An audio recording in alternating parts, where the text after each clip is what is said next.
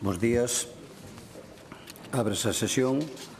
A orde do día está publicada no Boletín Oficial do Parlamento, por que non procedemos á súa lectura, e xustifican inasistencia ou delegación de voto doña Alexandra Fernández Gómez, que xustifica a inasistencia e delega a emisión do seu voto para esta sesión plenaria na deputada Ana Pontón Mondelo, conforme o disposto no artigo 84.3 do Regulamento da Cámara.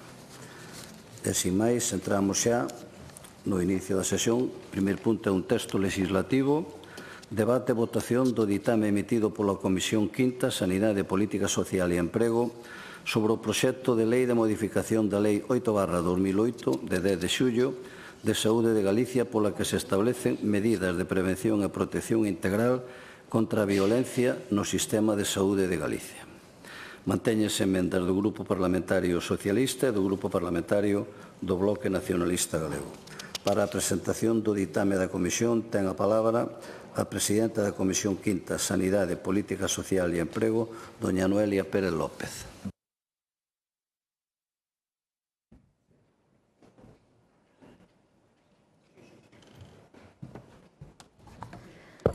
Grazas, presidente. Bo día a todos. O proxecto de lei de modificación da Lei 8/2008 do 10 de xullo de Saúde de Galicia, pola que se establecen medidas de prevención e protección integral contra a violencia no sistema de saúde de Galicia, tivo entrada no rexistro do Parlamento con data 21 de novembro de 2025 e número de asento 39.099.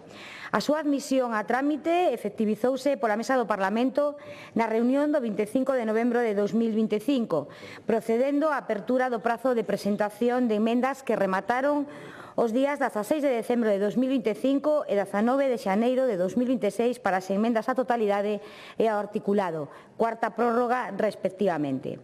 Así mesmo, oída a Xunta de Portavoces, acordou a súa tramitación pola Comisión Quinta de Sanidade, Política Social e Emprego. Dentro do plazo establecido ao efecto, non se presentaron emendas á totalidade e as emendas ao articulado presentadas cualificadas pola Mesa da Comisión Quinta de Sanidade, Política Social e Emprego na sesión do 22 de xaneiro de 2026 foron un total de 42, 31 do Grupo Parlamentario do Bloque Nacionalista Galego e 11 emendas do Grupo Parlamentario Socialista de Galicia. Na sesión da Comisión Quinta, Sanidade, Política Social e Emprego do 29 de xaneiro designáronse as seguintes relatoras e relatores. Por parte do Grupo Parlamentario Popular de Galicia, María Encarnación Amigo Díaz, titular, e Raúl Santamaría González, suplente. Por parte do Grupo Parlamentario do Bloque Nacionalista Galego, María Montserrat Prado Cores, titular, e Iria Carreira Pazos, suplente. Polo Grupo Parlamentario Socialista de Galicia, María Elena Espinosa Mangana, titular, e Silvia Longueira Castro, suplente. E polo Grupo Parlamentario Mixto, Armando Ojea Bouzo, titular.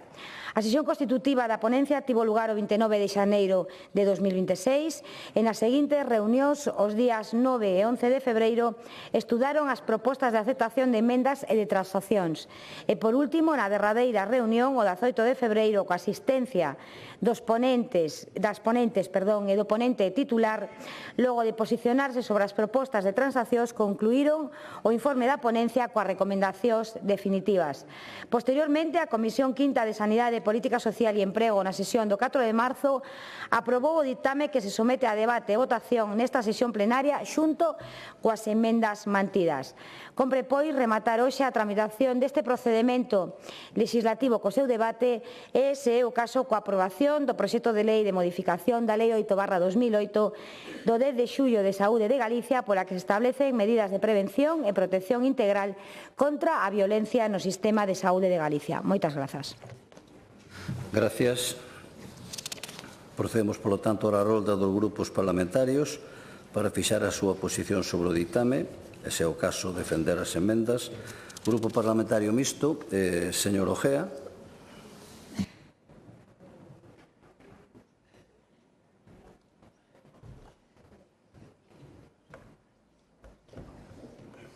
Gracias, presidente. Bos días, señorías. É un feito constatado nas últimas datas que se están producindo incrementos nas agresións, tanto físicas como verbais, como de outro tipo, acosos, etc., no persoal sanitario. En realidade, non solamente no persoal sanitario. Hoxe mesmo sale na prensa pois un caso que se está xulgando en Ourense de un presunto acoso a unha profesora. Eso, bueno, dictaminará o xuez se é así. E tamén noutros ámbitos no que funcionarios de diferentes servicios pois son moitas veces vilipendiados ou acosados ou agredidos pois por cidadáns que, bueno, de alguna maneira vense mal atendidos, non? Desde logo que en ningún caso se justifica ninguna agresión, ni ningún acoso, ni ningún insulto. No caso concreto que nos ocupa hoxe, que é o persoal sanitario, todos coñecemos pois polas denuncias e polos medios de comunicación os moitos casos que últimamente se teñen dado. Desde logo non se pode permitir, é unha cousa que non debería lóxicamente suceder e hai que tomar algún tipo de medidas. O que propón esta lei son, sobre todo, medidas coercitivas. Falaba antes a portavoz do Partido Popular de prevención. Non teño moi claro que esta lei consiga realmente prever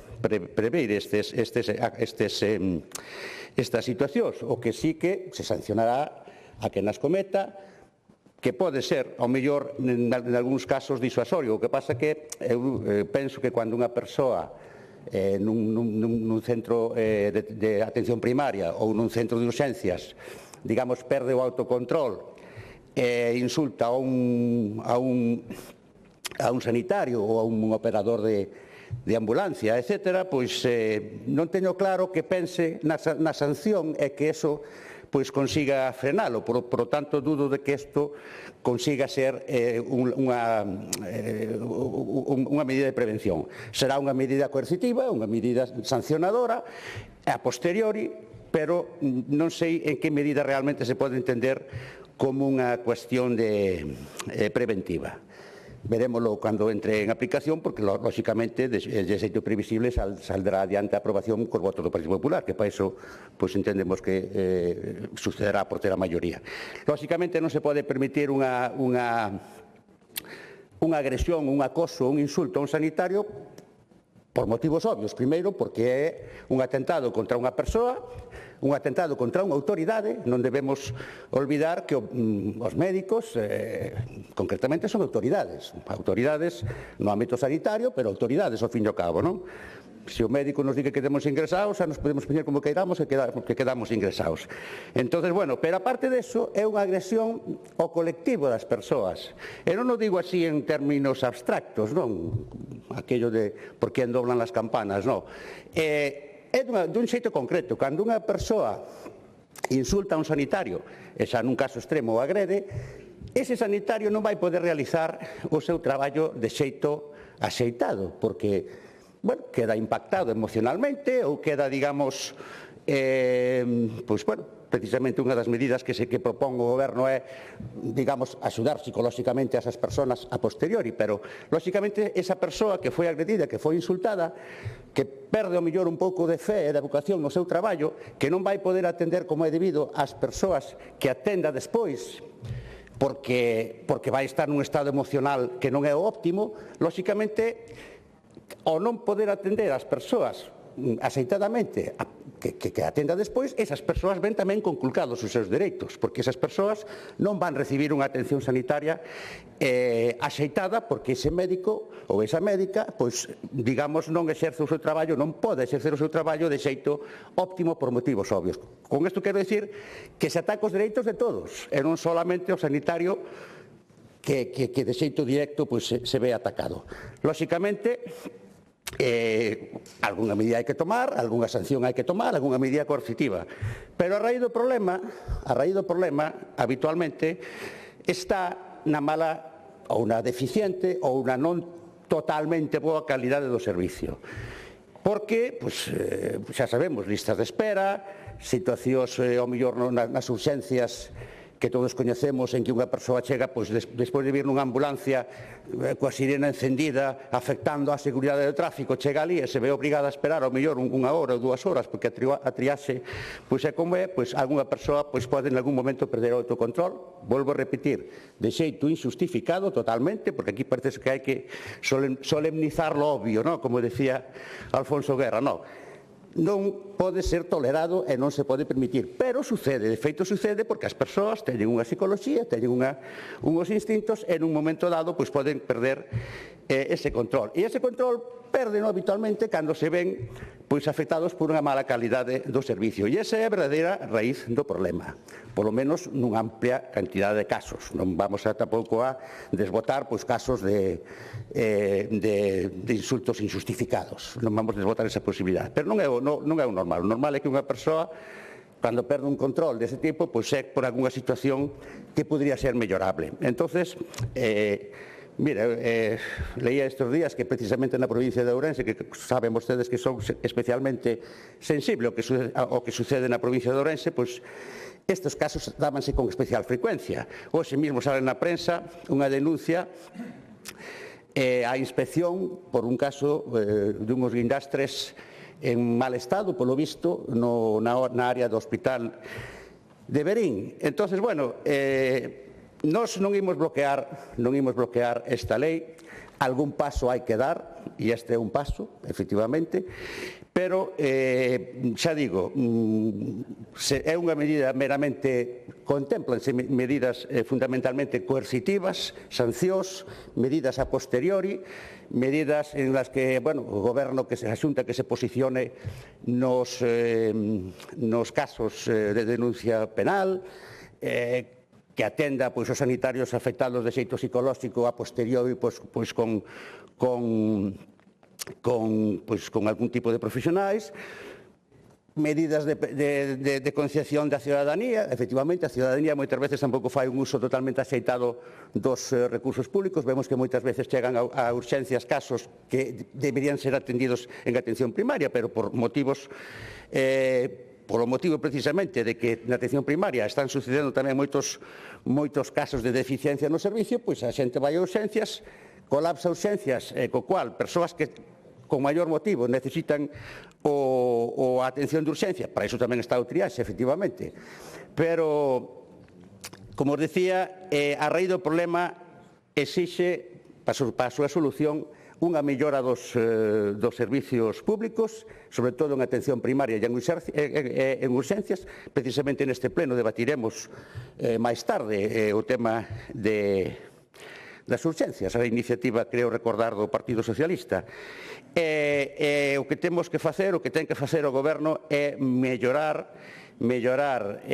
os servicios, mellorar a atención primaria, mellorar a atención de urxencia, para que non se den eses casos ou se minimicen, porque o mellor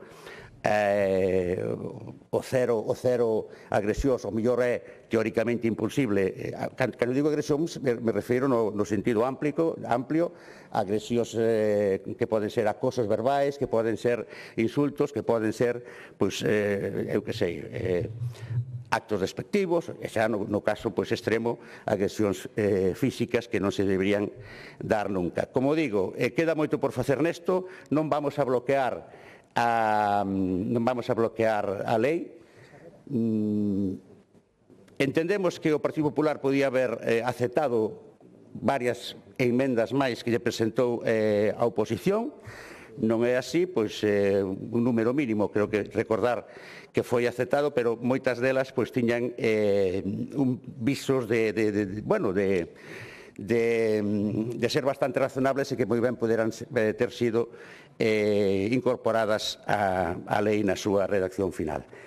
Como digo, non vamos bloquear, pero incidimos en que a raíz do problema, que é a mellora da atención primaria e a mellora das urxencias e a mellora do resto dos servicios, é no que se debe traballar para que non se den estes casos e non se vexa obrigado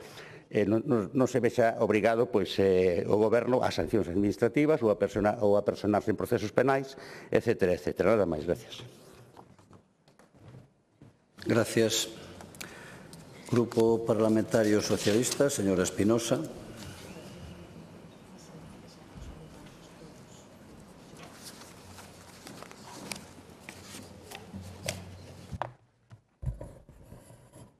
Bos días, presidente, bos días, conselleiro, bos días a todos e a todas.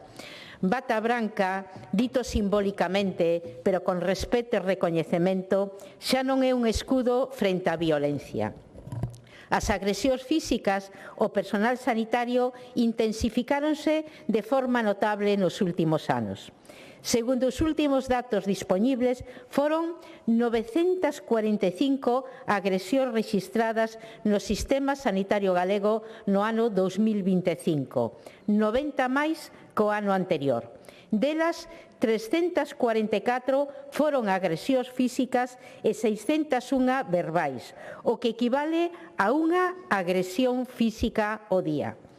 A atención primaria concentra gran parte dos casos, ao redor do 40% ou máis.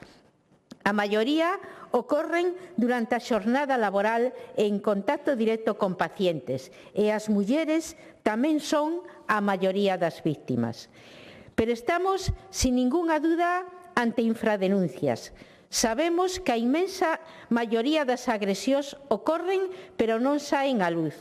E isto ocorre porque moitos profesionales optan por non denunciar porque non queren ter problemas ou porque creen que non van ter percorrido. Pero o uso da palabra agresión debe entenderse no sentido amplio, porque unha amenaza é unha agresión, un ataque verbal é unha agresión e unha intimidación é unha agresión. É fácil oír ao personal médico expresións como saímos da pandemia dicindo que íbamos a ser mellores e o que detectamos é que se incrementa moitísimo tanto as agresións verbais como as físicas. Tamén é fácil oírlles que unha das cousas que levan denunciando desde hai moito tempo é o feito de que os pacientes consideran quiles son os causantes dos tempos de espera, as listas de espera e das demoras na atención e dirixen a frustración cara a eles. E volveremos a falar deste tema porque é o gran ausente da lei que hoxe con casi seguridade vaise aprobar. Un médico decíame un día que en ocasións, cando están nunha tensión pola inmensa sobrecarga asistencial, ter a un familiar a un paciente dicíndolle non estás a facer nada e a ti pagoche eu e deberías traballar máis, non é unha labazada, pero doi case o mesmo e igual de agresivo que un acto físico. E só unha manifestación máis, como é a dunha enfermeira a que chegaron a amenazar de morte. Si me muero, te mato. Pero se un acude aos medios de comunicación, é fácil comprobar titulares como os traballadores de urxencias senten inseguros polas agresións ou as agresións a médicos en Galicia baten récords. Unha catarata de agresións aos sanitarios ou un paciente encerrou a 2 sanitarios e colleu polo pescozo a un deles e o non estar conforme co tempo de espera. Era a quinta agresión física en menos de 2 meses, por poñer algúns exemplos. E a agresión tras agresión levou os sanitarios a ter que plantarse e concentrarse nos hospitales de toda Galicia para exixir protección tras a sucesión de episodios violentos. Levoulles a decir basta e exixir medidas urxentes porque o que pedían e piden é que queren traballar en condicións de seguridade. Non estamos a falar de casos illados. Antes decíamos é unha agresión física diaria. Eso falando exclusivamente das que se denuncian. Pero unha enquisa realizada o pasado ano, xusto nos días previos á agresión na Coruña, co apuñalamento a un enfermeiro no Chou, revela que o fenómeno das agresións é masivo e que a preocupación está latente. A enquisa revela que o colectivo que máis padece as agresións é a enfermería. A maior parte, insultos, comentarios discriminatorios e principalmente machistas. E o colectivo no que é máis frecuente a violencia física é o dos celadores. A enquisa do Servicio de Urxencias de Vigo tamén reflicte que 1 de cada 5 traballadores di sufrir unha agresión física e que o 83% sufriu unha agresión. Parémonos a reflexionar nestas cifras porque realmente son arrepiantes. Pero hai 3 grandes detonantes destes episodios. O principal é o funcionamento do sistema e dentro deles as listas de espera as listas de espera están detrás de 4 de cada 10 agresións. A outra son as características do paciente. E, finalmente, están as discrepancias que a atención recibido que xeneran un 20% dos casos. Lóxicamente, a lei non pode actuar sobre os 2 últimos motivos, por razóns obvias, pero sí sobre o primeiro, sobre as listas de espera, e non o fai. Desde o noso punto de vista, non ir ao fondo da cuestión é un grave erro, pero, como xa manifestamos, imos a chegar o noso graniño de area en favor das non agresións ao personal sanitario. E estaremos a espera de que a protección legal teña continuidade e que poidamos, noutra fase, ir realmente ao fondo do problema. E imos situarnos cando as alarmas saltaron, que foi tras a agresión que fai un intrecitei o celador do Chuac, e que conleva a concentracións en todas as portas das urxencias dos hospitales públicos de Galicia. Era finales de maio do ano pasado. E aos poucos días foi cando a Xunta de Galicia anuncia que tramitará unha modificación da Lei de Saúde para mellorar as respostas das agresións. Xusto, insisto, tras a agresión grave sucedida. Máis vale tarde que nunca, que decimos en Galicia, pero, sinceramente, é unha pena ter que chegar a estes extremos para que a Xunta de Galicia reaccionase.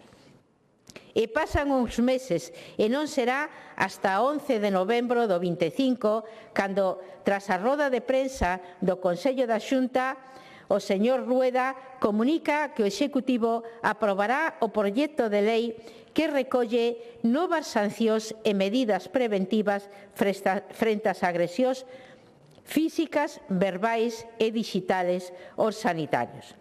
Naquel momento xa se nos anunciaba que esta norma incorporaría novidades relevantes, un réxime sancionador con multas en función da gravedade das agresións, a defensa xurídica automática para o personal da sanidade pública e a obriga das xerencias das áreas sanitarias de comunicar estes feitos á Fiscalía, mesmo nos casos nos que non exista denuncia por parte das víctimas.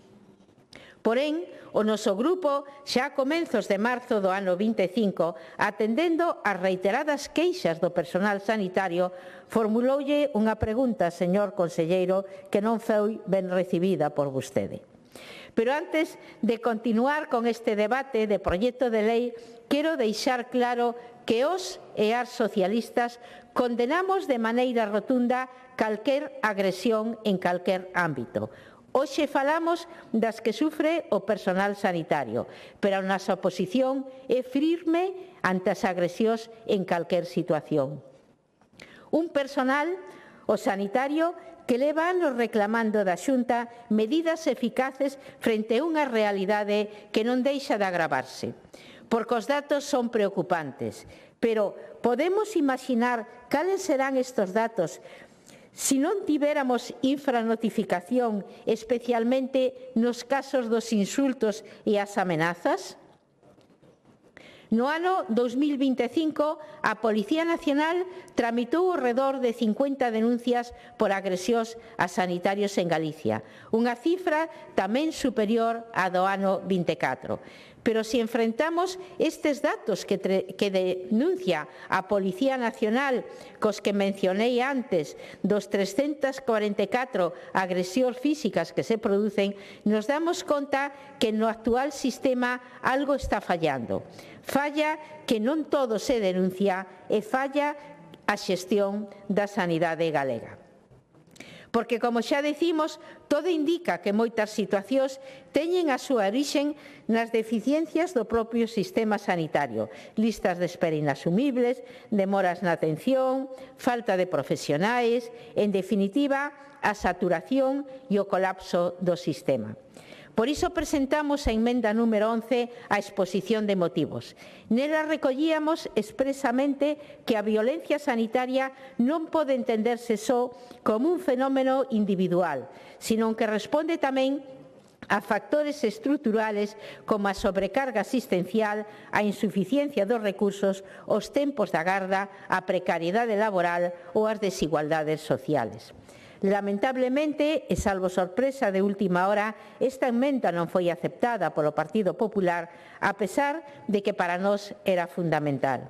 E era fundamental porque vai ao cerne do problema e porque, aínda que non tivese efectos directos no articulado, permitía abrir un debate imprescindible de cara ao futuro.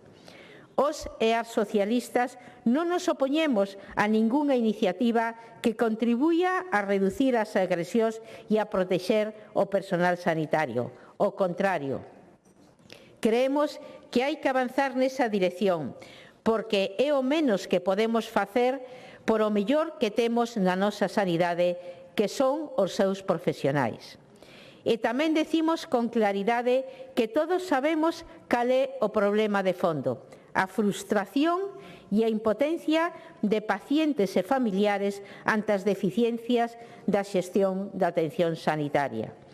E esta frustración diríxese contra quen está máis preto, os profesionales que son visibles, accesibles e inxustamente responsabilizados, cando en realidade son tamén vítimas dunha xestión sanitaria deficiente. Hoxe estaremos dando un paso para protexer o personal sanitario, pero non estaremos atacando o problema de raíz.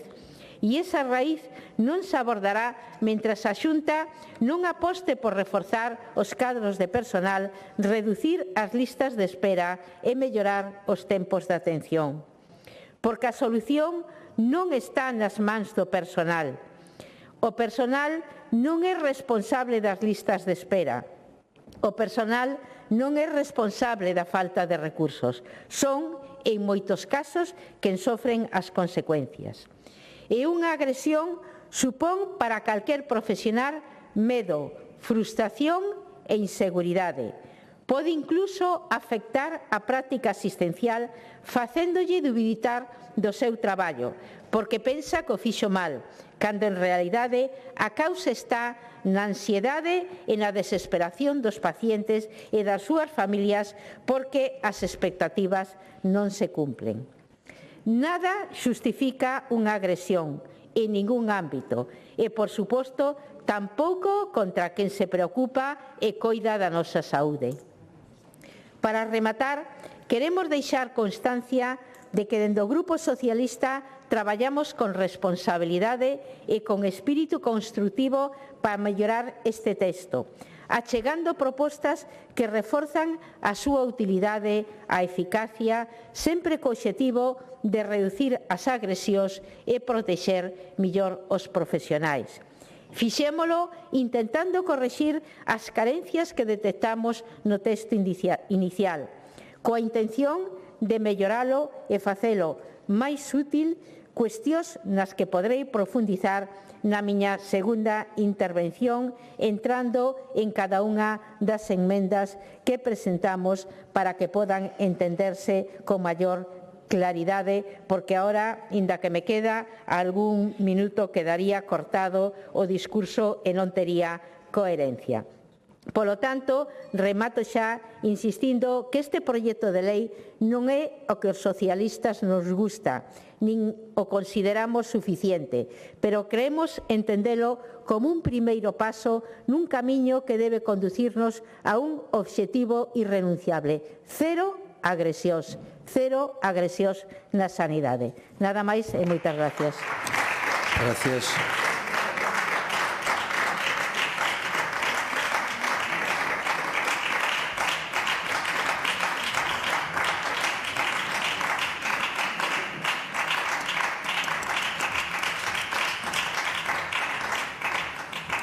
Grupo Parlamentario do Bloque Nacionalista Galego, señora Prado.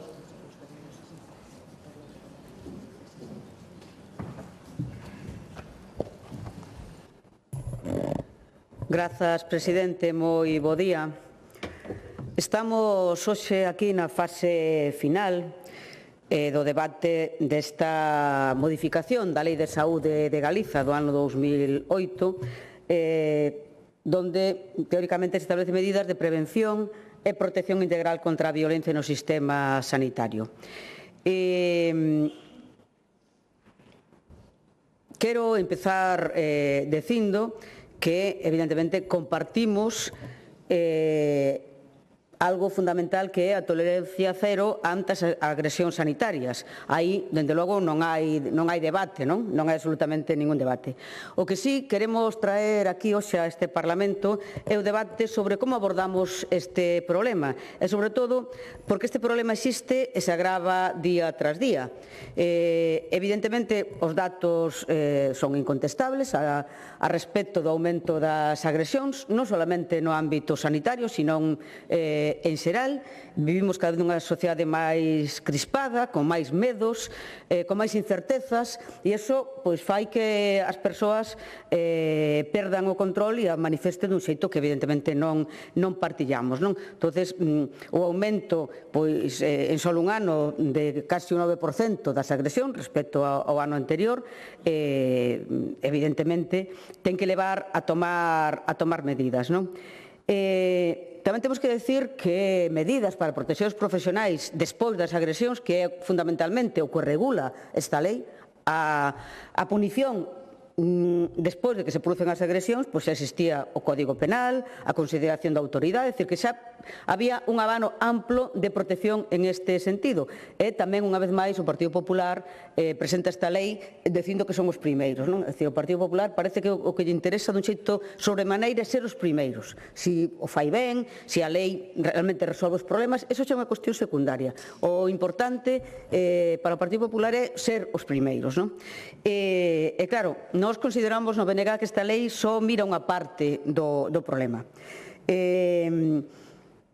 E recoñecemos que, evidentemente, en esta regulación introdúcese cuestións como a violencia digital, que non estaba contemplada, amplía a protección a persoal sanitario pero que estaba fora, como son os técnicos de emerxencias ou o personal administrativo, porque dun xeito protexía o persoal sanitario, pero no sistema sanitario traballan moitas persoas que non son estritamente sanitarias. Crea un rexistro galego de actos de violencia, está ben ter un rexistro, ter datos para enfrontarse. Nos reclamamos aquí sistemáticamente datos, información para poder saber cal é a dimensión do problema.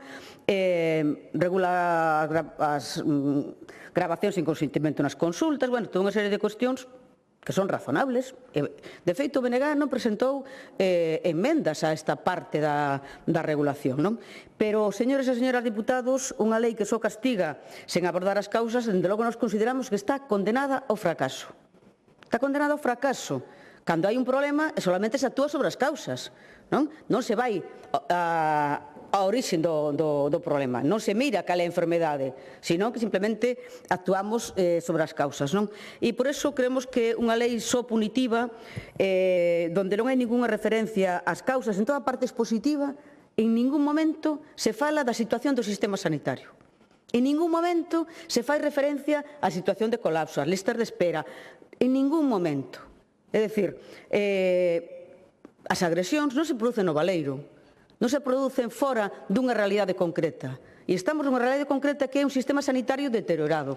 Unha realidade concreta dun sistema sanitario cos profesionais ao límite, nunha realidade concreta dun sistema sanitario con listas de espera inaceptables. E as causas das agresións están identificadas, maioritariamente. Logo, hai persoas que teñen problemas mentais e demais, que iso, evidentemente, non se soluciona con sancións tampouco, non? Inda que, evidentemente, nós consideramos que non se deben producir. Digo, por se alguén ten a tentación de decir que defendemos que se agredan. Non.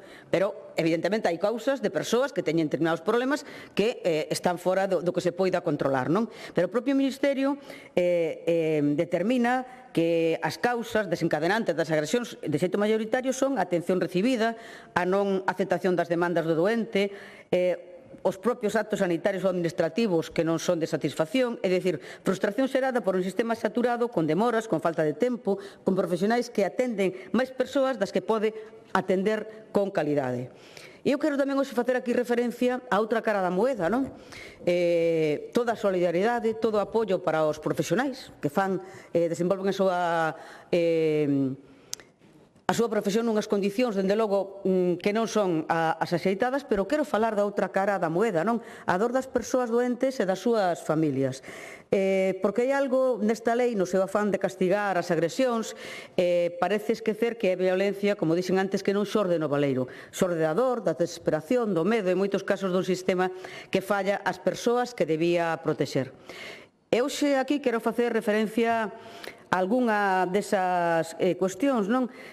Porque en moitas ocasións as agresións, detrás de cada agresión hai unha historia, e moitas veces a historia é dun sistema que non dá abasto e que deixa fora e que chega tarde, non? Historias como a de María, estou falando de cuestións reais, veciña de Vigo, pasou 14 horas nun corredor de urxencias no Cunqueiro, co seu pai de 84 anos, esperando unha cama que nunca chegou.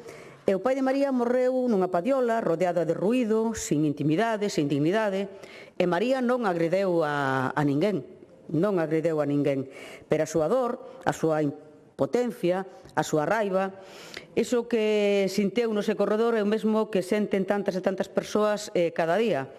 E, señoras e señores deputados, non é culpa dos profesionais, é culpa dun sistema que os ten desbordados. Ou a historia de Carlos e Lucía, que levaron a súa filla de 2 anos ao centro de saúde, con febre alta, con dificultade para respirar, non había pediatra, tiveron que esperar máis de 3 horas para ser atendida por un médico de familia, que con toda a súa vontade atendeu, pero non era especialista, foi derivada ao hospital, e ali diagnosticáronlle unha neumonía grave, non? Carlos e Lucía tampouco agradaron a ninguén, mas pregúntanse como é posible que teña que pasar por todo ese periplo para que o seu neno sexa atendido despois de horas de sufrimento, de ver como empeoraba e a atención non chegaba. Ou a historia de Manuel, que durante meses acudeu ao seu centro de saúde, con dores abdominais, recetaron ansiolíticos, dixeronlle que iso era a causa do estrés, e cando finalmente realizaron probas, o diagnóstico era dun cancro de páncreas, moi avanzado, e o diagnóstico tardío foi un pronóstico terrível, non? Non, é que é así, señor conselleiro. É un diagnóstico terrível. E Manuel tampouco agradeu a ninguén. Tampouco agradeu a ninguén. Mais a súa familia, cando soubo que podíase ter diagnosticado antes, a impotencia, a raiva, pois é de imaginar como se senten, non? Digo porque este é o contexto no que se producen as agresións. Ou a historia de Antía, unha moza de 17 anos con problemas de saúde mental, foi atendida en urxencias despois de un intento de autolesión, tivo que esperar 24 horas para ser atendida por un psiquiatra no hospital, durante ese tempo estivo nun corredor, sin apoio psicolóxico, sin un espazo axeitado. E a nai, que acompañaba a Antía, desesperada, pideu recursos, pideu atención, pois chegou casi un día despois. E en ese contexto, pois a xente está desesperada. Eu quero que entendan que isto non é intentar traer aquí... Non, señor conselleiro. Se vostede vai a calquer hospital, a calquer servicio de urxencias, aos centros de saúde, pode ver casos como este, casos que se trouxemos aquí a este Parlamento, porque vostedes insisten en que son casos illados, mas non son casos illados, pasan día sí e día tamén, día sí e día tamén.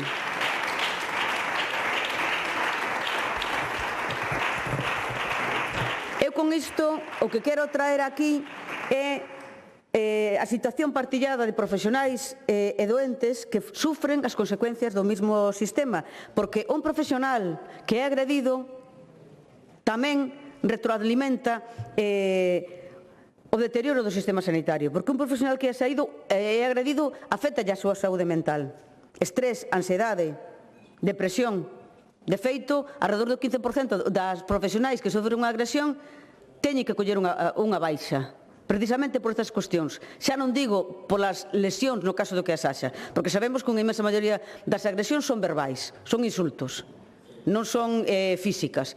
Pero moitos teñen que coller unha baixa pola ansiedade que lle produce esa agresión, de que se volva a repetir. E o que fan en moitas ocasións é distanciarse dos doentes. Distanciarse dos doentes é que teñan menos empatía. E é humano que eso sexa así. E esas agresións tamén as sufren e tamén fan o seu distanciamento do sistema.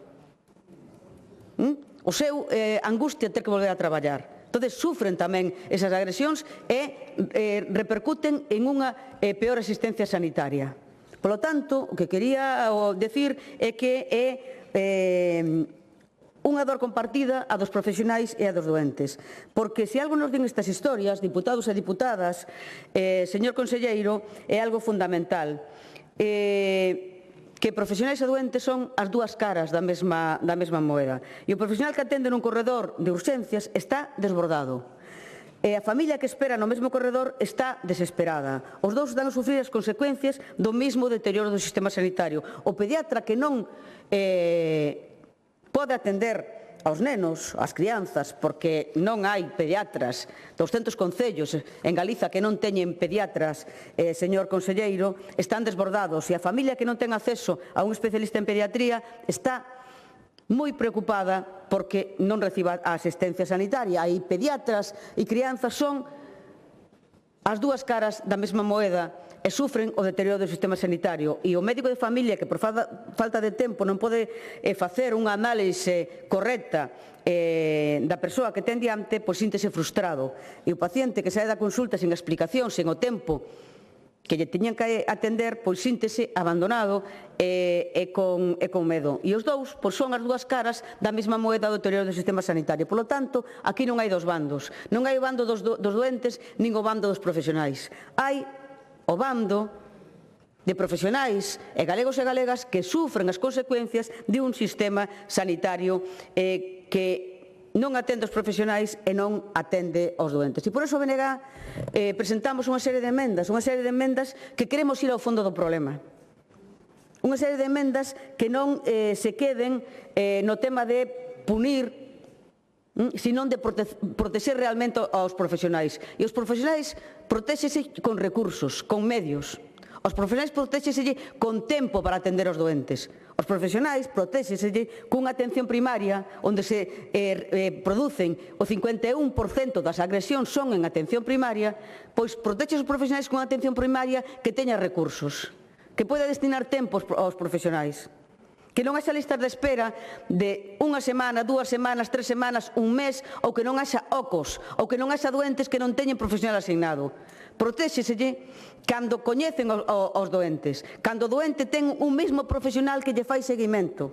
E iso non está acontecendo a día de hoxe. E por esas emendas do BNG presentamos emendas en esta dirección, na dirección de aumentar os recursos para a atención primaria, hasta chegar ao 25%. Presentamos emendas para eliminar as listas de espera, que está contemplado na Lei de Saúde. E pedimos medidas para eliminar as listas de espera, que se teñan os recursos de dispositivos para probas diagnósticas, quirófanos, persoal necesario para que as listas de espera non sexan esas 360.000 persoas que están en este momento. Presentamos esas emendas, presentamos emendas para a incorporación á atención primaria de equipos multidisciplinares. De equipos multidisciplinares, de psicólogos clínicos, non os 21 que hai, sino como mínimo un para cada 4 centros de saúde. Medidas lóxicas, terapeutas ocupacionais, logopedas, nutricionistas, para equipos multidisciplinares que poidan atender en mellores condicións a poboación galega e que, ademais, rebaixe esa presión asistencial. Presentamos emendas para que haxa un plan de ordenación de recursos humanos. Xa, no plazo de 3 meses. O último plan de recursos humanos do Sergas é do ano 2011, señor conselleiro. De 2011 ao 2026, 15 anos. Sin un plan de recursos humanos. Iso significa que non saben, non planifican cantos hai, onde están, en que condicións, canto hai que formar, canto hai que planificar. Cuestións que nos parecen máis que lóxicas. Incluso pedimos que o plan de información, de sensibilización, se faga anualmente. Non como poñen vostedes na lei de forma continuada. Co cal, continuada pode ser cada... E que fixo o Partido Popular? Votar en contra de todas estas medidas que van ao fondo do problema. Que van ao fondo do problema. Máis dotación de recursos, planificación, máis cartos, eliminar as listas de espera, unha atención primaria ben dotada, unha atención primaria con xerencias propias, non secundarizada respecto da hospitalaria. E que fai o Partido Popular? Votar en contra, porque non hai que ir ao fondo do problema. Chega con sancionar. Por sancionando non se protexen os profesionais. Sancionando non se protexen os profesionais, porque reforzar recursos humanos e materiais nos servizos vai directamente á prevención. Vai directamente á prevención dos profesionais e tamén da poboación. Porque, como ben sinalaba unha profesional nunha reunión que tiven, dixo que unha consulta con tempo é unha consulta segura. Unha consulta con tempo é unha consulta segura. E para as persoas doentes, unha consulta con tempo é unha consulta na que se sinten escoitados. E por iso, nós non imos a opoñernos a esta parte, porque non estamos en contra de que se regule, xa o dixemos, pero, dende logo, non imos desistir de decir que é insuficiente, que non abonda con tipificar sancións, crear rexistros, establecer medidas, sino que hai que ir ao fondo do problema. E o fondo do problema é un sistema sanitario deteriorado que non protexe nin os profesionais nin a poboación. O Partido Popular aínda ten tempo, antes de que votemos, de aceptar as emendas do BNG, que son as únicas presentadas que van ao fondo do problema. Son as únicas presentadas que realmente abordan esa diversidade. E un goberno que queira protexer os seus profesionais, o que ten que ir é a dotalo de recursos. E se non o fai, será un mal parche. Moitas gracias. Gracias.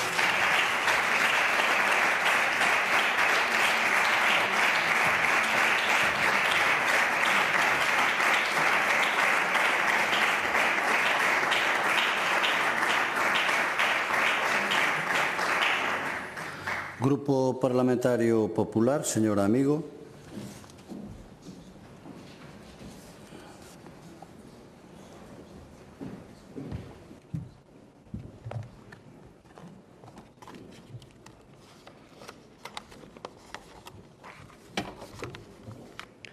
Bos días a todos. Moitas gracias, presidente.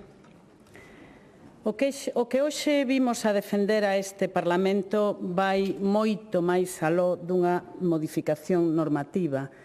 Nos vimos aquí a defender dignidade, defendemos respeto, defendemos protección efectiva para quen cada día coida da nosa saúde. Iso é o que vimos a defender hoxe. O proxecto de lei de modificación da Lei 8/2028 de 10 de xulio de Saúde de Galicia nace dunha realidade que xa non podemos ignorar. No ano 2024, 856 profesionais do Servicio Galego de Saúde comunicaron sufrir algún tipo de violencia. 516 agresións verbais ou xestuais e 340 agresións físicas. Máis de 2 profesionais agredidos ao día. Casi unha agresión por xornada laboral. Estamos a falar de médicos, de enfermeras, de técnicos, de celadores, de persoal de admisión, de transporte sanitario e de inspección. Estamos falando, señorías, de persoas que traballan en centros de saúde, en hospitais, en PACs, en ambulancias e mesmo nos domicilios dos doentes. Estamos a falar do corazón do sistema sanitario galego. E a violencia no ámbito sanitario non é só un problema individual, é un problema sistémico. Quebra a relación de confianza, deteriora a calidade asistencial, xera medo, produce desgaste emocional, incrementa as baixas e afecta en última instancia a toda a cidadanía. Por iso, esta reforma é necesaria. En primeiro lugar, porque define con claridade que é a violencia no ámbito sanitario. Non só a física, sino tamén a verbal, a psíquica e a digital.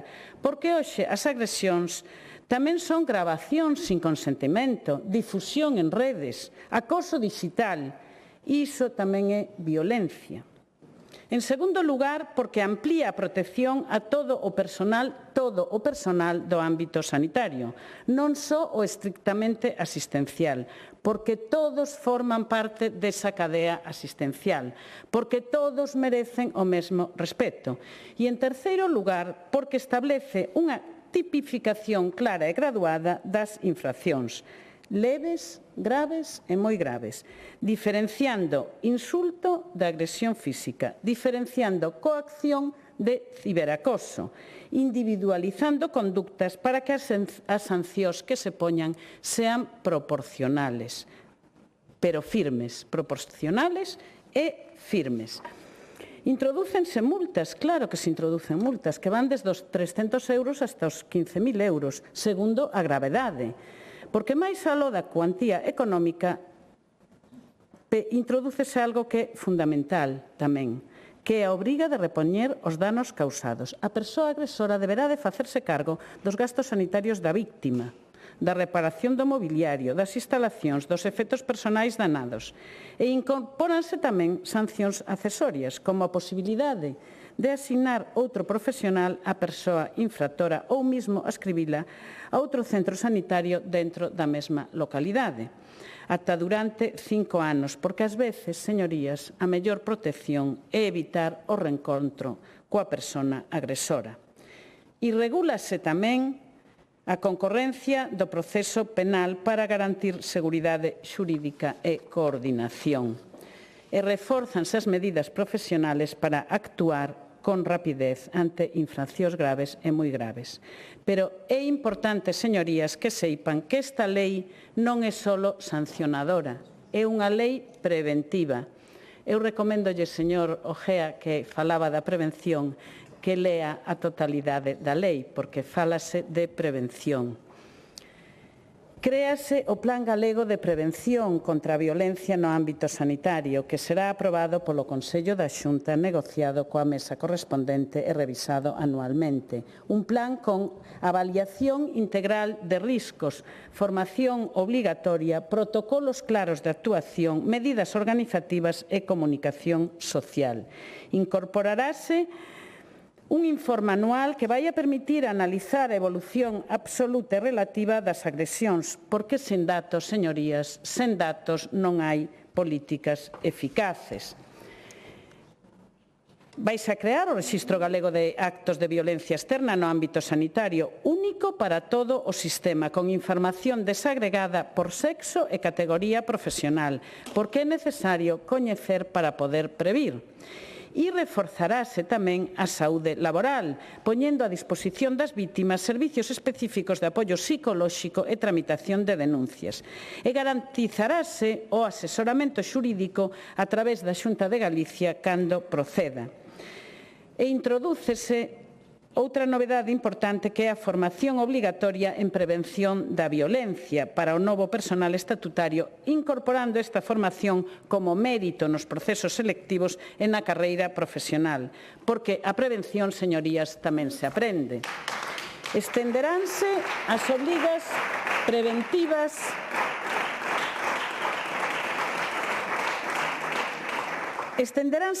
preventivas aos contratos con entidades privadas, porque a protección non depende da titularidade do centro. A protección depende do dereito do profesional. Estableceranse campañas de sensibilización social de carácter continuado, porque esta batalla tamén é cultural. Hai que recuperar, señorías, hai que recuperar o respeto polo profesional sanitario. Pero tamén quero destacar algo fundamental. Esta reforma legal está mellorada e consensuada. E nestas pasadas semanas tivemos a oportunidade de debatir e de intercambiar en varias xuntanzas diferentes propostas para esta ponencia que hoxe aprobaremos. Escoitáronse propostas, analizáronse enmendas, escoitamos tamén os profesionais que dirixiron os distintos grupos as súas achegas e, por riba de todo, señorías, traballouse con vontade de acordo. O grupo mixto que falaba aquí de presentar enmendas, vostedes non presentaron ningunha enmenda, co cual pois, non pudemos negociar con vostede nin transaccionar nada. O Grupo Socialista presentou 11 enmendas e fomos capaces de aceptar ou transaccionar desas 11 enmendas, 8. A número 11, pois non podemos incorporala por razóns que agora non teño tempo, pero que se lle explicaron perfectamente cando foi a Comisión de Sanidade. Mire, incorporamos a ponencia melloras sustanciais como a inclusión da violencia psíquica, do acoso psicolóxico, a precisión na reincidencia, o reforzo de medidas cautelares, o carácter permanente das campañas de sensibilización, o informe anual de avaliación e a participación das representacións profesionais. Houbo diálogo, señora Espinosa, houbo cesións, houbo responsabilidade e, sobre todo, o que tuvemos foi ganas de chegar a acordo. Eso non me vai a negar, porque chegamos a bastantes acordos. Pero, señora Espinosa, eu moitas das reivindicacións que vostede hoxe trasladou aquí sabe perfectamente que non dependen do Goberno da Xunta, porque vostede falaba de listas de espera e non pode vostede vir aquí a lamentar o que pasa coas listas de espera e máis neste momento de folga xeral dos médicos de todo o país que ten un responsable claro, señoría, o goberno do señor Sánchez e máis concretamente a ministra Mónica Díaz, porque a súa teima a negociar sabe que nos ten en vilo a todas as comunidades autónomas e vostede ten liña directa co goberno de Sánchez e tamén o BNG, porque é socio responsable de que Sánchez este gobernando. Eso é unha realidade. Pero, mire, todos acordos que fomos capaces de chegar co Grupo Socialista, que repito que de 11 enmendas fomos capaces de chegar a acordos en 8, o Grupo Parlamentario do Bloque non foi posible acordar ningunha transacción e sábeo perfectamente a señora Montse Prado, que a emenda de aceptación directa, sí, pero non fomos capaces de transaccionar porque vostedes partiron dunha imposición imposible. Ou as aceptábamos na súa literalidade, ou non había acordo, ou eran directas ou nada, ou diálogo, desde logo, as ganas de chegar a acordo do Grupo do Bloque Nacionalista Galego foron nulas, absolutamente nulas. E iso tamén di algo, iso tamén ten unha lectura. E saben, ademais, as señorías do BNG, que a meirande parte das 31 enmendas que propoñían excedían do ámbito material da presente modificación legal e modificaban outros aspectos da lei que nada teñen que ver, absolutamente nada, coa prevención da violencia. E advertímolos de eso e non quixeron chegar a ningún acordo. Señorías, esta non é unha lei ideolóxica. É unha lei de protección aos sanitarios e ao personal sanitario. E cando se trata de protexer os profesionais, deberíamos de estar todos de acordo e ser capaces de poñernos todos a traballar no mesmo sentido. A maioría, desde logo, soubemos mellorar o texto inicial sen desneutralizalo. Os datos son claros, a tendencia é preocupante. A sociedade cambiou tras a pandemia. Hai maior tensión, maior exixencia e maior conflitividade. E os nosos sanitarios precisan protección, precisan unha lei que os protexa. Volvo a recordar eses 856 profesionais que sufriron violencia o pasado ano. E a todos os que sufriron e non a denunciaron, porque aquí non son todos, moitas agresións non se denuncian, e a todos eles debémoslles protección, seguridade e respeto. Hoxe vai a quedar claro que hai dúas maneiras de entender a política. Hai quen entende o consenso como un punto de encontro, como fixemos nesta lei, mellorándoa con achegas reais e aceptando propostas construtivas, e hai quen entende o consenso como unha adhesión incondicional. E o Bloque Nacionalista Galego non veu aquí a mellorar a lei, veu a sustituíla pola súa. E cando non se lles acepta o texto íntegro, retírase o acordo. É a súa maneira de facer política. É a tan careada política do non do BNG.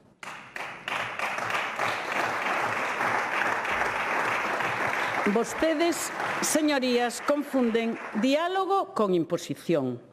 E cando non obteñen a imposición, elixen a confrontación. Son especialistas. Falaba a señora Prado aquí de preocupación das familias. De eso vostedes saben moito. Saben moito, porque vostedes, entre outras cousas, preocúpanse de preocupalas. Vostedes son especialistas en alarmar, en preocupar e de montar problemas ali donde non os hai. É o seu catecismo. Pero, señorías, esta non é unha batalla partidista. Esta lei non é para eso. É para protexer os profesionais sanitarios que sofren agresións. E neste momento, nesa responsabilidade, algúns estivemos á altura e outros decidiron quedar fora. Mais nada e moitas gracias. Gracias.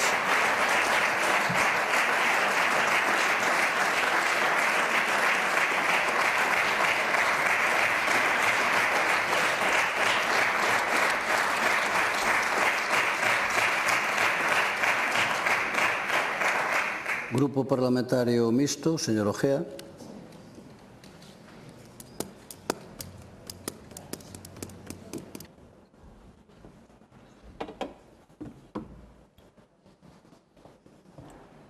Gracias, presidente. Moi breve. Sencillamente, pois, incidir no que levamos dito, fundamentalmente os grupos de oposición, de que habería que atacar as causas. E as causas son a mala calidade do servicio sanitario, percibida en moitos casos polos usuarios de xeito que chegan ao extremo de, como decía antes, de perder o control e de proyectar a súa frustración sobre o personal sanitario e non sanitario. Eu falei antes de condutores incluso de ambulancias ou persoal administrativo que tamén pois, recibe esa clase de agresións de todo tipo, non? Falaba a señora portavoz do Partido Popular da necesidade que compartimos de que os profesionais aprendan tamén a xestionar esa clase de situacións, non? Pero claro, eu facía unha reflexión. O tempo que eses profesionais gastan en aprender o que aprende un porteiro de discoteca, non? A manexar situacións conflictivas, é tempo que o mellor houberan preferido destinar a unha maior aprendizaxe da súa disciplina. O tempo é finito, non? Entón, claro, o tempo que un médico ten que gastar, ou debe gastar, ou se lle facilita que podia utilizar para aprender a xestionar situacións dese tipo, que non entran dentro do que se estudia na Facultade de Medicina, entendo, non? Pois podría estar destinado, ou quería, ao mellor, ele preferiría estarlo destinando a mellorar a súa formación médica pois no seu ámbito e, por lo tanto, que redondaría, por lo tanto, na mellor calidade da asistencia, o cual non quere decir que, efectivamente, é desexable que aprendan a manexar esas situacións, que, por outra parte, o ideal sería que non se tuveran que dar porque os usuarios non chegasen a eses extremos que todos decimos.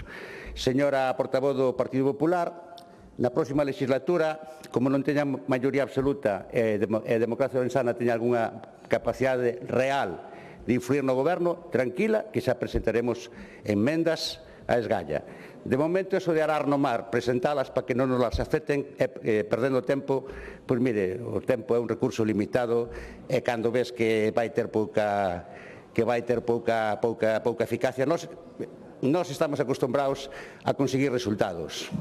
No Concello de Ourense, no que estamos gobernando, conseguimos resultados. Entonces, destinar tempo cando é tan escaso, como vostede sabe, son o único representante do meu grupo, a algo que me van a botar abaixo, porque moitas das miñas obxeccións precisamente coincidían coas do outro grupo parlamentario a que lle botaron todas as emendas abaixo. Entonces, non estou para perder o tempo. Nada máis, gracias.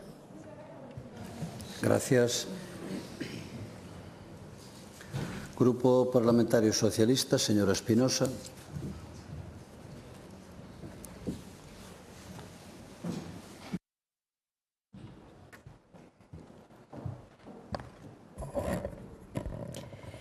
Bueno, antes de referirme ás 11 emendas que presentamos a este proxecto de lei, permítame, señora amiga, que me refira a vostede, amigo, dixen, sí, porque se sonríe, que sabe perfectamente que o 40% das agresións sanitarias se producen precisamente por as listas de espera. Por eso eu insistín moito de tratar de afondar no problema. Son estadísticas, non me diga que non ca cabeza. Hai que afondar no problema para poder solucionalo. E, por suposto, non quero entrar hoxe no debate das listas de espera, pero quero decirlle que esas listas de espera xa existían moitísimo antes das folgas que temos agora na sanidade. Pero creo que o motivo de hoxe é falar do proxecto de lei e eu vou a volver ás enmendas. E das 11 que presentamos, 3 entendemos que van a ser rexeitadas, sendo a máis relevante a que xa mencionei na miña primeira intervención. As outras dúas tiñan como finalidade reforzar a representatividade e asegurar a participación e que non quedase limitada ás organizacións sindicais, que si consideramos esenciais, sino que tamén se incorporaran representantes profesionales. Con iso buscábamos abrir e consolidar canles de comunicación e colaboración cos sindicatos, cos colexios profesionales e cas asociacións de pacientes, partindo da idea de que a loita contra as agresións require diálogo, coordinación e a implicación de todos os axentes. En todo caso, estas cuestións poden quedar apuntadas para unha segunda fase de modificación da lei que como socialistas aspiramos. E dende o Grupo Socialista consideramos imprescindible que a lei recoñeza de maneira expresa a violencia psíquica como unha forma de violencia no ámbito sanitario, tal e como recolle a nosa emenda número 1. Non podemos limitar a protección das agresións a físicas, verbais ou digitais. Se queremos avanzar con seriedade cara ao obxectivo de cero agresións, é necesario ampliar o enfoque e garantir que todas as formas de violencia, tamén as de carácter psicolóxico, señan previdas, identificadas e tratadas ca mesma firmeza. Ligada directamente a esta cuestión, sitúase a emenda número 2 relativo ao acoso psicolóxico. Pola súa banda, a emenda número 3 pretende reforzar o tratamento das situacións nas que se producen infraccións leves de maneira reiterada, de forma que poidan pasar a ser consideradas como graves. Tal e como estaba redactado o borrador, poderíase dar a situación de que unha persona agresora acumulase múltiples infraccións leves sen unha resposta proporcional, mentras que a persona agredida resultaría seriamente perxudicada. E o que propoñemos nesa emenda é introducir coherencia e xusticia no réximen sancionador, evitando valeiros que podan derivar en impunidade e garantindo unha protección real e efectiva para as e os profesionales sanitarios. A emenda número 4 avanza nesa mesma dirección, procurando reforzar a protección do personal sanitario. En concreto, propoñemos que nos casos de infraccións graves ou moi graves se poda proceder a asignar provisionalmente outro profesional á persona presuntamente infractora. Trataríase dunha medida cautelar aplicable únicamente mentras se tramita o expediente sancionador correspondente. Consideramos que é unha proposta equilibrada ao reservarse para supostos de especial gravidade e non para infraccións leves, garantindo así a protección do personal sanitario sin perxuízo das garantías do procedemento.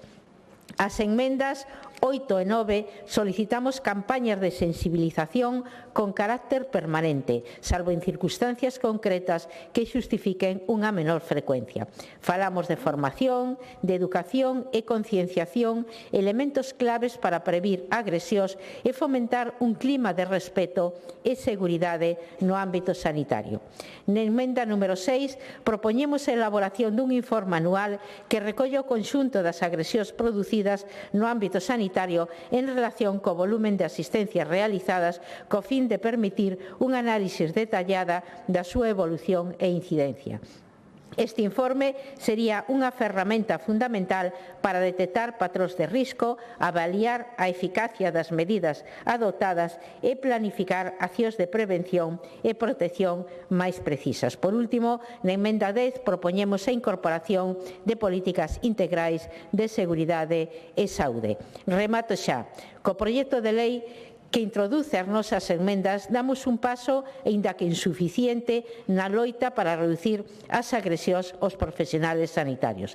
Dende o Grupo Socialista seguiremos reclamando con determinación novas reformas hasta acadar unha protección plena e efectiva para todo o personal na nosa sanidade pública que resolva a maior porcentaxe dos oríxenes destas agresións. Nada máis e moitas gracias. Gracias.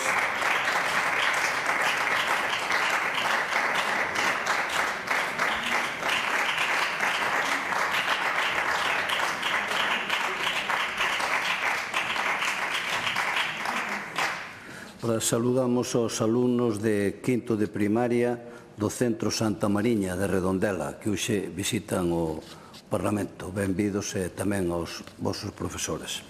E ora continuamos. Correspóndelle ao Grupo Parlamentario do Bloque Nacionalista Galego. Señora Prado.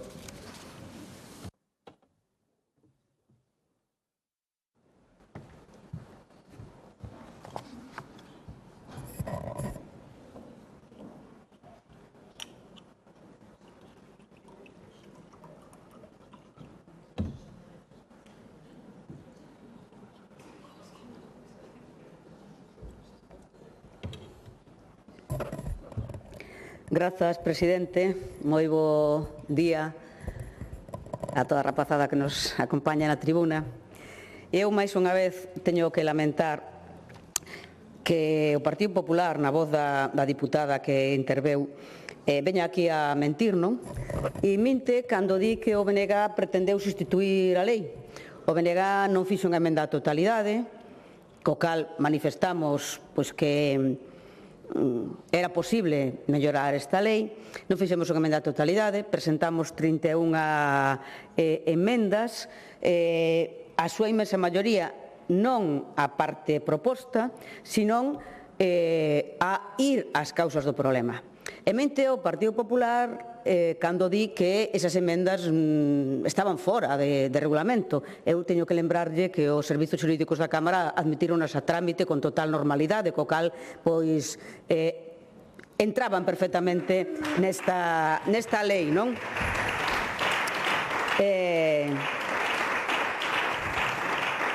O que non quere o Partido Popular é evidentemente entrar nas causas. Solamente quere regular despois de que se producen as sancións. Non actúa na prevención, non actúa en máis recursos, non? E logo di tamén a diputada do Partido Popular que o BNG non quixo aportar nada. Nos presentamos 31 emendas. O Partido Popular o que fixo foi ofrecernos unha aprobada, co cal evidentemente se presentamos unha emenda, aceptamos que non la acepten, e logo non propuxo transaccións. Agora resulta que ten unha nova modalidade o Partido Popular, é que un grupo como o BNG presenta 31 emendas e o Partido Popular non ofrece ningunha transacción e o que pretende é que nos autoemendemos presentándonos transaccións. É dicir, eu presento unha emenda, o Partido Popular non di, bueno, aceptaría xa, si modificas isto, non ten emendas para transaccionar e ora o que pretende é que nos fagamos outras emendas, que é o que lle chama transaccións, outras emendas distintas ás que presentamos porque resulta que non vai aceptar ningunha.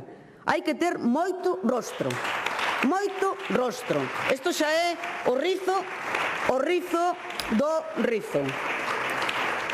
E, polo tanto, o BNG lamenta esta oportunidade perdida. Mire, a Lei de Saúde do ano 2008, no seu preámbulo, falaba de centrar o modelo de saúde na cidadanía, de facer efectivo o principio de participación, de identificación como valores do sistema público de saúde de Galicia, a humanización da asistencia, a participación real e continua dos profesionais de cidadanía. E esta lei vai na dirección contraria.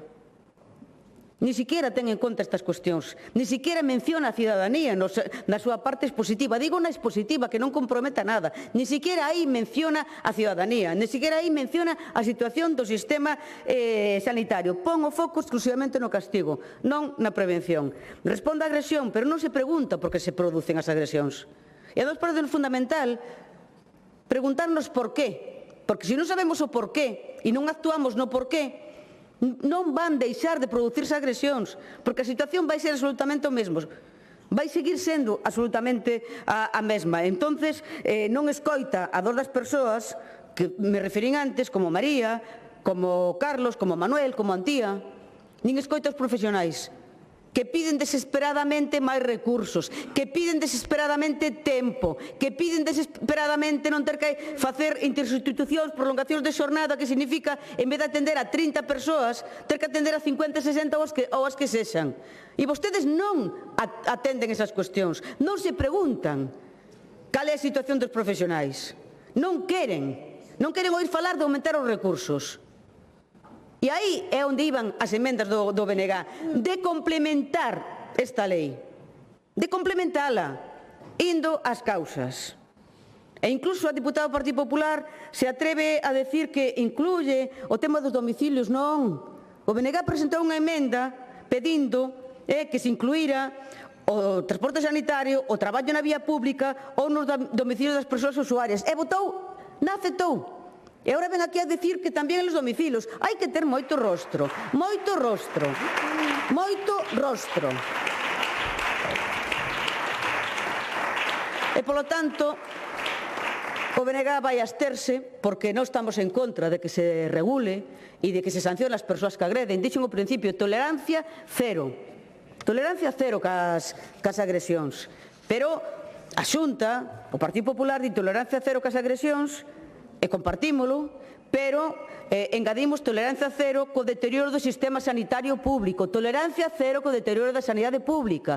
Ten que ir parello, ten que ir parello. Dende logo, non podemos pedirlle á cidadanía que coida a sanidade pública se non se coida deles, protexer os profesionais sin protexer a sanidade pública, protexer a sanidade pública é protexer o ben máis preciado que temos, e non é o que está a facer o Partido Popular. E, polo tanto, o BNG non vai renunciar a seguir denunciando o que esta lei ignora. E non imos renunciar a poñer en valor as emendas que presentamos. As emendas que presentamos para aumento dos recursos para a atención primaria, para a eliminación das listas de espera, para ter todos os recursos da sanidade pública ao máximo rendimento, para incorporar equipos multidisciplinares en atención primaria, porque aí é onde se produce o 51% das agresións. Non imos renunciar a seguir dicindo que hai que ir ás causas. E as causas son un sistema sanitario deteriorado, sin recursos, onde o Partido Popular ni siquiera ten un plan de recursos humanos actualizado. Que hai 15 anos que non fai un plan de recursos humanos. O sea, que non lle preocupa planificar, que non lle preocupa actuar nas causas. E, desde logo, sin actuar nas causas non hai solución posible. Moitas gracias. Gracias.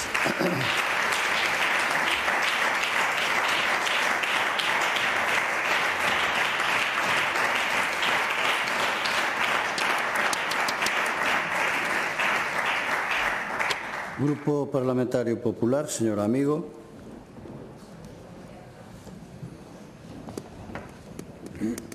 Bos días de novo, gracias, presidente. Saúdo tamén a todos os xóvenes que hoxe nos acompañan na tribuna vendo os debates.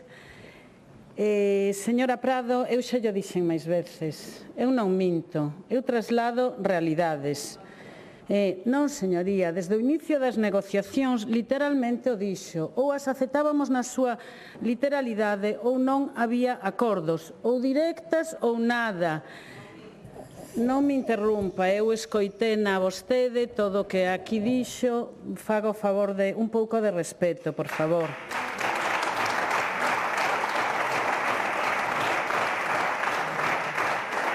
As ganas de chegar a acordo foron nulas e eu remítome aos feitos que o Partido Socialista de 11 emendas chegamos a acordo en 8. Con vostedes é imposible, claro. Vostede, algunha das enmendas, como a que nomeou aquí, é que xa estaban incluídas no texto. Non se poden aceptar enmendas que xa van na lei. Mire, a diferencia é moi clara. Nós buscamos todos os acordos posibles. Os do BNG só aceptan acordos totais. Ese é o seu catecismo, é o seu lema, señorías. Mire, a política útil non lle funciona así. Eu creo que perderon unha oportunidade única e que se non votan a favor desta lei van a quedar retratados ante os profesionais sanitarios e ante a ciudadanía, porque vostedes moito encherse a boca defendendo a sanidade, ou iso é o que din vostedes, e despois actúan como actúan. Desde logo, teñen ainda uns minutos para reflexionar e poñerse do lado dos profesionais. Porque, claro, señoría, o que escuitamos durante os debates foi moi grave. Xa llo dixen na comisión, mire, nada, absolutamente nada xustifica unha agresión, nin a un sanitario, nin a ninguén. Porque o respeto, señorías, é inherente á condición humana, é un valor básico que todos merecemos, porque quen coida, quen atende, quen está ao lado das persoas nos momentos máis vulnerables, merece aínda máis respeto, máis protección e máis compromiso por parte da sociedade. Nós témolo claro, farémolo apoiando esta lei, fixémolo enriquecendo no seu articulado coas achegas incorporadas a través das diferentes enmendas. Hoxe cumplimos o noso compromiso de ofertar un marco legal de protección efectiva para que en cada día coida a nosa saúde, os e os profesionais sanitarios de Galicia e a protección a todo o personal do sistema sanitario galego. Señorías, esta lei responde ao mandato da Lei de Prevención de Riscos Laborales, evitar o risco, combatilo na súa orixe e planificar a prevención. A violencia non pode formar parte do traballo sanitario como un risco asumido. Non é inherente á profesión, non é tolerable e non é evitable. E neso estamos, en traballar xuntos.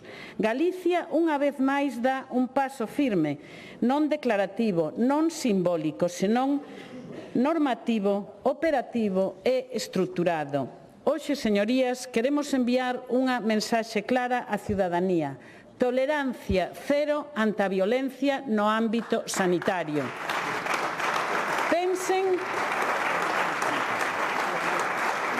Pensen, señorías, que non estamos ante unha lei que non é de todos.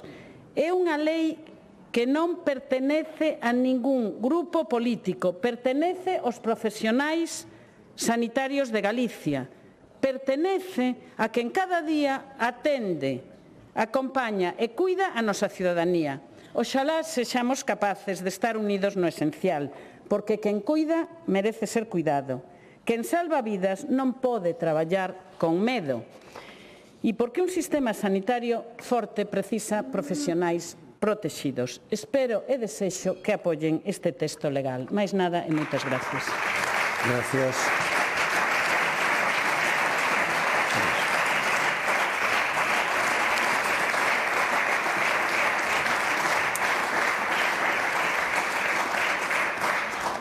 Ten solicitado o turno conselleiro de Sanidade, señor Antonio Gómez Camaño, cando queira.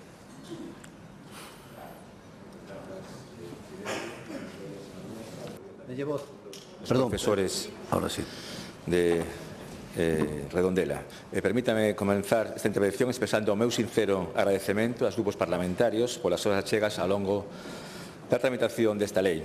Quero recoñecer, en particular, o compromiso e a responsabilidade institucional que se puseron de manifesto durante a tramitación nesta Cámara dun asunto tan serio como son as agresións aos profesionais da sanidade. Porque, máis alá das diferencias ideolóxicas, o que se evidenciou ao longo deste debate foi unha vontade compartida a de avanzar na protección das persoas que cada día sosteñen co seu traballo o noso sistema sanitario. Nos últimos anos vimos como as agresións ao persoal do sistema sanitario, xa sexan físicas, verbais ou doutra natureza, convertéronse nun problema que exixe unha resposta clara por parte das institucións públicas. Estamos a falar de profesionais que dedican a súa vida para atendernos, para acompañarnos nos momentos máis difíciles e tamén para velar pola nosa saúde. Por iso, toda agresión a un profesional da sanidade é un feito inaceptable. Como responsables públicos temos a obriga de actuar, de previr e de garantir que poidan desenvolver o seu labor con seguridade, con respecto e con dignidade. Ese é o espírito dunha norma que introduce avances relevantes para hacer fronte á violencia no ámbito sanitario, ampliando a definición do profesional do ámbito sanitario, incorporando novas formas de violencia, recoñecendo moitos outros profesionais como persoal da Administración, admisión, inspección, transporte sanitario ou calquera outra actividade relacionada coa asistencia. Galicia será a primeira comunidade autónoma en incluir sancións por agresión aos técnicos de emerxencias sanitarias e do 061, estendendo as medidas de prevención e protección a todo o sistema sanitario de Galicia e con medidas novidosas como a posibilidade de cambiar a persoa infractora de profesional sanitario ou de centro, incluso garantindo a mobilidade laboral da víctima e tamén que o profesional poida suspender a asistencia cando o paciente realice gravacións en consulta sen consentimento. Pero esta lei non se limita a sancionar, tamén reforza a prevención, a formación e a protección das vítimas, incorporando medidas de apoio, mecanismos de rexistro e tamén ferramentas que permitan coñecer mellor a dimensión do problema para poder así actuar con maior eficacia. Para isto está previsto desenvolver o que é o Plan de Prevención contra a Violencia no ámbito sanitario e tamén a creación do Rexistro Galego de Actos de Violencia Externa no ámbito sanitario. Esta lei non só é unha resposta normativa a un problema concreto, é tamén unha declaración institucional de apoio aos profesionais da sanidade e de defensa dos valores de respecto, convivencia e responsabilidade colectiva. Por todo iso, quero poñer en valor a norma que hoxe aquí se aproba. Con ela, elevamos ao máximo rango normativo, a rango de lei, a prevención e protección fronte ás agresións a todo o persoal do Sistema Galego de Saúde, sexa público ou sexa privado. E dotámonos dunha norma máis completa, máis sólida, máis útil para cumprir o obxectivo que nos une, protexer a quen nos coida. Moitas gracias pola vosa atención. Gracias.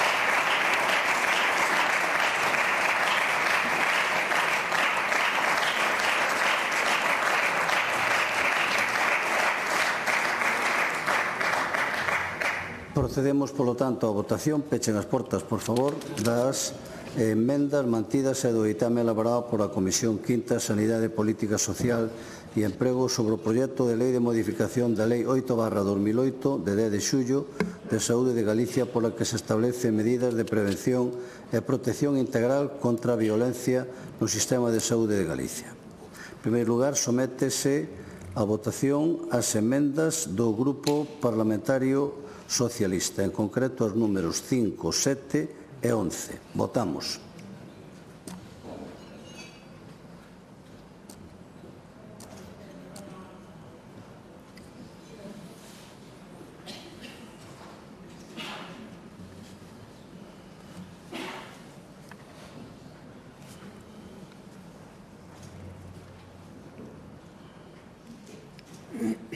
Presente na sala 71 máis 1, afirmativamente 10, en contra 37, hai 25 abstencións, polo tanto quedan rexeitadas. Votamos agora as emendas do Grupo Parlamentario do Bloque Nacionalista Galego, números 1 a 20 e 22 a 31. Votamos, por favor.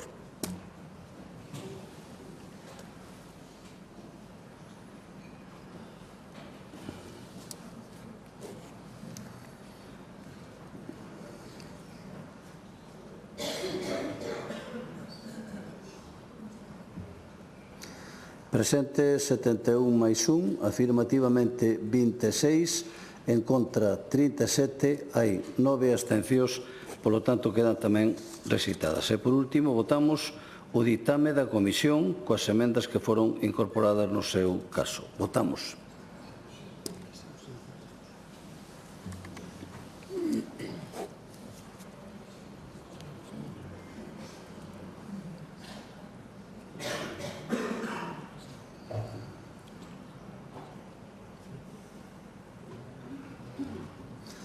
Presente na sala 71 máis 1, votan afirmativamente 46, non hai votos en contra, hai 26 abstencións. Polo tanto, con esta votación queda aprobada a lei que xa antes comentei, que é o proxecto de lei de modificación da lei 8/2008 de xullo, do 10 de xullo de Saúde de Galicia, por que establece medida de prevención e protección integral contra a violencia no sistema de saúde de Galicia. Rematou a votación e pasamos ao punto segundo da orden do día, comparecencia, neste caso do Conselleiro de Educación, Ciencia, Universidade e Formación Profesional por petición propia para informar sobre a modernización do modelo de formación profesional de Galicia. Para elo ten a palabra o Conselleiro de Educación, Ciencia, Universidades e Formación Profesional, don Román Rodríguez González.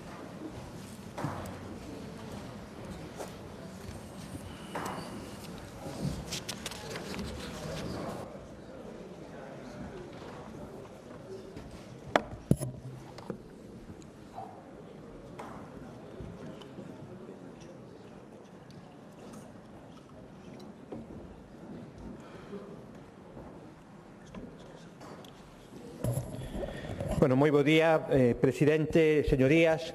Hoxe imos a falar nesta Cámara da Galicia que funciona, e en concreto da formación profesional galega, que se confirma como unha das grandes oportunidades presentes e de futuro para as persoas, as empresas, os sectores produtivos e, en definitiva, para o conxunto de Galicia.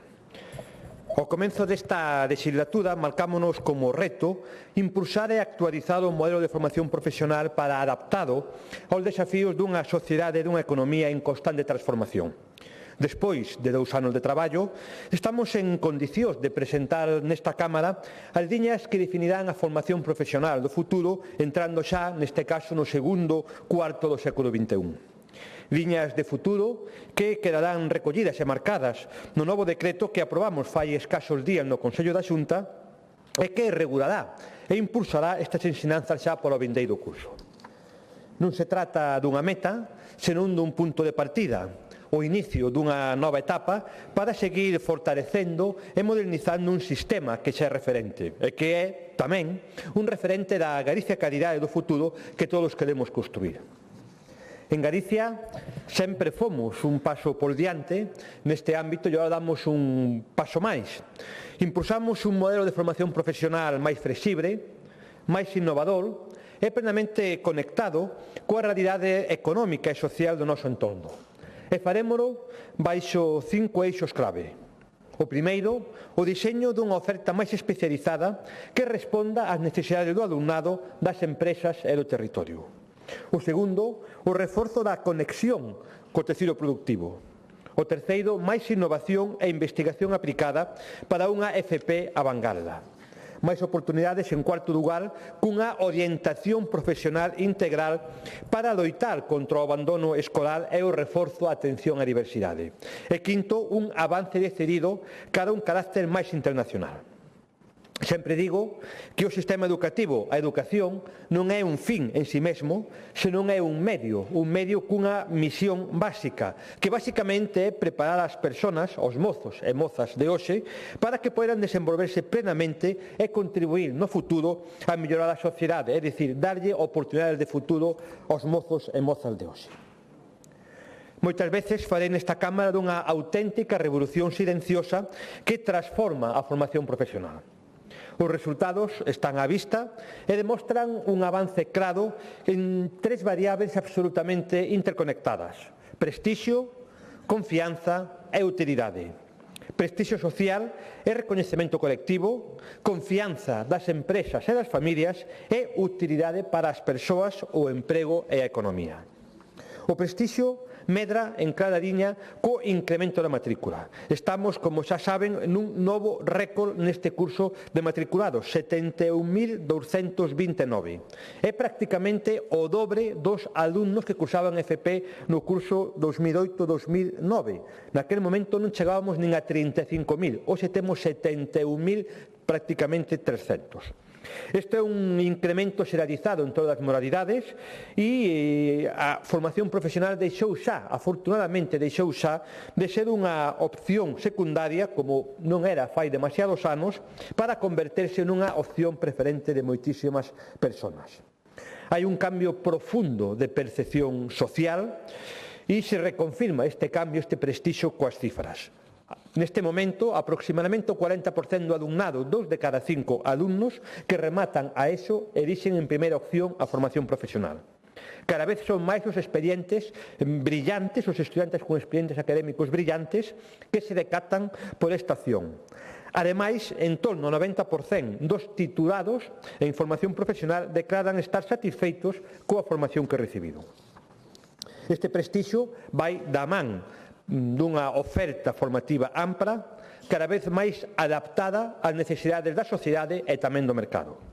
Valga como dato que este curso ofrecemos un total de 251 opcións formativas en un total de 25 familias profesionais e, por suposto, chegamos a toda a xeografía, especialmente ao espacio rural. Cada curso actualizamos, reforzamos a oferta cun plan, o plan Conecta, que nos permite aliñar a formación, a oferta formativa, coas demandas reais do mercado laboral e coas oportunidades de desenvolvemento que existen no territorio.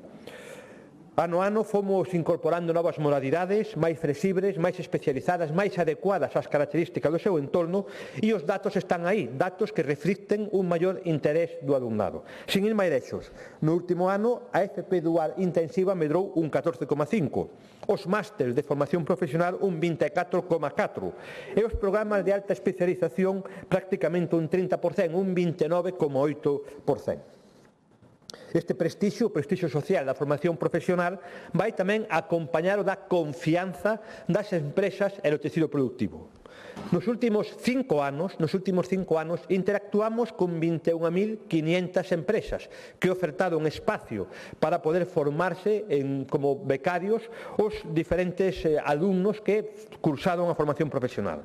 Aproximadamente tamén 30.000 entidades empresariais se involucraron en proxectos de formación profesional dual intensiva. Asinamos máis de 6.000 convenios con empresas para implementar e desenvolver a FP Dual Intensiva.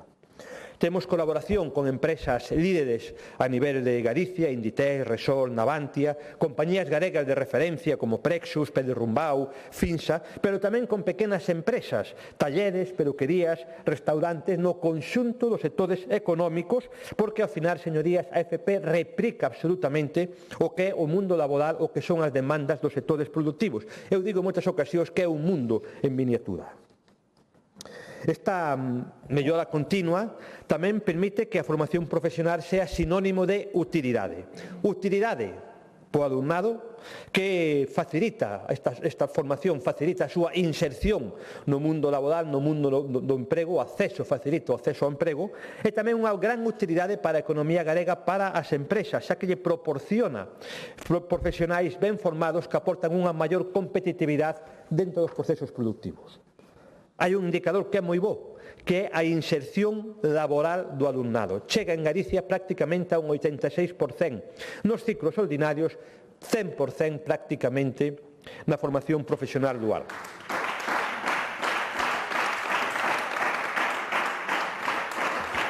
Esta porcentaxe de inserción contrasta coa que había no ano 9.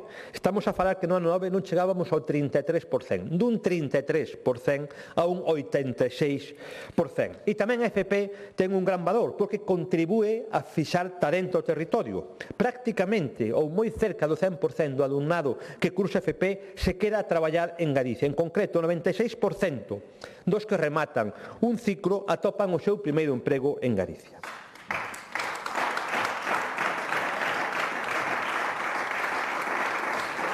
E se facemos unha comparación con España, hai que sinalar que a nosa formación profesional tamén ten bons resultados e marca unha liña de liderazgo. Galicia ten sido referente de boas prácticas para moitos territorios e para moitos profesionais que se achegan hasta aquí para coñecer de primeira man o noso sistema. Temos 6 centros na rede estatal de excelencia, somos líderes en este ámbito, desenvolvemos proxectos de innovación no ámbito da formación profesional cun núcleo de referencia vencellado a Eduardo Barreiros de Ourense. Máis de un de cada 4 galegos entre 25 e 64 anos, fíxense o que digo, máis de un de cada 4 galegos, aproximadamente o 25% dos galegos, o 26,6% en concreto, dos galegos entre 26 e 64 anos, está titulado en formación profesional. Esta é unha cifra que non parou de medrar dende o ano 9 e que é moi superior á media de España. Estamos falando dun 26,6% da poboación galega entre 25 e 64 anos que teñen un ciclo de formación profesional. En números absolutos, Galicia é a 5ª comunidade autónoma en alumnos de formación profesional, tendo en conta o umbral demográfico de Galicia. Pero o que é moito máis importante é que en relación á poboación escolar, Galicia é a 2ª comunidade autónoma de España, despois de Cantabria, que máis alumnado de formación profesional ten matriculado en comparación co conxunto do alumnado. É dicir, somos os segundos de España en porcentaxe de alumnos de FP en comparación co conxunto da poboación escolar.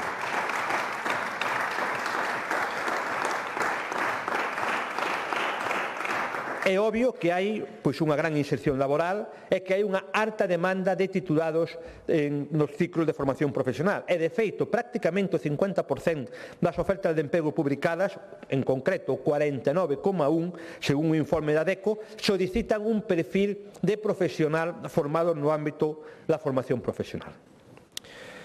Señorías, estes datos non son fruto da casualidade. Non son fruto da casualidade. Detrás hai moito traballo, moito esforzo e tamén, eu diría, moito orgullo compartido que a inmensa maioría do profesorado que imparten as súas aulas no ámbito da formación profesional. A formación profesional dá, sobre todo, oportunidades, ofrece oportunidades ás persoas e posibilita que inicien unha inserción prácticamente inmediata no mercado laboral. Tamén ten unha gran importancia a formación profesional desde a perspectiva social, de atender a diversidade e de prever tamén o abandono escolar, de ofertar liñas educativas para prever o abandono escolar. De feito, como saben, non fai demasiados meses, se presentou o último dato do abandono escolar de Galicia. Galicia é unha das mellores comunidades autónomas en este ámbito. Temos unha taxa de abandono do 10,4%, moi cerquiña do tope que nos fixa a Unión Europea, do obxectivo, perdón, que nos fixa a Unión Europea, que é dun 10%. Rebaixamos 0,4 puntos respecto ao ano pasado e estamos 2,4 puntos por debaixo da media de España. E se vemos a evolución dos últimos anos, abrimos o foco e vemos a evolución dos últimos anos, vemos que no ano 2009 estábamos prácticamente nun 26% de abandono escolar e a partir de aí fomos nunha senda prácticamente continuada de descenso do abandono escolar ata chegar prácticamente ao umbral que nos fixa a Unión Europea. Pero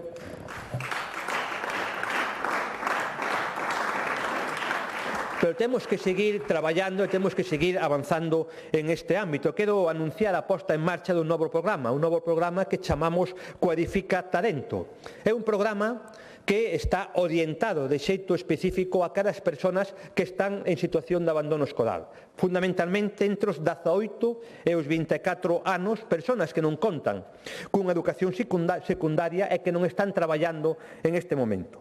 Queremos que se reincorporen ao mundo formativo, queremos ofertar liñas formativas adaptadas ás súas preferencias utilizando a FP básica, ciclo de grado medio, ensinanza de adultos ou tamén, porque non dicido, formación lingüística para estranxeiros e estará, señorías, destinada fundamentalmente para o colectivo masculino. Estará fundamentalmente dedicado a aqueles homes, a aqueles mozos que están en situación de abandono escolar. E isto por qué? Por que o facemos?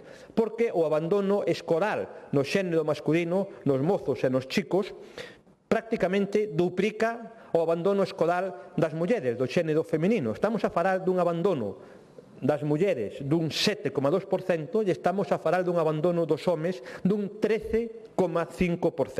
Debemos desenvolver estas accións fundamentalmente sobre o colectivo masculino, accións específicas para reducir esta brecha e para reducir o abandono no ámbito masculino. Calculamos, e a nosa estimación, neste primeiro ano que vamos a poñer en marcha, que podremos actuar en torno a 10.000 personas. 10.000 personas que ora nin estudan e que tampouco traballan co obxectivo de que se poidan primeiro formar e posteriormente incorporar ao mercado de traballo, dotados de competencias, de destrezas, para que adquiran unha maior cualificación e, en definitiva, poden ter unha maior empregabilidade, é dicir, oportunidades para todas as persoas.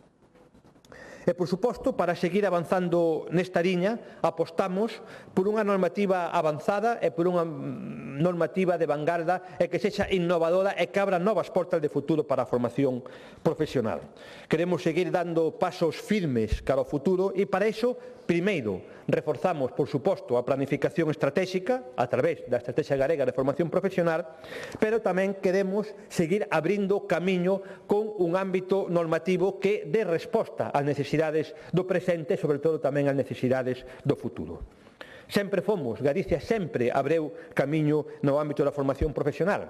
E permítanme ustedes que faga unha pequena retrospectiva e nos vayamos ao ano 2022.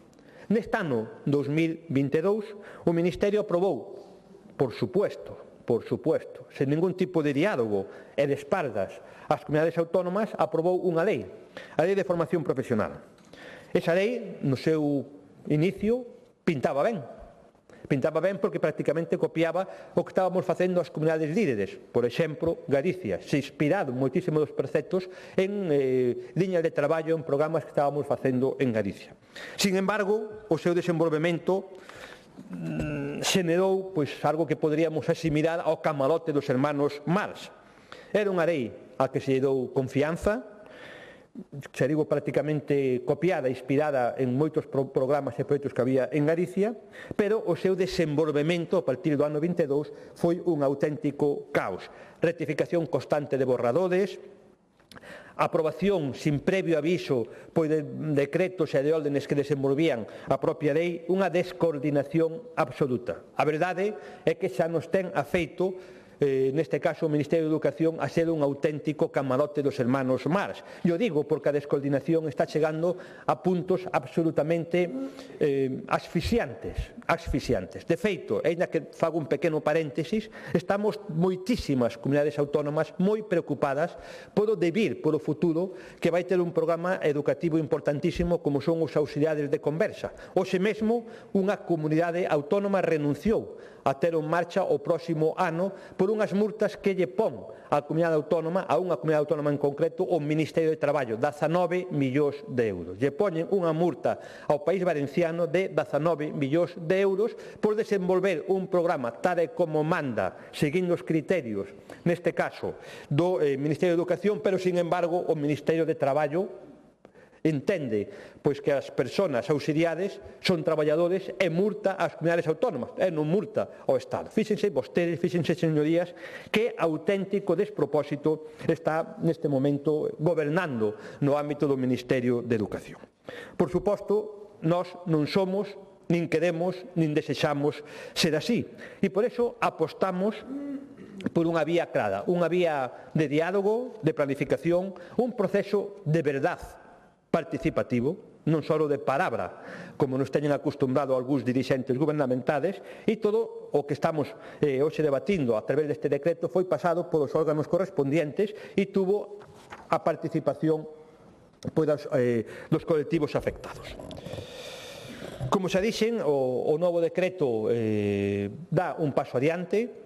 O novo decreto tamén sirve para reafirmar aquelas medidas, aqueles programas que xa estaban postos en Galicia antes da aprobación da lei, por exemplo, as dobres titulacións, unha FP adaptada ás necesidades da empresa, o desenvolvemento de enseñanzas plurilingües, tamén os dobres ciclos, tamén o desenvolvemento de enseñanzas modulares, é dicir, todas aquelas cuestións que se estaban desarrollando en Galicia e que foron incorporadas polo Goberno de Estado ao seu marco legal. Posteriormente, a súa aplicación, como xa dixen, foi un auténtico desaguisado. É obvio que o goberno socialista tratou de sumarse ao prestixio da formación profesional, ao prestixio que se estaba logrando en moitas comunidades autónomas, entre elas, por suposto, en Galicia. O que se buscaba era parasitar o traballo que estaba avanzado nas comunidades autónomas e, ademais, facelo tarde, mal, sen consenso, e se se quere ver tamén, ou se quere dicir, perdón, tamén véndose absolutamente o prumedo. No sentido que en moitas ocasións escoitamos a moitos dirixentes socialistas decir que o goberno socialista do señor Sánchez aprobaba a formación profesional. Transferiron fondos ás comunidades autónomas. Sí, o fixeron, cando eran fondos europeos. E simplemente entraban do ámbito europeo e o distribuían a quen tiñan as competencias, que eran as comunidades autónomas. Pero que pasou, que está pasando cando os fondos europeos desaparecen en este ámbito? Pois que simplemente a presencia do Ministerio desaparece. Ese é o apoio que lle dá, neste caso, o goberno socialista á formación profesional. Desaparecen, non existe compromiso e houve unha desaparición prácticamente absoluta do Ministerio, do Goberno, de apoio á formación profesional. Creo, señorías, que Galicia non pode, en este contexto, mirar para outro lado. A formación profesional tense consolidado nos últimos anos, ten unha senda de crecemento sostido, a través da estrategia galega de FP estamos mobilizando en torno a 1.500 millóns dende o ano 20, e nós temos que garantizar a estabilidade, temos que planificar, temos que dar oportunidades ao tecido productivo e temos que dar, sobre todo, oportunidades de futuro para o alumnado. Como se dixen, a Xunta estivo antes, estivo durante e vamos a seguir estando. Outros intentaron poñerse na foto aproveitando os fondos europeos e unha vez que desapareceron tamén desapareceu o pretendido ou finxido apoio que se lle daba á formación profesional.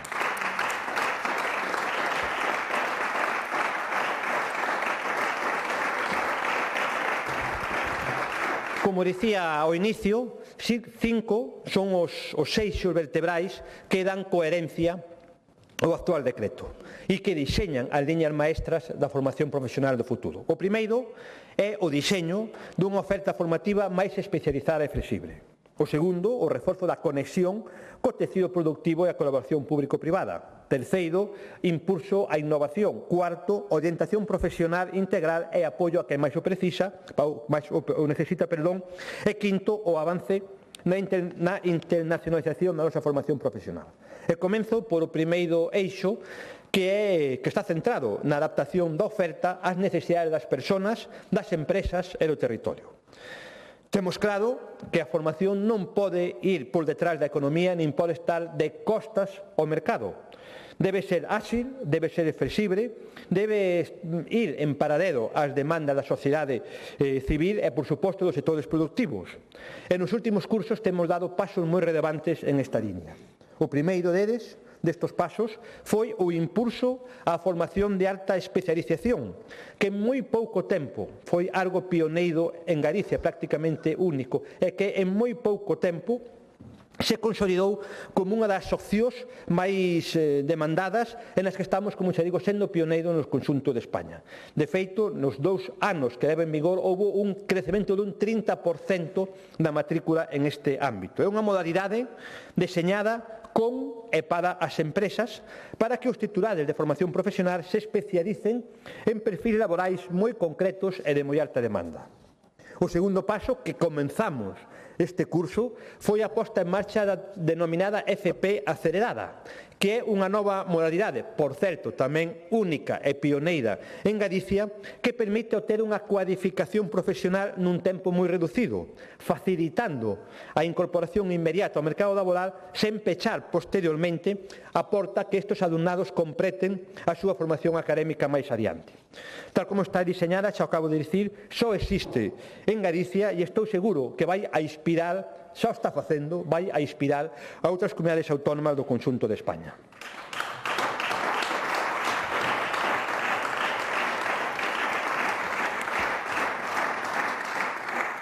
Como dicía, é tremendamente útil porque estas formacións de corta duración, entre 4 e 6 meses a nivel modular, o que permite é poder compatibilizar a formación co desempeño dun posto de traballo.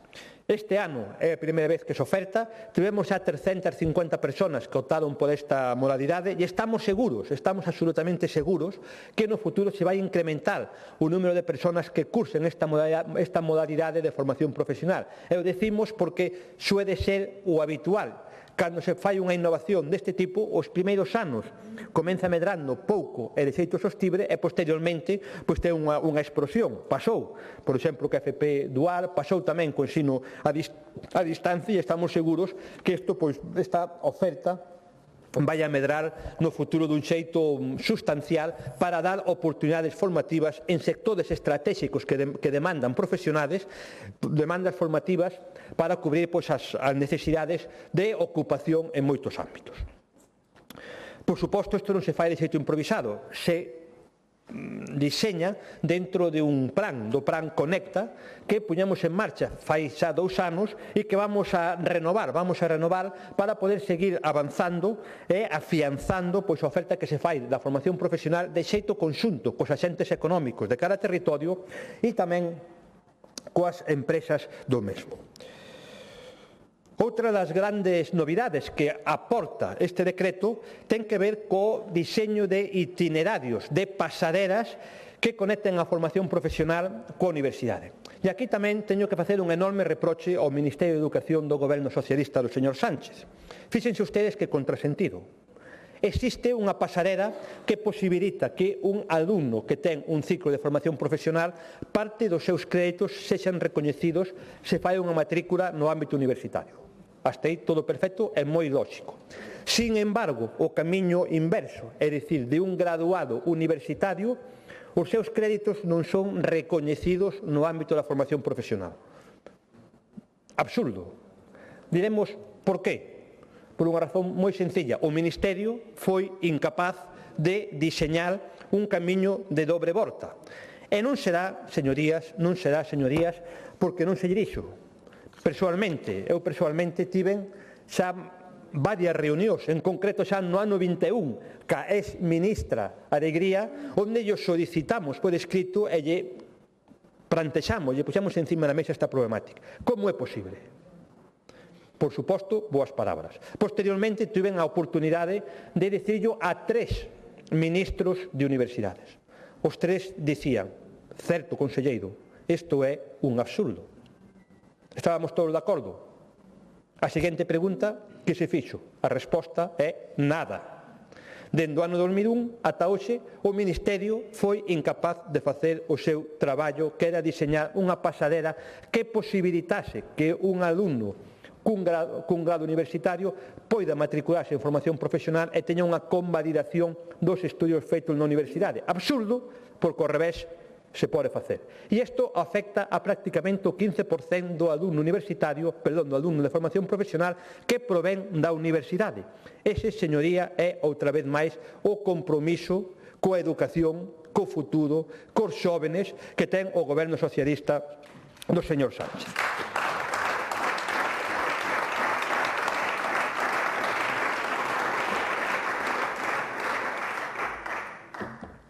O segundo eixo é a conexión coas empresas.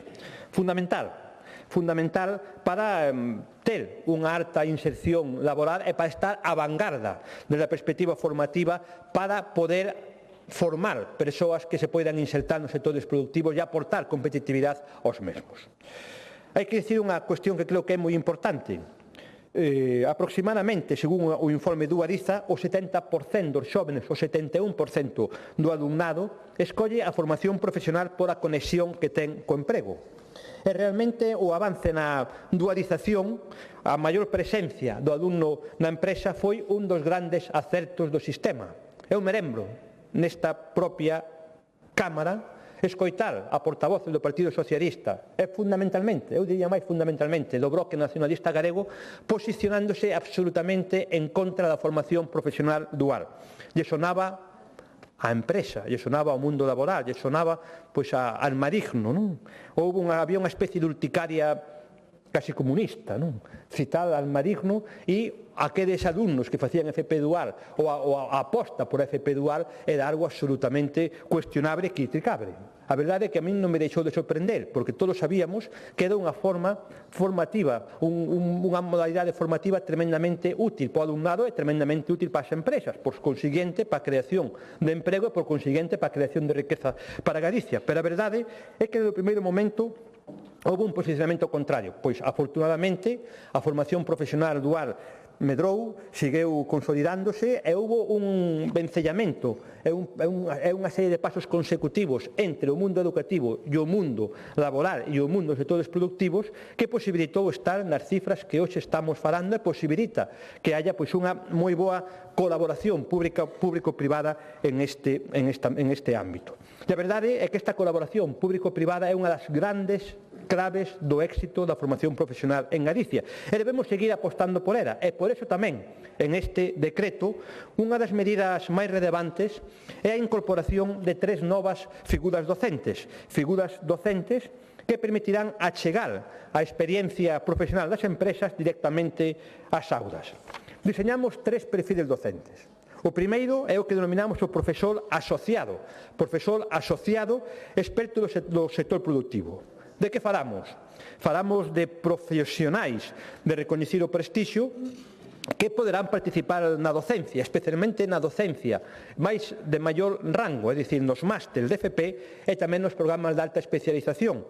É unha fórmula que, señorías, leva anos xa funcionando no ámbito universitario. Sería homologar ao ámbito da formación profesional a figura tradicional do profesor asociado no ámbito universitario. Para que? Para achegar a experiencia, o coñecemento, o bo facer de moitas persoas profesionais en empresas achegado ao sistema educativo e poder desenvolver unha maior conexión coa realidade productiva e tamén proxectos de investigación e innovación aplicada. Tamén hai outros 2 perfiles. As persoas expertas do sector productivo que teñen un coñecemento técnico moi especializado que a veces é moi difícil de topar no propio sistema educativo porque é moi innovador, porque é moi novedoso e é necesario formar no máis vanguardista o alumnado e para iso podemos incorporar ou vamos a poder incorporar persoas expertas do sector productivo con coñecementos moi especializados. E tamén unha terceira figura é a figura da persoa experta senior que procedente tamén da empresa permitirá que profesionais en activo con uns anos, con unha ampla experiencia poidan colaborar coa formación profesional. Por suposto, isto ten que servir para reforzar a conexión entre a empresa e os centros educativos e os institutos e o profesorado e tamén temos que fomentar e potenciar, e tamén o decreto o contempla, pois a actualización permanente dos currículums e do propio profesorado. E o facemos, obviamente, a través de medidas formativas, como poden ser estadías nas empresas, que un profesor de formación profesional poida ter unha estadía de estudios nunha empresa e tamén pola maior capacitación que posibilita unha maior especialización do profesorado e, por conseguinte, unha maior capacidade de formar os alumnos nos aspectos máis innovadores e novedosos. Como xa digo, apostamos por a colaboración público-privada e hai tamén un dato que creo que é tremendamente relevante, que quizás sexa un indicador máis, quizás non, é un indicador máis de que estamos indo na boa dirección. É que os perfis dos máis mozos, é dicir, aquelas persoas entre 16 e 24 anos, digamos un perfil no cual a persona ten que pensar que quere ser, por así dicirlo, de maior, cal é a súa vía de futuro, un porcentaxe en torno ao 80% según o informe do Ariza, considera que a formación profesional responde mellor ás necesidades reais do mundo laboral e por eso se matriculan en eso. E é moi importante para lograr esta conexión que haya unha flexibilización constante dos currículos. É dicir, que podamos adaptar dun xeito áxil e rápido as ensinanzas ás necesidades do mercado laboral. Tamén é moi importante que se establezcan, e así o fai o decreto, a posibilidade de que determinados módulos profesionais poidan impartirse nas propias instalacións das empresas en entornos productivos reais e que, ademais, regulemos, e a isto fai o decreto, se regule cunha gran precisión a formación nas empresas. O terceiro eixo é o impulso á innovación e á investigación aplicada. Actualmente, tamén é un dato moi importante, 8 de cada 10 alumnos galegos consideran que a formación que reciben no ámbito da formación profesional no tocante ás novas tecnoloxías está en liña, está acorde coas necesidades do mercado laboral e dos sectores productivos. E, ademais, estamos falando dun 75%, cree que esta formación é moi útil para topar traballo e desenvolverse nos sectores máis dinámicos da economía actual. Galicia, que é unha das comunidades autónomas dentro do conxunto de España, onde máis medra o emprego en I máis D máis I, ten a necesidade de ter profesionais altamente cualificados e por iso debemos acompasar este crecemento dentro da formación. Isto lle vai corresponder, e está correspondendo xa pois, ao centro do Aldo Barreiros, que vai ser xa o é, pero vai ser aínda máis e se reforza neste decreto, pois o motor que impulse a innovación e a tecnoloxía aplicada no ámbito da formación profesional. E isto se vai facer a través dun plan, do Plan Innova FP, un plan que xa tivo unha primeira fase que posibilitou ter uns moi bons resultados. Por exemplo, Galicia conta con máis de 100 espazos de tecnoloxía aplicada, 115 espazo de tecnoloxía aplicada, onde o alumnado traballa coa tecnoloxía real de última xeración en prácticamente todas as familias da formación profesional. Temos 34 viveiros de empresa, no ano 9 eran 6, e están en marcha 650 proxectos de innovación en colaboración coas empresas. Os resultados están aí, temos que seguir avanzando. Temos programas como Innovatech, onde o mundo empresarial danza retos ao mundo educativo e son os estudiantes, os profesores e tamén profesionais das empresas que dan resposta a esos retos. Se están xa diseñando e creando varias empresas ao amparo do programa Innovatech e incluso xa temos unha patente registrada, é a primeira patente de España no ámbito da formación profesional. Creo que é moi importante que deamos ese salto, que é un salto cualitativo no ámbito da formación profesional.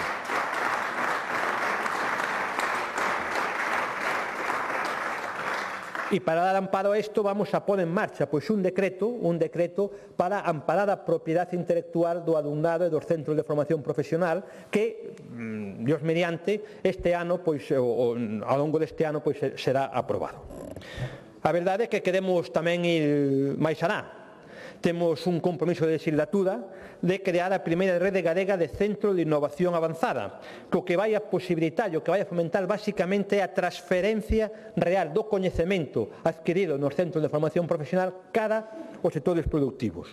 Vamos tamén a avanzar na promoción de novos espazos de tecnoloxía avanzada, que serán promotores para os polos tecnolóxicos e tamén polos de aprendizaxe. A maiores temos un proxecto no cual temos moitas esperanzas, é o proxecto Xeniagal, un proxecto que estamos presentando ao amparo da denominada compra pública innovadora, que está neste momento pendente de resolución, e que é unha iniciativa estratégica auténticamente innovadora e que vai a actuar sobre o traballo en práctica do alumnado, a creación dun sistema intelixente de orientación ou tamén a xeración automática de experiencias reais para o alumnado. Como xa dixen, este proxecto está pendiente de resolución dentro do ámbito da compra pública innovadora. En cuarto lugar, falamos de orientación integral ao alumnado. Obviamente, oriental significa proporcionar ao alumnado a información necesaria para que este poida tomar as súas decisións con maior coñecemento de causa, tanto no ámbito puramente educativo como tamén no ámbito laboral. Con isto, o que pretendemos basicamente é reducir o abandono escolar, dar oportunidades e formar profesionais de futuro. Nesta liña é fundamental e básica, valga a redundancia, a formación profesional básica. Este curso incrementamos a oferta de ciclos de básica. Con ele o que facemos é dar a máis alumnado máis oportunidades de continuar dentro do sistema educativo e posteriormente ou ben avanzar cada niveis formativos superiores ou ben insertarse no mercado laboral xa cunha cualificación profesional adquirida. Neste senso e tamén en base ao novo decreto, plantexamos o diseño dun itinerario integrado de FP que lle permita aos alumnos de formación profesional básica continuar de forma directa os ciclos formativos medios sin ter que realizar unha nova solicitude. Tamén puxemos en marcha a denominada formación profesional básica para adultos, con proxectos piloto, os temos en mantemento de vehículos ou en servicios administrativos, por certo, cun crecemento moi potente nos últimos anos. Temos tamén un plan que temos presentado no seu momento, que é o Plan FPGAR 360. Que vamos a facer con este plan? Que estamos facendo con este plan? Por suposto, vamos a reforzar todo o que ten que ver ca orientación ao alumnado, utilizando ferramentas incluso de orientación profesional, o OPI Orienta, que permite unha orientación moi personalizada ao alumnado. Xa falamos antes do lanzamento nun programa que o Cualifica Talento. E, por suposto, tamén estamos reforzando as acreditacións profesionais para as persoas xa traballadoras. Fai moi pouco facíamos un informe ao Consello da Xunta onde dicíamos que nos últimos anos habíamos acreditado a 26.118 persoas, das cuales aproximadamente o 50% pois nos últimos 5 anos. E hai unha liña de traballo da cual me sinto especialmente orgulloso, que é a posta en marcha, o facemos este curso, da formación profesional básica adaptada. Unha formación profesional básica adaptada a aqueles alumnos con necesidades educativas especiales que buscamos con ele pois realmente darlle oportunidades formativas, laborales e de futuro. Estamos, sen dúbida alguna, con esta formación profesional básica adaptada, dando oportunidades a quen máis o necesita. Queremos favorecer a inclusión e reforzar a atención á diversidade cun acompañamento personalizado a aqueles alumnos con necesidades educativas especiales e o estamos facendo da mão dunhos inmellorables socios, que son as entidades de educación especial e de atención á diversidade. Fai tamén moi poucos días asinamos un novo convenio con elas para poder potenciar e profundizar a formación profesional básica adaptada a necesidades especiales. O quinto eixo é facer a nosa formación profesional máis internacional. Tamén actuamos dentro do novo decreto. É obvio, estamos nun mundo cada vez máis global, e tamén a formación debe ter unha dimensión cada vez máis internacional para que os galegos de hoxe poidan competir no futuro en calquera parte do mundo. Falamos de plurilingüismo, falamos de participación en proxectos europeos ou falamos do desenvolvemento de titulacións internacionais que se regulan en este decreto. En incorporación de linguas estranxeiras temos avanzado moito nos últimos anos. De feito, non é casualidade que o alumnado galego sexa líder no conxunto de España, líder estatal en competencias en lingua inglesa. Por certo, Castilla-La Mancha é a peor. Galicia é mellor, Castilla-La Mancha, onde gobernou prácticamente toda a historia democrática o Partido Socialista, é a peor. No caso da formación profesional, temos 108 ciclos formativos plurilingües. Hai xa 2 cursos, imparte un módulo de inglés profesional en habilidades comunicativas e lingua estranxeira. Temos tamén metodoloxías innovadoras, como a metodoloxía Betimen, que facilita que o profesorado poida interactuar con recursos educativos específicos en lingua inglesa. E agora vamos a dar un novo paso que vai consistir na introdución e no diseño de currículos de carácter internacional, de tal xeito que combinando o currículum de 2 países poida ter unha titulación dobre, por suposto, en España e por consiguiente en Europa e tamén no país co cual teñamos un acordo.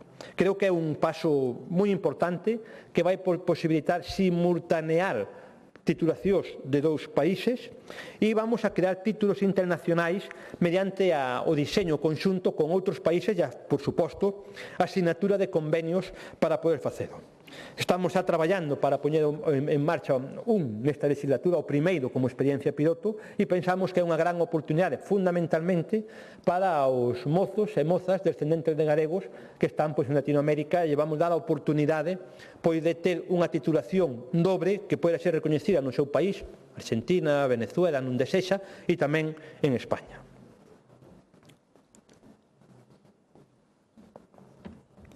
E remato xa. A formación profesional, como veño dicindo, é hoxe sinónimo de prestixio, de confianza e de utilidade. O prestixio social, xo dixemos, a confianza das empresas, da sociedade é fundamental e, por suposto, a utilidade. É moi útil para o alumnado que se forma, é moi útil para o alumnado que formándose pode empregarse e é moi útil para as empresas, para os sectores productivos que pode captar profesionais ben formados, ben cualificados e aportar, por conseguinte, competitividade ás súas empresas e poder seguirse dando emprego e se dando riqueza. Pero é tamén, ademais de todo isto, unha ferramenta de oportunidades para que quen queira estudiar en este ámbito poida incorporarse con rapidez ao mundo laboral. Oportunidades tamén para quen precisa unha segunda vía, unha segunda oportunidade, e a ten no ámbito da formación profesional. Hai moitísimas persoas que buscan na formación profesional unha segunda oportunidade vital. A buscan e atopan. E tamén oportunidades para que Galicia siga medrando con talento propio, innovando e competindo nun contexto global cada vez máis exixente. E, sobre todo, tamén oportunidades para aquelas persoas que máis o precisan, co obxectivo real, co obxectivo firme de favorecer unha inclusión real na sociedade. Por suposto, as liñas que presentamos hoxe non son un punto final, ni moito menos. Son o inicio dunha nova etapa para consolidar un sistema de formación profesional moderno, flexible e conectado con a nosa realidade social e económica. É un sinónimo, sen dúbida algunha, da Galicia calidade que todos desexamos, é un modelo que xa é un referente non só en España, senón tamén a nivel internacional. Neste proxecto, dende logo, seguimos contando e así queremos facelo con todos. Queremos e quero aproveitar este momento para dar un agradecemento público ao profesorado, ao inxente traballo, ao importantísimo traballo que fai o profesorado no ámbito da formación profesional, porque entre todos, entre os centros, as familias, o alumnado, as empresas, tamén a administración, estamos convertindo a formación profesional nun verdadeiro motor de progreso e de cohesión social para o conxunto do territorio e para o conxunto de Galicia. Moitas gracias. Moitas gracias.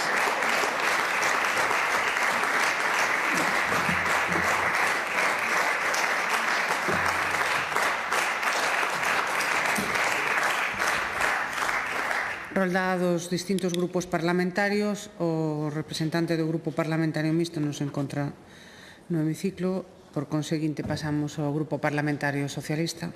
Señor Bouz.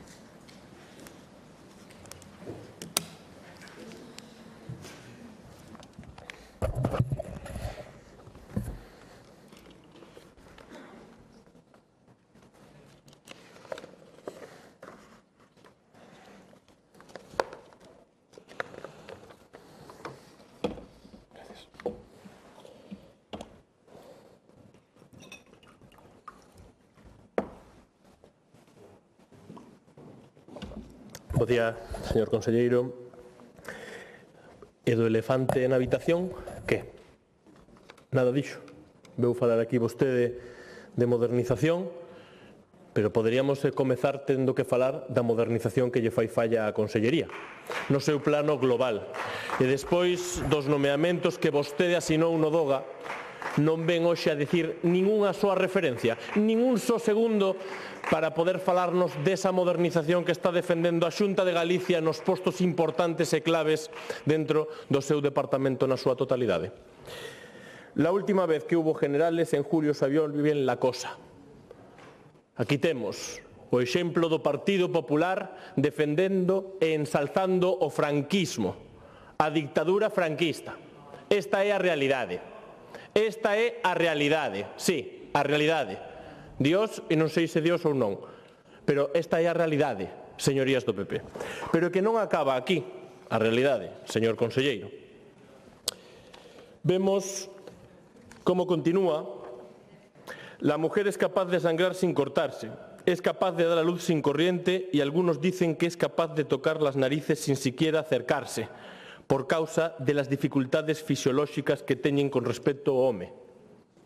Franquismo, machismo, e non chegaba só con isto, senón que tamén atopamos o recoñecemento da Xunta de Galicia a ese machismo nauseabundo que podemos escoitar nestas declaracións. Ese é o recoñecemento da Xunta de Galicia. Sí, señorías do PP, mal que lles pese, esa é a diferencia. Uns apartamos os machistas e outros os nomean nos postos de responsabilidade. Esa é a diferencia de vostedes e nós. Esa é a diferencia. Por iso nomean ao señor Freire no posto de director territorial de Educación. Ese é o exemplo que vostedes queren seguir. Por suposto que sí, pero non chegaba con iso, e que o Consello de Contas tamén está facendo unha inspección respecto a iso, e voume referir ás propias declaracións non miñas. Llaman la atención algunos conceptos respecto a las facturas de copas e chupitos del PP de Noia. O presidente da Xunta de Galicia fixo estas declaracións. E a continuación, despois de todo isto, deste elenco de machistadas, de ensalzamento do franquismo, o que vimos é que a declaración do presidente da Xunta e do señor conselleiro que hoxe comparece para falarnos da modernización debe ser moderno e de Galicia calidade este tipo de prácticas, señor conselleiro. Iso é Galicia calidade. Este é o exemplo que quere a Consellería de Educación implementar. Esa é a Galicia calidade que vostede ven aquí a defender. Esa é a modernización da Consellería de Educación. Ou ao mellor, como xa se dixo aquí por outros cargos do Partido Popular, é que estas eran outras etapas do señor Freire. E que era aperturista tamén do franquismo, despois de dicir isto, hai escasos meses, hai escasos anos. Esa é a realidade, señor conselleiro. E, polo tanto, esta cuestión que vostede defendeu dicindo que non se prexuzgue, e que non prexuzgamos, señor conselleiro, falamos de feitos, falamos de palabras, non estamos prexulgando, estamos lendo, interpretando o que dixo o señor Freire. Este é o exemplo que queremos para os nenos e as nenas na FP e na educación, no modelo que ten que seguir o Partido Popular aquí en Galicia. Ese é o modelo que vostedes queren seguir e que polas súas compañías vos coñecerán. Esa é a realidade. Pero aparte é que a continuación, iso foi o que nos pediu o conselleiro, pero tamén nos pediu o señor presidente da Xunta de Galicia que, evidentemente, un veterinario de profesión nomeamos nun posto de educación a quen pensamos que hará bien su trabajo.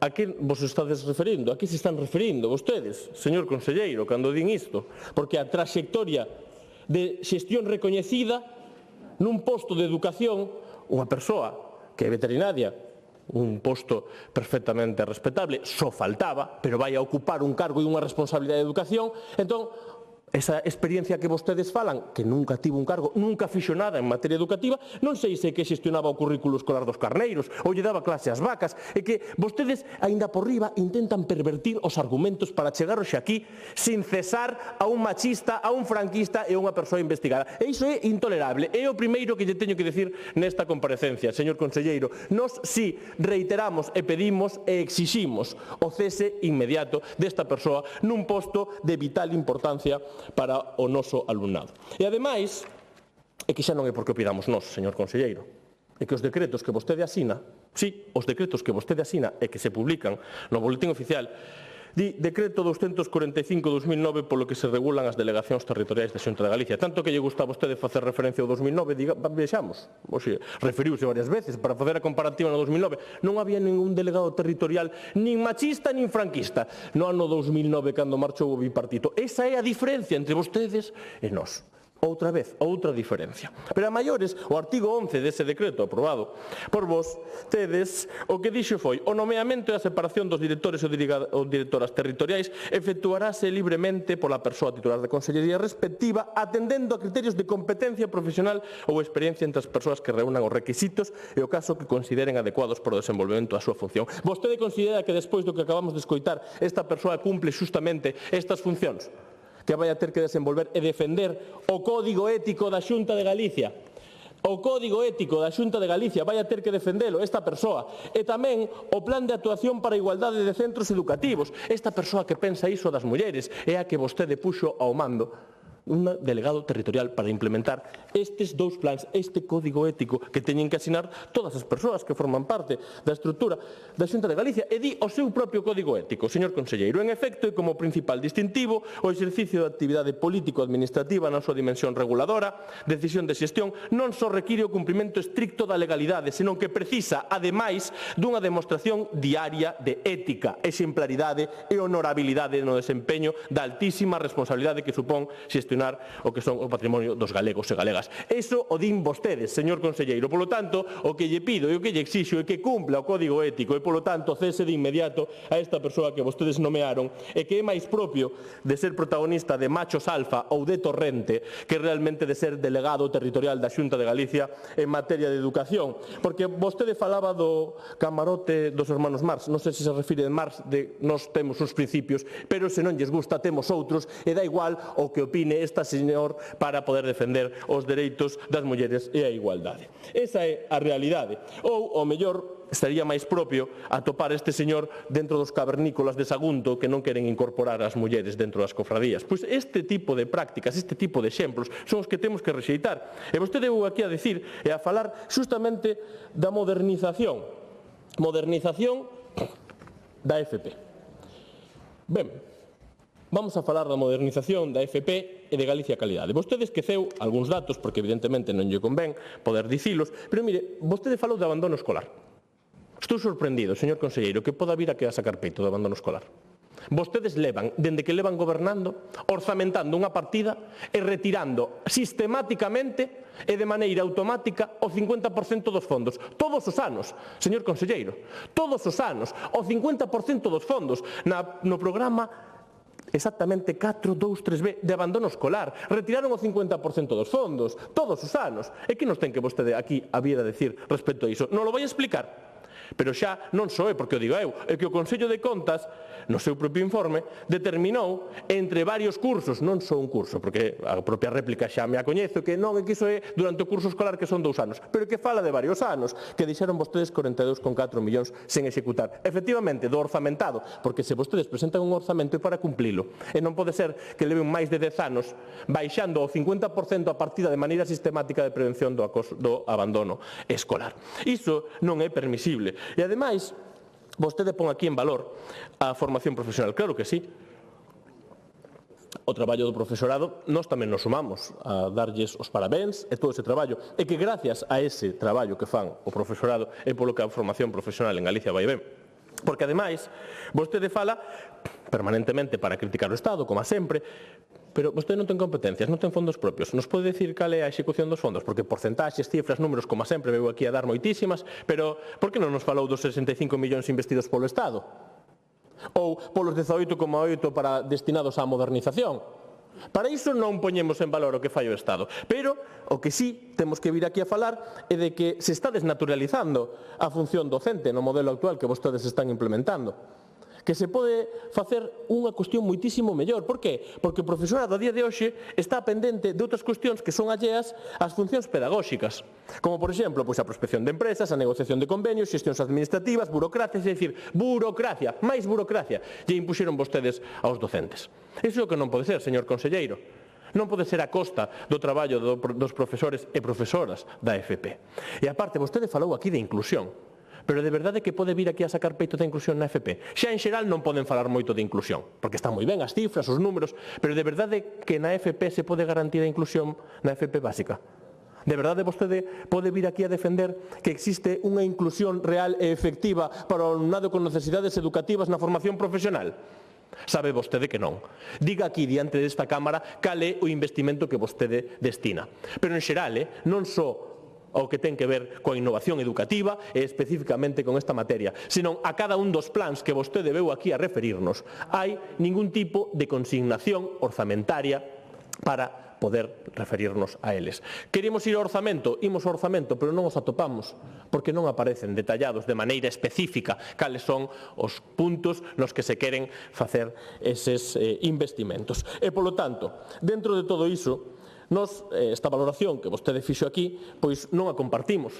Evidentemente, dentro do debate parlamentario, consideramos que se ten que garantir unha FP accesible a todos e todos e gratuita. E cando nos referimos a gratuita, é que ten que ser permitir a todos e cada unha das persoas a acceder. E non me refiro a que haxa unhas tasas inasumibles, non, me refiro a que a accesibilidade implica que as persoas teñen que poder chegar aos centros formativos, porque ten que haber un transporte escolar de calidade, ten que haber un material escolar accesible para esas persoas e que poidan acceder a todo iso. Por lo tanto, dentro deste panorama que nos atopamos, vostede puxo aquí os eixos dun decreto que xa está e que nos veu a desenvolver, pero o importante, señor conselleiro, como sempre, o importante tamén é o investimento e os cartos que destina a Xunta de Galicia. Ten que rematar, Remato, para unha cuestión tan importante como a formación profesional e non soamente vir aquí a repetir Galicia Calidade 3 veces, senón a achegar máis fondos educativos para a formación profesional. Iso é o que nos lle demandamos na modernización da FP dual. Gracias. Moitas gracias.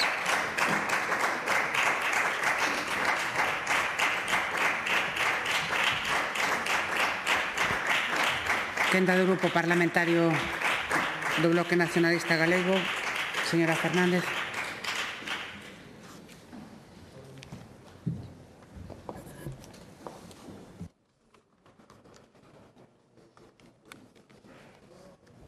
Antes de que comence, damoslle a benvida e saudamos aos alumnos e alumnas do ciclo formativo IES Xoán Carballeira de Boeu. Benvidos e benvidas ao Parlamento. Grazas, presidenta. Benvido o alumnado de Bueu. Outra vaca vai no millo, señor conselleiro. De novo nomean unha persoa cun perfil político moi botado a monte nas segundas filas da súa consellería. Aínda que dende o BNG solicitamos a súa comparecencia no día de hoxe para que tamén dera explicación sobre este despropósito do goberno do que vostede forma parte, pois queda claro que a cobardía política do Partido Popular ao fronte da Xunta de Galiza non ten límites. Tiran a pedra e esconden a man. Pero todo o país coñece a estas alturas a última argallada dunha Consellería de Educación que camiña cara a un ensino controlado ideolóxicamente. Os que dan instruccións aos centros educativos para unha neutralidade ideolóxica, pois resulta que son os que forzan unha deriva cara a ultradereita, lonxe do pensamento crítico, da empatía, da igualdade e da inclusión, valores que deberán ser os que se fomenten nas aulas. Para vostedes, canto peor, mellor. Moi ben. Hai apenas uns días que vostede, señor conselleiro, acaba de nomear director territorial de Educación na Coruña a Santiago Freira Beijón, o que era alcalde de Noia e Lousame. Unha persoa que nada ten que ver coa educación ni de lonxe, nin de profesión, ni pola súa experiencia. O único mérito que ostenta para o Partido Popular é que é unha persoa capaz de insultar sin problema, con ideario franquista e ultra, e de apropiarse de fondos públicos para o seu disfrute tamén dos seus compañeiros do Partido Popular, por suposto. Porque o currículum vitae do señor Freire non ten desperdizo. No ano 2017, sendo alcalde de Noia, pois na intervención que fixo nun acto do 8M, xa se comentaron aquí as frases machistas que soltou por aquela boca. Nas eleccións xerais de xullo de 2023, pois aínda para animar os seus compañeiros de partido, pois a fotos a miraron a última vez que hubo generales en julio, salió bien la cosa. Moi ben. E hai apenas uns meses, en outubro do ano pasado, pois saíron á luz os documentos de facturas coas que xustificaba esa subvención que lle daba o Concello ao Grupo Municipal do Partido Popular entre 2019 e 2024, que eran adicadas a copas, papatorias e cuchipandas. Podo ler uns exemplos, así moi rápido, que non teño moito tempo. No 2020, nun Burger, reunión de traballo con afiliados, simpatizantes e membros da xestora, 528 euros. Nun bar, servicio de catering en reunións con asociados e simpatizantes, 898,75. Nunha taberna, reunión de traballo, 682 euros. No 2021, reunións de traballo tamén, taberna, 1.210 euros. Nun restaurante, hotel e asador, 860 euros. Restaurante Arrocería, no 22, 1.815 euros. Taberna, 890 euros. No 2023, hotel, restaurante, asador, 999,99, picoteo de Nadal. Bueno, moitos tickets con distintas bebidas alcohólicas, martinis, Estrella Galiza e demais. Pincho de Nadal, 1.870 euros e unha cervecería tamén 700 euros. Vale, pois está claro que incluso o presidente Rueda, como xa se dixo, non sabía como desculpar públicamente a esta persona. Así pois, con este currículum, que criterios usou o seu goberno do Partido Popular para escoller a esta persoa como responsable da Consellería de Educación na provincia de Coruña? Unha profesión de veterinario, dende logo, non foi. Pola súa experiencia política como xestor, dende logo, tampouco foi. Trampulleiro bastante, porque o que facía era pagar facturas, como miramos, para ir de viaxe, para ir a bares, restaurantes e caterings para os seus amiguetes.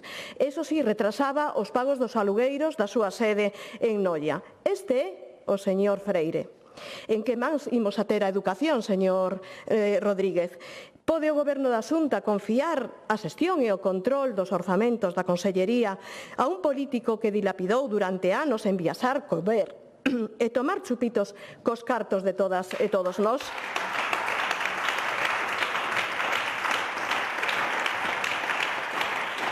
Mire, señor Rodríguez, nun sector tan sensible como é o da educación, como imos permitir que esta persoa represente a comunidade educativa e dirixa a xestión dos centros escolares? O Partido Popular, en canto ao control ideolóxico, teno claro, está a meter o raposo dentro do galiñeiro. As AMPAs de todo o país Xa levantaron a voz o primeiro día de coñecer o nomeamento, cun posicionamento claro en contra do señor Freire de que o señor Freire poda ocupar o cargo de director territorial. Por iso, hoxe, dende o BNG, reclamamos o seu cese de inmediato, porque unha persoa con semellante mochila ao lombo non pode estar exercendo da máxima autoridade provincial de educación. Unha persoa que o único mérito que ostenta é a de ser político non pode ocupar un cargo que precisa ter unha visión ampla sobre a educación pública, a situación na que se atopa e os problemas que ten e que hai que solventar. Así que unha persoa sen empatía cara á cidadanía, sen valores de igualdade, de inclusión, con sesgos, incluso fascistas, non pode estar legitimado para traballar a prol dunha educación pública, inclusiva, igualitaria e respetuosa cos valores democráticos. Polo tanto, debe ser cesado de xeito urxente e insto, señor conselleiro, a que na súa réplica nos dé as explicacións correspondentes a esta noticia escandalosa que publicaron hai uns días. E mire, señor Rodríguez, na Radiotelevisión Galega ningún titular sobre este tema, pero eso sí, o que vostedes utilizan como TelePP sí que vai a sacar estes días esa noticia desa publicidade e propaganda que acaba vostede de facer. Eso sí, unha propaganda e unha intervención que solamente servirá para tratar de ocultar a desfeita na que vostede ten sumida a educación pública galega, sin buscar solucións reais aos verdadeiros problemas que ten a comunidade educativa. Bueno, porque os seus papéis realmente que truxo hoxe o aguantan todo, Neste pleno, señor conselleiro, ven aquí a usar este Parlamento como eso, como a TelePP, como ese altofalante que despois lle sirve a vostedes para ocultar a falta de efectivos, a mellora das súas instalacións educativas que están penosas e dunha atención como é debido a todo o alumnado, sobre todo a ese máis vulnerable, cando a vostedes se lle enchía a boca a hora de hablar de inclusión. E as hemerotecas, empeñanse en sacar á luz todos estes anuncios e titulares que vostede leva anos e anos coa mesma retaíla, sin que eses anuncios que vostede fomenta sexan en realidade efectivos. En primeiro lugar, lle podo ler un. Román Rodríguez avanza que Galicia dará este curso un novo salto á FP con máis profesorado e unha aposta pola modernización e a innovación. Vai ser o primeiro curso da aplicación da Estrategia de FP en Galicia 2030. A nova aula dispón de recursos didácticos virtuais e software de simulación para traballar nas principais áreas tecnolóxicas da digitalización da industria. Isto apareceu na páxina da Xunta de Galicia o 30 de agosto de 2022. 2 anos xusto despois, a mesma data, Galicia inicia este curso a maior modernización do sistema educativo galego dos últimos 30 anos. O obxectivo é mellorar a atención ao alumnado, as condicións do profesorado, casi me dá risa mentras leo isto, e o funcionamento dos centros e adiantarse aos retos da sociedade cunha visión integral. Unha estrategia que responde a novos retos, adecuando a oferta da FP ás necesidades do tecido productivo, o novo plan da FPGAL 360 que buscará reducir o abandono escolar. Ben, unha propaganda, o seu plan, que lonxe de axudar o alumnado a acabar unha mellor formación, agochaba as verdadeiras intencións do Goberno do Partido Popular ao frente da Xunta de Galicia, levar a FP a cara a unha privatización. Anuncian novidades que parecen melloras educativas, mas non o son. Detrás de cada unha delas agarda un novo espolio do ensino público e un novo problema para toda a comunidade educativa. O Partido Popular gasta regocheo en tecnoloxía e inteligencia artificial, certo, pero desatende o que realmente se lle está a reclamar por parte da comunidade educativa, a atención ao alumnado que o precisa e unhas condicións laborais dignas ao profesorado, pero tamén na formación profesional. A realidade é que non hai suficientes plazas públicas para que o alumnado poida estudiar ciclos formativos que desexa, para atopar empresa onde realizar as prácticas ou incluso para acceder despois a outros ciclos ou mesmo ás universidades. E mentras algo tan básico non este en riba da mesa, é ben difícil poder traballar noutras liñas, señor conselleiro. Espero que na súa segunda intervención poida centrarse en aportar solucións aos problemas educativos, así como do cese do seu nomeado director territorial. Moitas grazas. Moitas gracias.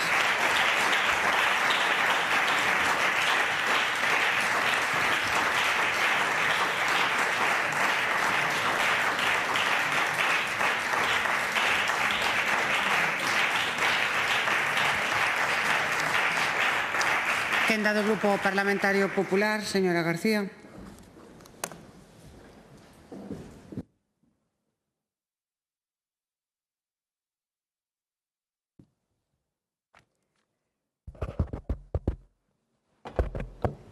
Bo día a todas. Grazas, presidente, por darme a quenda da palabra. Señorías, conselleiro, despois de escoitar as intervencións do Partido Socialista de Galicia e do Bloque Nacionalista Galego, a mí quédame moi claro dúas cousas. Aquí viñeron a falar de FP. Vostedes dixeron algo en positivo da FP galega e negan continuamente os datos. O viron aquí a enredar, a montar ruído, facer propaganda, anuncios, sen ningunhas propostas en positivo. Isto que o caracteriza sempre o Bloque Nacionalista Galega e o Partido Socialista de Galicia, ningún soguiño modelo da formación profesional galega, e non será porque non teñen información, porque non teñen datos. Os dixo e o relatou moi ben o conselleiro na súa primeira quenda. Teñen para escoller, pero sempre o fan en sentido negativo e co alarmismo que sempre lles caracteriza aos dos grupos da oposición. Como digo, estamos a falar da formación profesional ou un discurso vacío, negacionista, con moitas sombras. Só tiñan vostedes escrito antes de entrar nesta Cámara. Escoitando, a sensación é moi clara, viñeron nin a escoitar, nin a debatir, viñeron a confrontar e, como sempre, tamén a repetir. Repetir privatización, repartir recortes, repartir o de sempre. Se non atenden os datos, eu lles digo que o discurso que ya deis un pouco máis que só ruído. Igual a cousa é máis sinxela, é un tema de desidia, que non preparan as intervencións, pero para que van a preparar? Si, como digo, só tiñan o discurso preconcebido, precocido. Por a miña parte, eu sí, polo de agora, eu sí quero falar da FP galega, por responsabilidade coa comunidade galega, cos alumnos, co tecido empresarial, co toda a comunidade escolar. Por qué? Porque ter formación profesional é ter emprego, é ter competitividade, eso é que necesita Galicia para ter un futuro claro. Un modelo, a FP galega, un modelo baseado no talento, no emprego e nas oportunidades, porque verdadeiramente se falamos de FP galega, falamos de máis de 70.000 alumnos en Galicia, un máximo histórico, o dobre de fai 15 anos. Falamos dunha inserción laboral do 85%, que chega ao 97% na formación profesional dual. E isto non é propaganda, que é o que continuamente vostedes están a dicir aquí nesta Cámara. Estos son resultados, e por iso convén dicilo con claridade. A FP deixou de ser unha segunda opción, ou ser unha opción de primeira na nosa comunidade, porque 2 de cada 5 estudiantes escollena, porque cada vez hai mellores expedientes que apostan pola formación profesional galega. Prestixio, confianza e utilidade é o que refrende a nosa formación profesional en Galicia. Pero hai algo máis importante aínda, sen empresas non hai FP útil. Eu digo con rotundidade porque é o que nos diferencia a nós de vostedes, que seguen vendo a empresa como a mala da película. Do BNG a mí xa non me sorprende nada, porque queren seguir instalados nun discurso ideolóxico moi lonxe da realidade.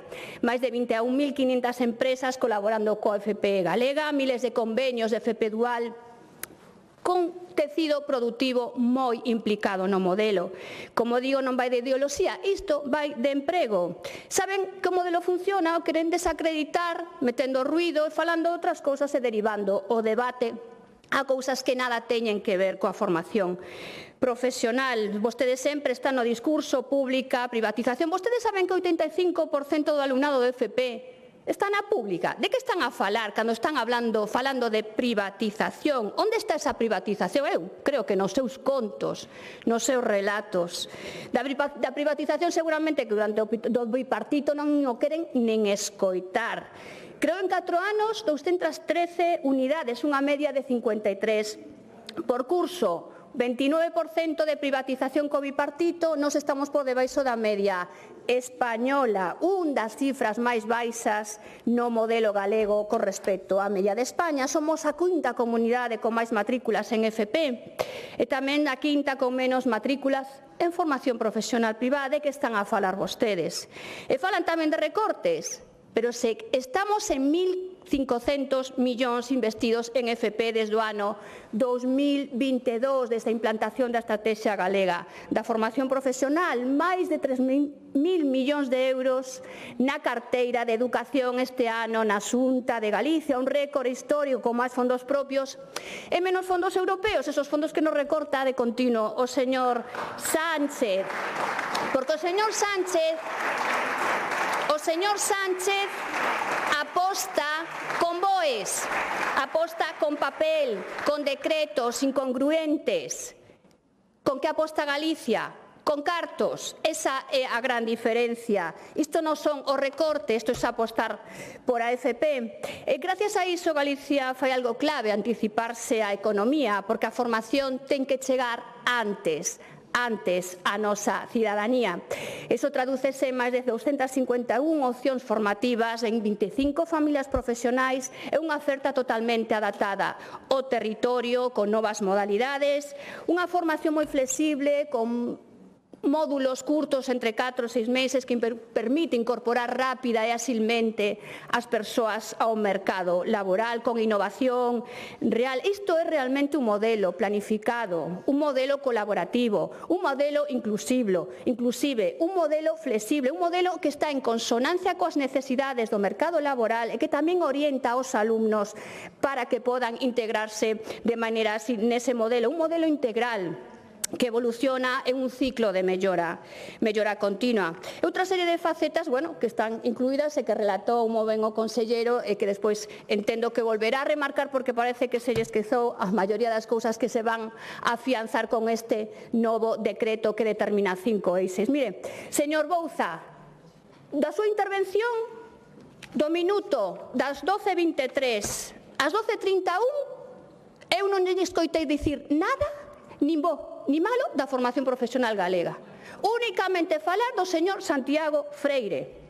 Mire, funcionario, coa cabeza ben alta o digo, funcionario, experiencia en xestión pública, cumpre cos requisitos. Mire, nos gañamos a selección, nos somos os que decidimos quen goberna Galicia, non vostedes. Non vostedes. Señora Fernández, máis do mesmo, a máis da súa metade da intervención co señor Freire. Es que claro, vostedes esconden os datos, non lles interesan os datos da formación profesional galega. O volvo a decir, teñen vostedes unha falta de responsabilidade coa formación profesional galega, coa cidadanía, co tecido productivo, con todos os membros do Consello Escolar e de toda a comunidade educativa, e veñen aquí única e exclusivamente a falar máis de metade do seu tempo da súa intervención. Mira, penso que falan vostedes do señor Freire, eu vou falar do señor José Tomé, que aquí sí que non o nomearon, aquí sí que o esconden, non? Aquí sí hai silencio, aquí non hai escándalo. Un home con unha querela da Fiscalía, Eso sí, aquí non esconden, non? Aquí calan. Isto non é política, señor Bouza, señora Fernández, isto é hipocresía. Claro, a min, el camín do Partido Socialista xa non me sorprende nada, coa acumulación constante de escándalos, coldos, ávalos, investigacións no torno político e cercano do señor Sánchez, o presidente do goberno. Mire, desvaciadas explicacións pendentes, como para vir aquí e ter que dar vostede a nos leccións ao Partido Popular. Dar leccións nos, o que teñen que facer é dar explicación, señor Bouza, é o que teñen que facer aquí.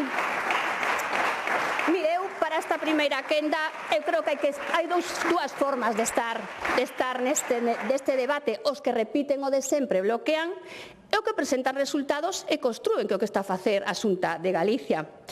Galicia aquí, mentres planificamos, investimos, innovamos, o Goberno central lexisla sen diálogo, cambia regras constantemente, será inseguridade no sistema. Cuestionar a FP galega non cuestionar un goberno, cuestionar o alumnado, o a profesorado, as empresas, o futuro de Galicia. Dese futuro de Galicia que a vostedes lles importa ben pouco, porque volvo a decir, nin un só dato, en máis da metade de intervención falando do señor Freire, territorial de Coruña, que o nomeamos nós, porque volvo a reiterar. Somos nós os que gobernamos. E nós témonos claro, a FP galega de prestixio, de confianza, A formación profesional galega é de utilidade, unha máquina de oportunidades que forma, emprega e fixa talento. Nós apostamos pola FP, vostedes queren sembrar ruído, distorsionar, eludir a debate, recoñecer o modelo da FP galega, que venlles viño esta noticia, señor conselleiro, nomeamento. Parece que aferráronse a ese tema e que da FP galega pouco lles importa. Máis nada, bon momento por esta quenda. Moitas gracias.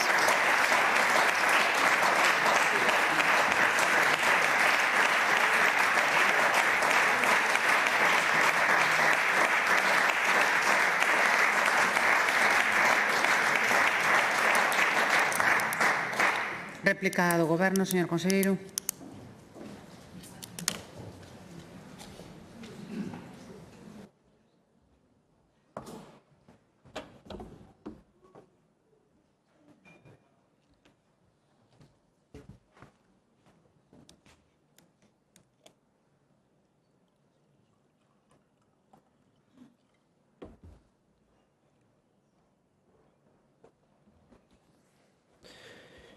Bueno, certamente, despois de escoitar aos dous portavoces da oposición, o portavoz do Partido Socialista e a portavoz do Bloque Nacionalista Galego, vexo que hai moi pouco interés pola formación profesional. Ustedes viñeron aquí a hablar do que din vostedes su libro. E hablaron de su libro. Eu viñen a falar do meu. O meu é a potenciación da formación profesional.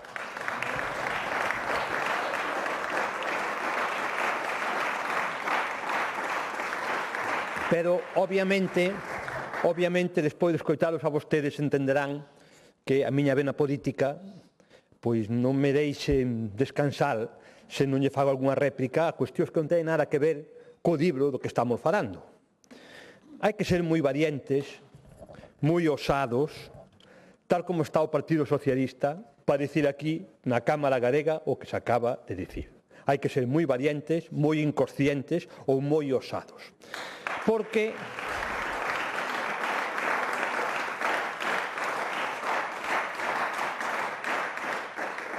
falar da adecuación ao posto de traballo. Eu supoño que o señor Freire sabrá onde está o seu despacho. Falar de machismo. Falar de acoso. Home, eu podía aquí empezar a repetir nombres coñecidos no conxunto de España e quedarme tan tranquilo. E faríamos un e tú máis. Non o faríamos. Non, por suposto que non. Jéssicas, Tomés, Cordos, Sábaros, Salazares, Zapateros, Begoñas. Cantos máis quere que lle cite? Cantos máis quere que lle cite? Pero vostede non se dá conta, non, digo por Zapatero, digo por Dersi. Aparte Zapatero é unha persona, eu creo que hai que aprender del. Mira que é un gran consultor, un gran consultor que cobra unhas cantidades económicas por facer uns informes ben positivos, influencia, seguramente. Se fora TikToker, sería unha auténtica maravilla, sen dúbida alguna. Mire, pero vostede non se dá conta que e tú máis.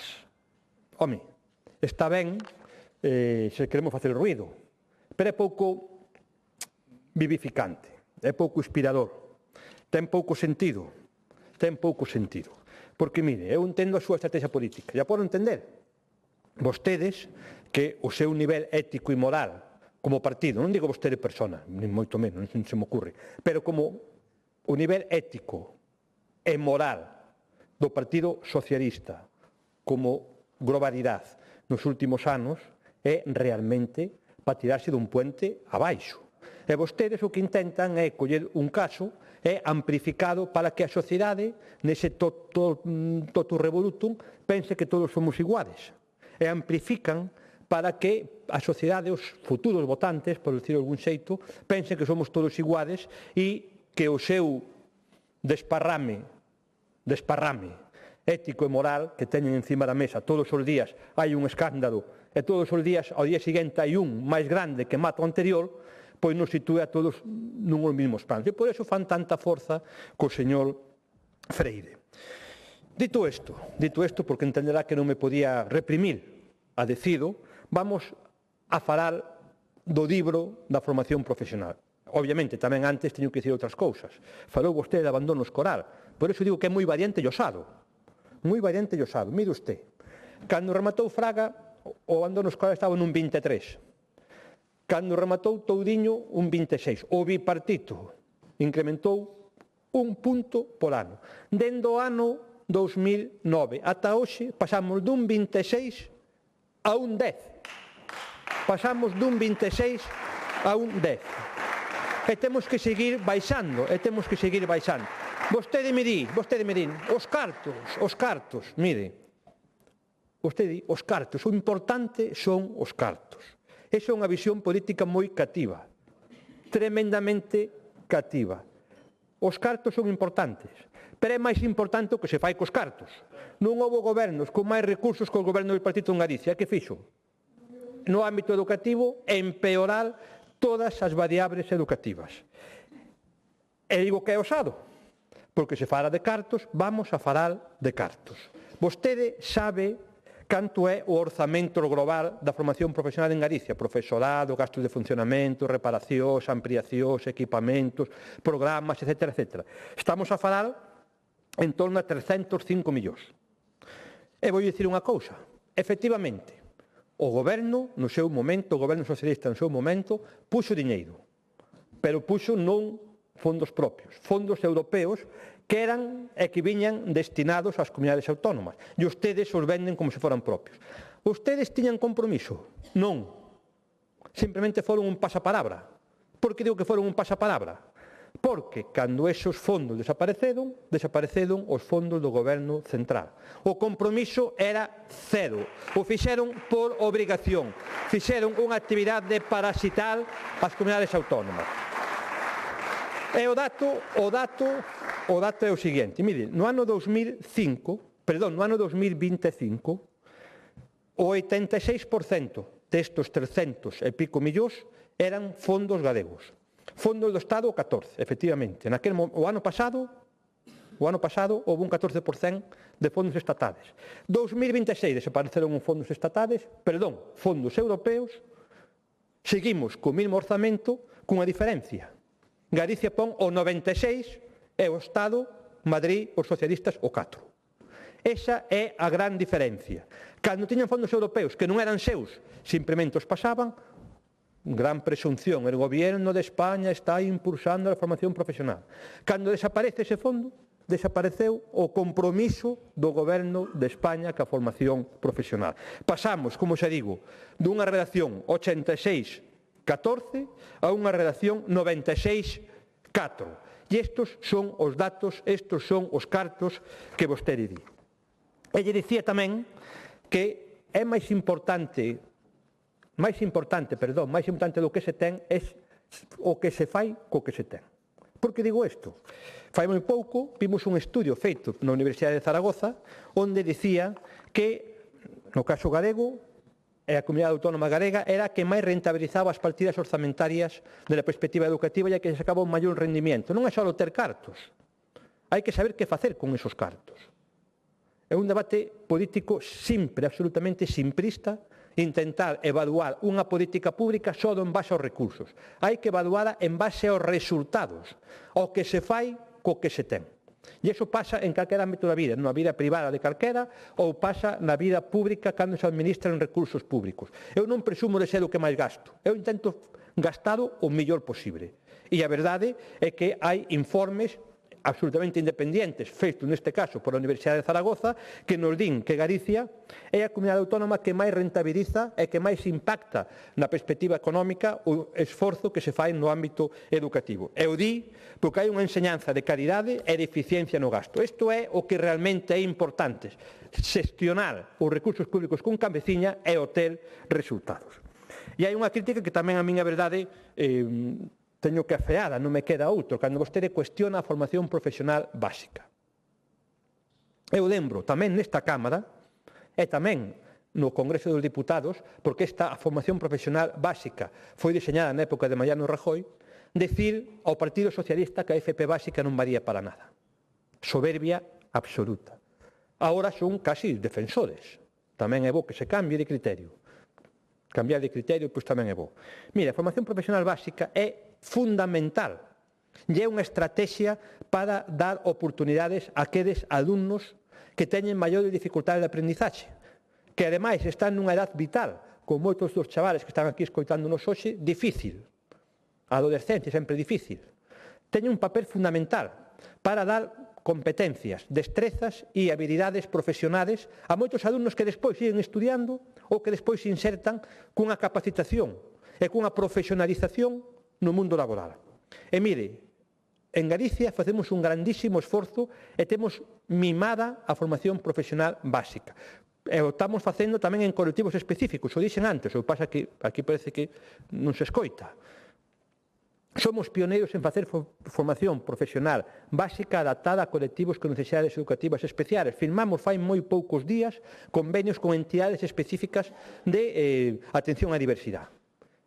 Só do que deamos unha oportunidade a unha persona que de non facer esta formación non teria posibilidade ningunha de insertarse no mundo laboral, estaría absolutamente fora, digamos, da sociedade tal como entendemos, só con que fixéramos unha xa estaría justificado, absolutamente justificado. É que se cuestiona a formación profesional básica que é capaz de titular ao 65% do alumnado que a forman, os primeiros de España, pero con moitísima diferencia.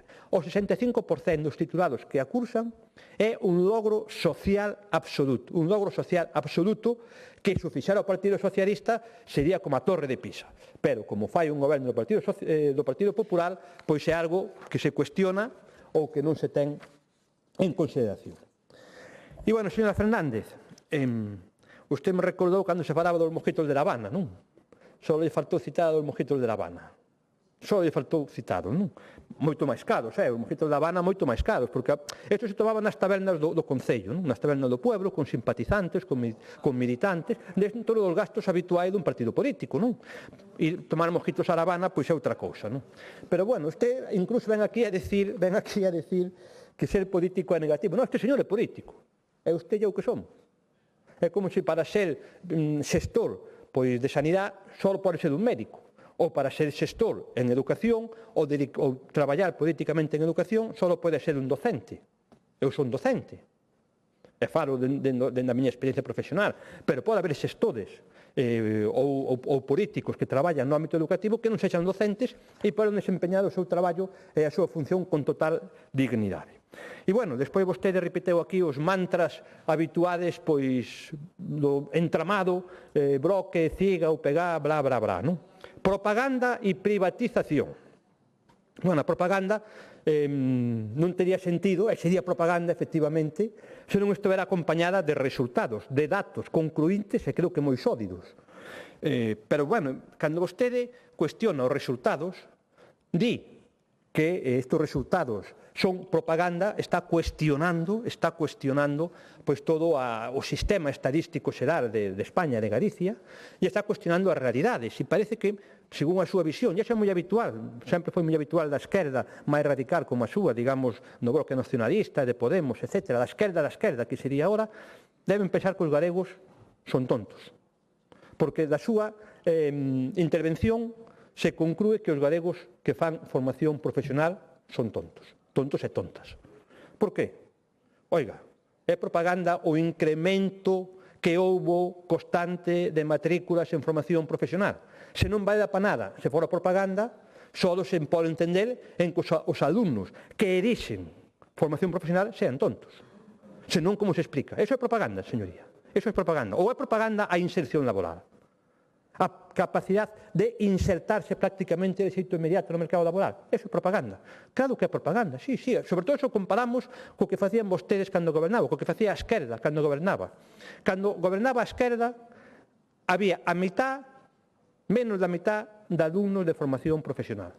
E desa menos da mitad se insertaba un tercio. Hoxe hai o dobre de alumnos e se insertan prácticamente o 100%. Na FP Dual o 100% e na ordinaria o 86%. Pero para vostedes eso é propaganda. Absolutamente propaganda. Bueno, pois bienvenidos.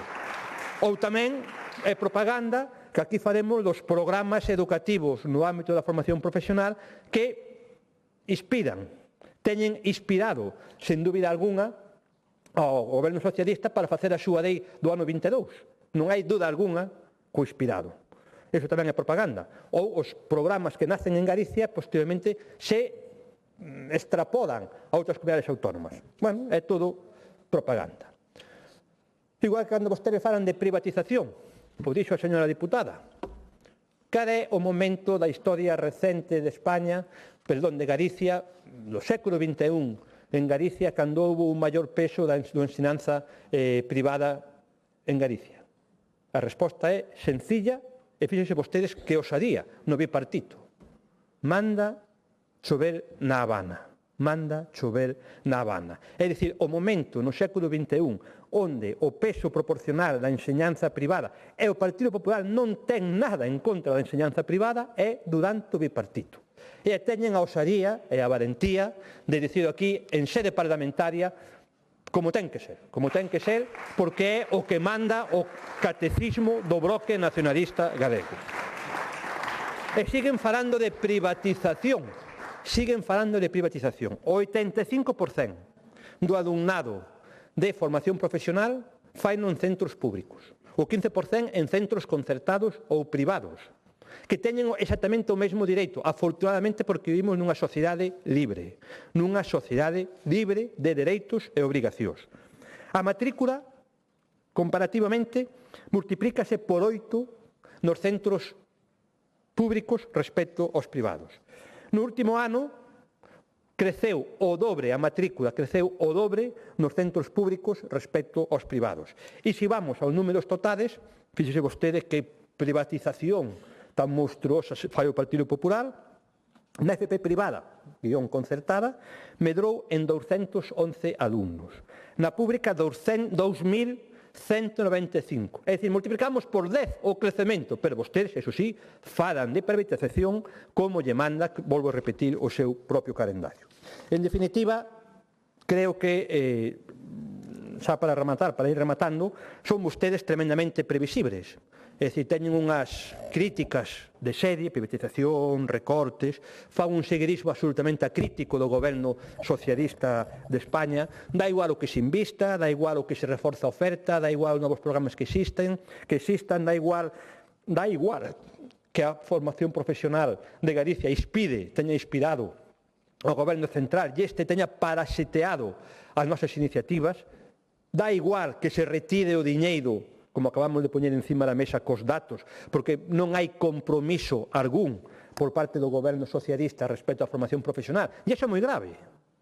Moi grave. Eu digo porque a formación profesional, creo que o repetín en moitas ocasións, e creo que calquera persona con sentido común o ve, a formación profesional dá oportunidades, forma as persoas, dá competencias profesionales, persoas que despois se van a insertar de xeito prácticamente inmediato nos sectores productivos, nas empresas, no mundo laboral, van a ter unha vida digna e van a poder desenvolver unha profesión que vai posibilitar que os sectores productivos, por extensión Galicia, teñan maior capacidade competitiva e poida generar riqueza no país. E é algo tan vertebral, un eixo central para Galicia, a ustedes lle dá absolutamente igual, e ao Partido Socialista lle dá absolutamente igual, pois é realmente para estar preocupados. Tamén é certo que cando vostedes gobernaron, os datos ratifican a despreocupación que teñen tido e teñen por a formación profesional. E tamén, se vamos un pouco atrás, e facemos un pouco de memoria, todos os grandes pasos, os grandes fitos, as novas modalidades, os novos programas que se puxeron en marcha en Galicia nos últimos anos, sempre recibiron a mesma calificación por parte de ustedes. E é non. Cando se puxo en marcha a formación profesional dual, ustedes eran non. Cando se puxeron en marcha os centros integrados de FP, a súa resposta foi non. Cando se puxo en marcha o ensino a distancia, que iso dá moita flexibilidade e moitas oportunidades a persoas que a mellor non poden estar 5, 6, 7 horas no centro educativo, vostedes dixeron non. Vostedes están dicindo non a todos e cada un dos grandes pasos, dos grandes avances que hai en esta materia. E estou seguro que están dicindo non, van dicir non ao novo decreto. Xo dixeron, de feito, nos medios de comunicación. E, obviamente, ao final, son dúas formacións políticas prexudiciais para a formación profesional. Xo dixen, o Partido Socialista, por incapacidade, por desidia, por espírito de parasitear a formación profesional galega e de outras comunidades autónomas, o pouco que fixo, o fixo mal.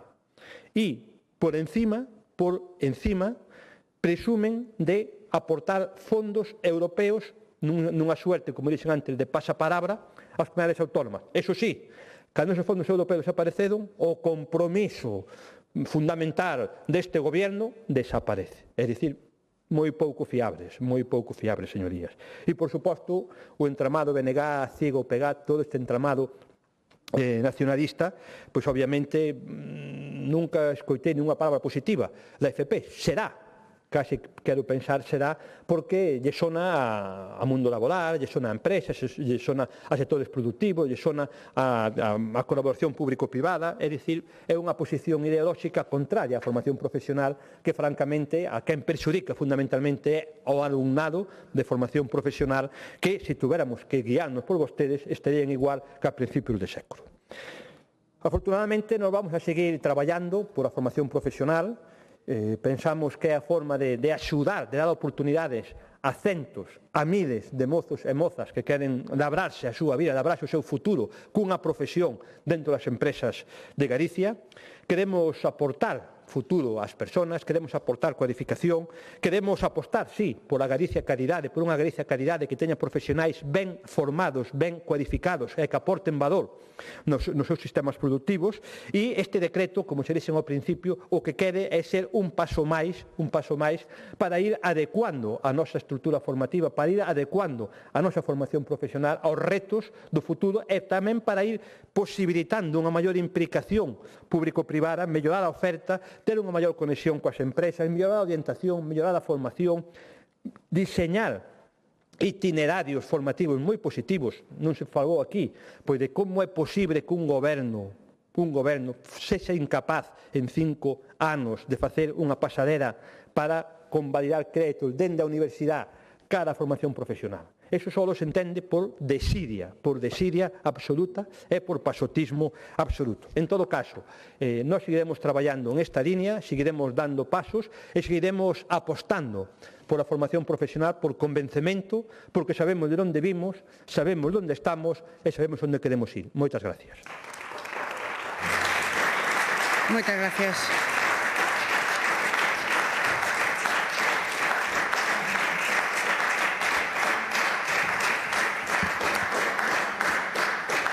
Continuamos coa rolda especial de aclaracións. Entendo que o Grupo Mixto renuncia. Ten a palabra o señor Bouza.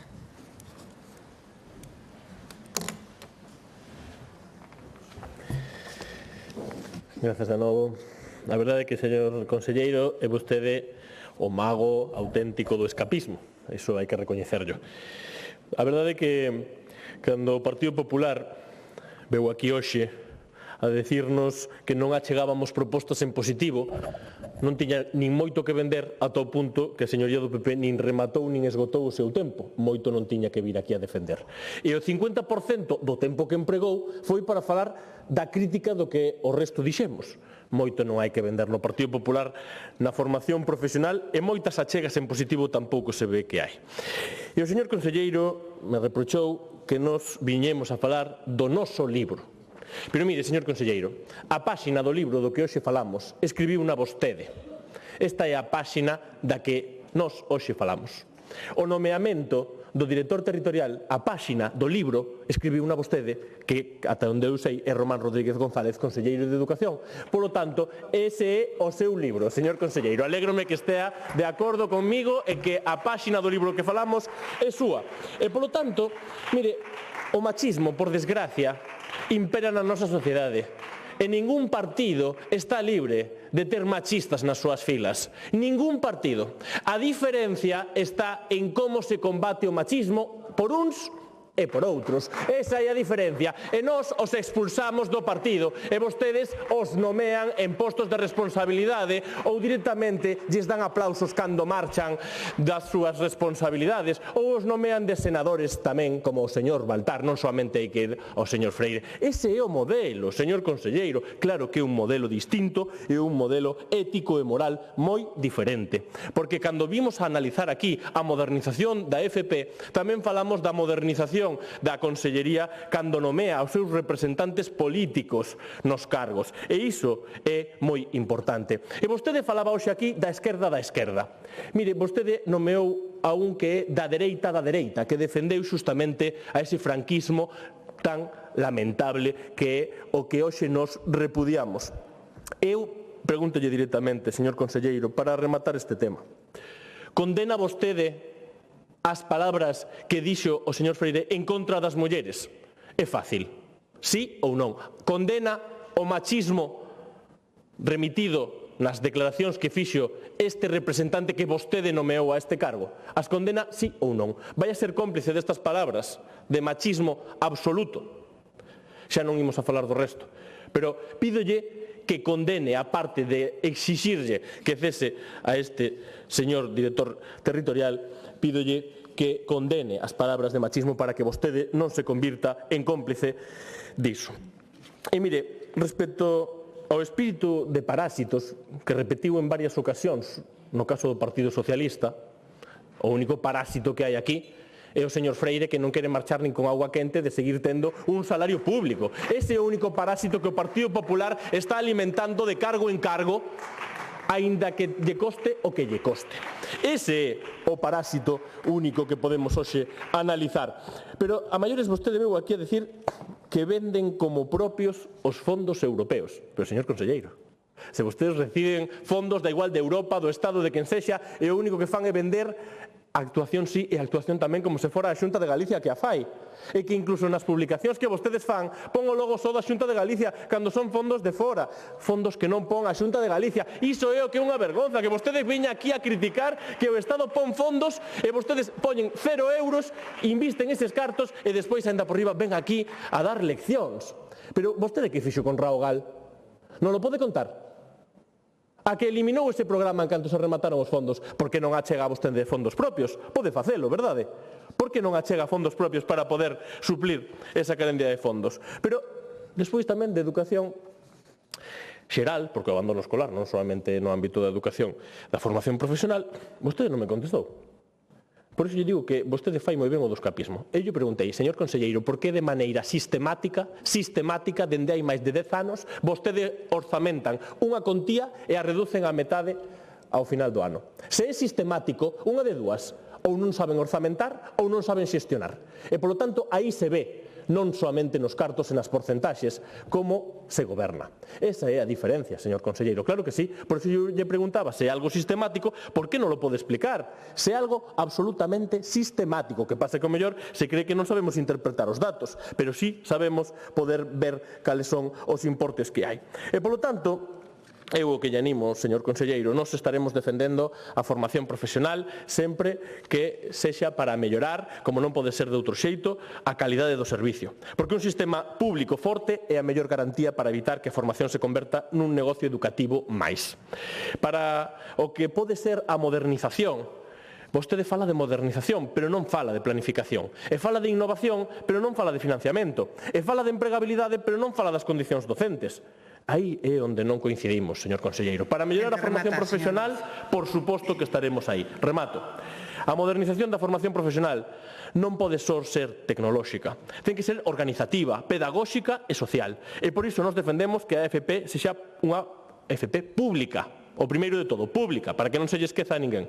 Forte, inclusiva, gratuita e de calidade. E se a Xunta quere modernizar de verdade ese modelo, terá o noso apoio. Se o que pretende seguir trasladando responsabilidades aos centros sen recursos, terá a nosa crítica, ou se pretende a confrontación co Estado, tampouco conte con nós, señor conselleiro. Galicia precisa unha formación profesional á altura do talento do seu alumnado e do compromiso do seu profesorado. Grazas.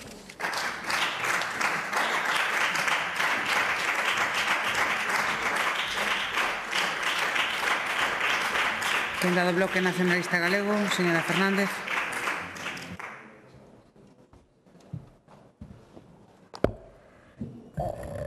Ben, señor conselleiro, vostede ven aquí a facer propaganda pura e dura mentras ten descontentos a todos os sectores da formación profesional. eso sí, agás as empresas, porque a FP do Partido Popular precisamente está feita para agradar as empresas e vai contra as necesidades que ten o alumnado dentro das súas aulas. Se este goberno do Partido Popular realmente apostara por unha FP forte e ben dotada para a formación do alumnado, estaría reorganizando o mapa de centros galegos para que as comarcas teñan acceso a ciclos relacionados cos seus sectores productivos, facilitando un transporte escolar que garanta a proximidade, ademais. O Partido Popular autoriza estes ciclos na privada, mentras non hai oferta pública, como acontece na Costa da Morte coa familia profesional agraria. Empresas que se converten en formadoras do seu sector, colexios privados e concertados impartindo a FP pola caída da natalidade, academias de oposicións, empresas que non teñen nada que ver coa formación. Solamente en Vigo hai un 60% da FP que xa está en mans privadas e que acapara as prácticas en empresas.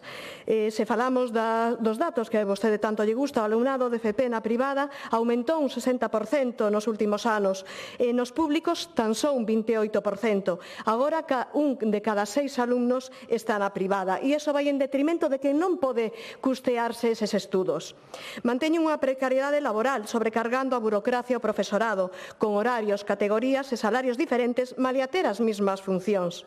O alumnado permanece sen profesorado por problemas coas listaxes de sustitucións nalgúnas especialidades. O Partido Popular presudica as direccións dos IES que imparten ciclos por falta de recursos económicos para o material preciso para contratar as actividades cando non contan coas instalacións ou talleres aceitados. A aplicación do decreto galego da FP con novas figuras como profesor asociado, que vostede falaba, o experto do sector productivo, ou sénior de empresa, contratados directamente polas direccións dos centros, non van a ter os mesmos requisitos que se lle exixe ao resto dos docentes. E hai dúas consecuencias claras: a redución do cadro de persoal docente e o empeoramento das condicións laborais, porque estas tres figuras abren a porta á privatización da docencia no sistema público. A privatización, señor conselleiro. Un exceso de horas prácticas en detrimento do resto dos módulos e da calidade educativa, nun 45% que vai repercutir na baixada de horas e a supresión de profesorado, así como na reducción de contidos no resto dos módulos. Ou a sobrecarga horaria no inglés profesional en familias profesionais onde non é para nada prioritario, cando o alumnado interesado xa estaba complementando a súa formación nas escolas oficiais de idiomas. Suprimiron vostedes o módulo de lingua galega, no que o alumnado conseguira o CELGA 4 na FP. É certo que no seu mundo tan pequeniño que vostede falaba non existe o galego.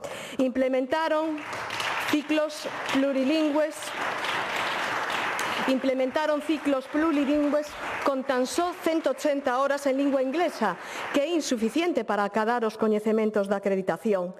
Crean a FP acelerada, que desvirtúa os coñecementos do alumnado para enfrontar con seguridade unha profesión, así como a sobrecarga do profesorado que sustitúe a formación que deberá ser a cargo das propias empresas. Mantense oferta con 4 matrículas, mentres hai centos de persoas en listaxe de agarda para outros ciclos formativos de maior interese. Coa implantación da FP adaptada, da que vostede falaba, obvian a igualdade de oportunidades e inclusión educativa do alumnado, cando a FP básica debía dar resposta, claro, sempre que vostedes aporten os efectivos necesarios para eso. O BNG sempre vai estar en contra de separar o alumnado con diversidade, porque é un dereito para eles que poidan participar na comunidade educativa en igualdade de condicións para unha inclusión real e efectiva. Así que, en definitiva, o Partido Popular demostra unha vez máis a falta de compromiso co ensino público, desviando recursos, prazas e alumnado para beneficiar un gran nicho de negocio ás empresas privadas, non tendo en conta a opinión e as demandas da comunidade educativa e tomando as súas decisións, como sempre, pola porta de atrás. Conselleiro, compareceu hoxe, polo tanto, para ter o seu minuto de gloria nos medios e desviar a atención do que realmente está acontecendo. Vostede dirixe un departamento pensado únicamente nos obxectivos ideolóxicos do Partido Popular e aínda se permite falar de neutralidade aquí. Todo o grupo parlamentario aplaudía hai un intre cando a súa portavoz falaba do señor Freire. Bueno, dime con quen andas e o resto da frase xa coñece ben. E señor Rodríguez, quedounos claro hoxe, moi claro, que o Partido Popular precisa políticos e políticas que den a cara por vostedes ante as familias, que sexan quen de ameazar as AMPAs por protestar ante a falta de profesorado, pola precariedade das instalacións educativas ou pola falta de atención específica do alumnado con diversidade. O Partido Popular precisa tamén persoas con perfís político matón para intimidar as direccións dos centros para que non faciliten datos ás familias, por exemplo. E un goberno ao fronte da Xunta que fai todo isto é evidente que precisa persoas como o señor Freire, un cadáver político sen experiencia, pero sen escrúpulos de ningún tipo. Ose, señor Rodríguez, deixe tanta publicidade e anuncia aquí mesmo no Parlamento a destitución desa persoa que acaba de nomear como director territorial na provincia da Coruña. Moitas gracias.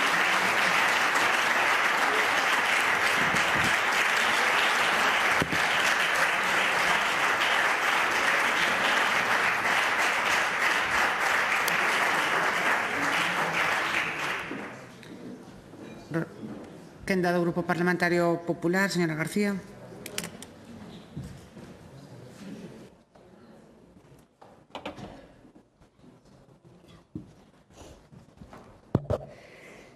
Grazas novamente, presidenta, señorías. Despois de escoitalos aquí na súa segunda quenda, a verdade é que xa queda bastante claro que lles importa a vostedes a formación profesional, porque ou falaron pouco ou prácticamente nada. Nin do volumen de alumnos que elixen a formación profesional en Galicia, nin do volumen de alumnos que representa o alumnado en formación profesional en Galicia con respecto a outras comunidades. Ningún modelo equitativo, universal, público, 85% dos alumnos están na pública, non distorsionen os datos. Un modelo accesible, adaptativo, inclusivo, un modelo que traballa codo co tecido productivo, porque realmente son eles os que van a empregar os alumnos que formamos na formación profesional. Un modelo que colabora coa innovación, un modelo que elabora e colabora con proxectos de investigación. Un modelo que é o que realmente necesita a formación profesional galega para que a nosa comunidade siga sendo unha comunidade competitiva no futuro de España e a nivel internacional.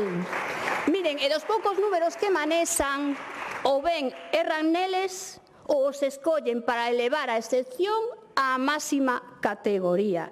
Iso é o que vostedes están a facer de continuo neste debate, porque cando non poden discutir os datos, pois como digo, os escollen selectivamente ou ben cambian de tema. E iso se fixeron con bastante claridade, porque aquí hai algo de fondo que hai que decir claro. O problema é que non entenden no modelo ou non creen el, en que non lles importa o modelo da formación profesional. Mire, señor Boza, vostede aludía outra vez os gastos do 423B. Mire, xa o dixemos en continuadas ocasións. Os gastos cámbianse de partida, porque así se poden facer a outras, a persoal, a funcionamento. Ademais, o Consello de Contas compara o crédito inicial co final e ademais non o compara co ano natural. A educación funciona como ano escolar, señor Bouza, non distorsione, non aluda cousas que non son e non emita a verdade. E iso tamén vese no discurso do BNG, co seu sindicato, da Cigansino, ataques ao privatización, que este modelo con este decreto ataca o profesorado, que falan de privatización, que falan de reducción de costes, que incluso chegan a dicir que incorporar profesionais das empresas é un problema. O aludía a señora Fernández, que a AFP non pode contar con expertos do tecido productivo, que eso desprofesionaliza. Entón, que queren vostedes? Para vostedes o problema é que a AFP se pareza á realidade que necesita o tecido productivo.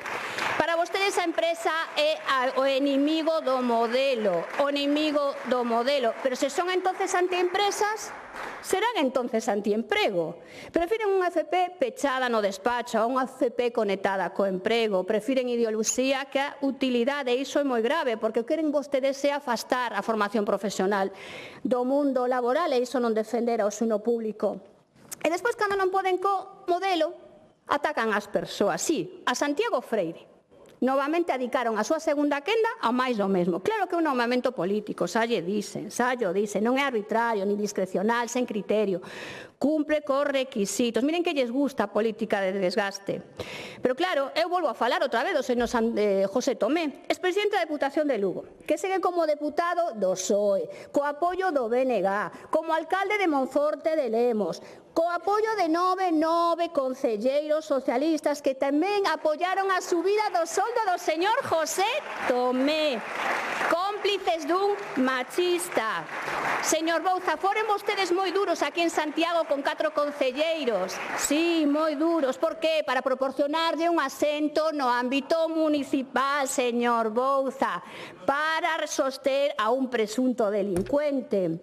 Vostedes normalizan esta situación, pero para min o máis duro é ver como seguimos a escoitar escándalo tras escándalo no goberno central. E diso digo eu que leccións ningunas, máis ben explicacións. Mago a voceiros que vostedes se van respaldando. O señor Tomé, maquiavélico, véndense vostedes por ben pouco. E como digo, repito, señor Bouza, leccións do PSOE ningunha. Escándalo permanente do caso Coldo, contratos amañados, mordidas, empresarios amigos e prostitutas pagadas en comisións ilegais, os secretarios de organización Ábalos e Santos Cerdán imputados, un deles ministro depurado, pero aferrado hace moi pouco a un acta de diputado. E case un terceiro, señor Bouza, o señor Paco Salazar, ve que ollo ten o presidente Sánchez, 3 secretarios de organización, os 3 metidos en escándalos moi dudosos. Mire, repiten feminismo, educación, isto respecto a mulleres, isto é educación, e hoxe estamos a falar aquí de educación, isto non é educación. E frente a SDN do PSOE, esa cultura, é unha cultura estrutural do PSOE.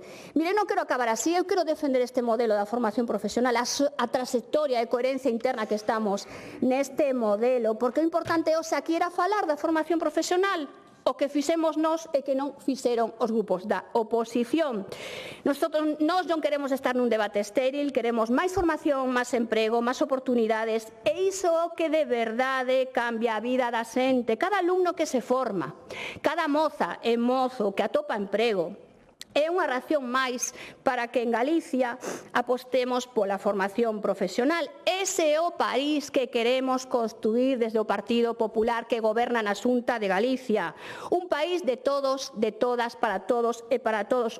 Un modelo que representa esa Galicia a calidade que estamos entre todos a construir no Partido Popular. Máis nada e moitas gracias. Moitas gracias.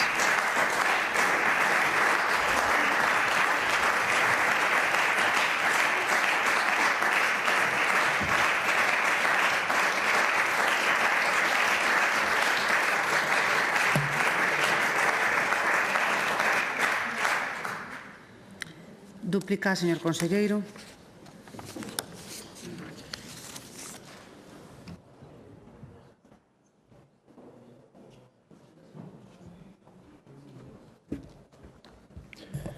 Bueno, moitas gracias, presidenta. Bueno, a verdade é que xa neste turno de pecha eu tamén quero falar, como dixen ao principio, pois de formación profesional e falar deste libro, non? Hai unha cuestión, señor Bouza, que llevou a decir respecto á partida de abandono escolar, xa lle dixo técnicamente como é. Ese argumento o utilizou o señor Guillermo Meijón xa fai moitos anos. Fíjese usted onde está o señor Guillermo Meijón. Pero claro, vostedes falan, o abandono escolar está mal porque unha partida que técnicamente ten unha explicación non se executa. Pero é a caída constante ao longo dos anos, que é máis importante? Que é máis importante? A ver, que haya unha caída constante, progresiva, anual do abandono escolar, o importante que é, non é nada máis injusto que un mozo ou unha moza salga á rúa sin ningún tipo de preparación ou cualificación, porque iso o leva a itinerarios vitales pois moi complexos e difíciles, non? Que é máis importante? Que técnicamente hai unha técnica contable orzamentaria ou que realmente se logre o obxectivo? Para nós é o obxectivo. Para vos xa, dende a época, para o Partido Socialista, dende a época do señor Guillermo Meijón, e mire que pasado un ano levan repetindo en todos os debates a mesma cantinera, e nós lle respondemos o mismo. Bueno, poñamos un empate dialéctico, pero o importante é o resultado, e o resultado é a caída constante, progresiva dos alumnos que pasan a abandono escolar. E iso é o que nos preocupa e o que nos ocupa. E dito isto tamén, señora Fernández, usted insiste constantemente, igual co seu entramado político social, Bloque, CIGA, UPG, etc., na propaganda. O din sempre, sempre. E tamén digo, oiga, pero como é posible que ustedes non vayan ver os resultados da política educativa? Un alumno ou unha alumna que fai formación profesional que se inserta no mercado do traballo, según vostedes é propaganda. Por que se matriculan os alumnos?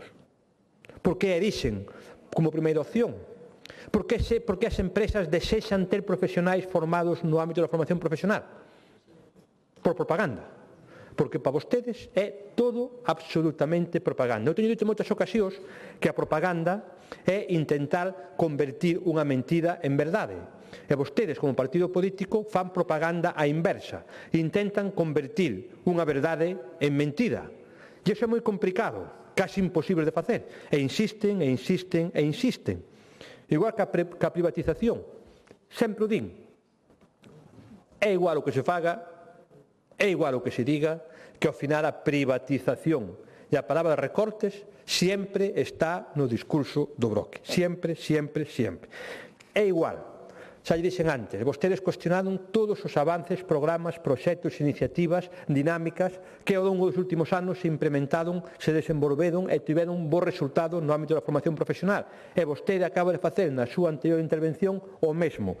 Din non a formación acelerada, xa a cuestionan, dixeron non, están dicindo non aos profesores asociados. Que problema hai? Que problema hai que un profesional cualificado, especialista nunha materia concreta, sexa capaz de compartir o seu know-how, o seu coñecemento co alumnado? Iso é malo. É malo para o alumnado. É malo para o país. É malo para as empresas. É malo para a creación de riqueza. Iso é malo. Porque se é malo, pois realmente, como formación política, teñen moi pouco que aportarlle ao país. Falan, incluso aquí, cuestionan o plurilingüismo en formación profesional. As competencias lingüísticas nas linguas oficiales se adquire na ESO. Se adquiren ata ESO, no ensino obrigatorio. No ensino da formación profesional ten un carácter profesionalizante. E por eso apostamos claramente, porque sabemos que estamos nun momento onde temos que apostar por a internacionalización, apostamos que haya plurilingüismo na formación profesional. Fomos das primeiras comunidades autónomas que o fixemos. E despois, obviamente, apareceu nunha lei do Estado. Pero fomos os primeiros en facelo. E creo que iso é darlle oportunidades aos chavales. Xa o dixen, Galicia é a comunidade autónoma de España onde os alumnos teñen o mellor nivel de inglés. E tamén dixen, o dixen nesta Cámara, que Castilla e León é a peor. Creo que aquí se poden sacar moitas conclusións. E tamén cuestionar a formación profesional básica adaptada.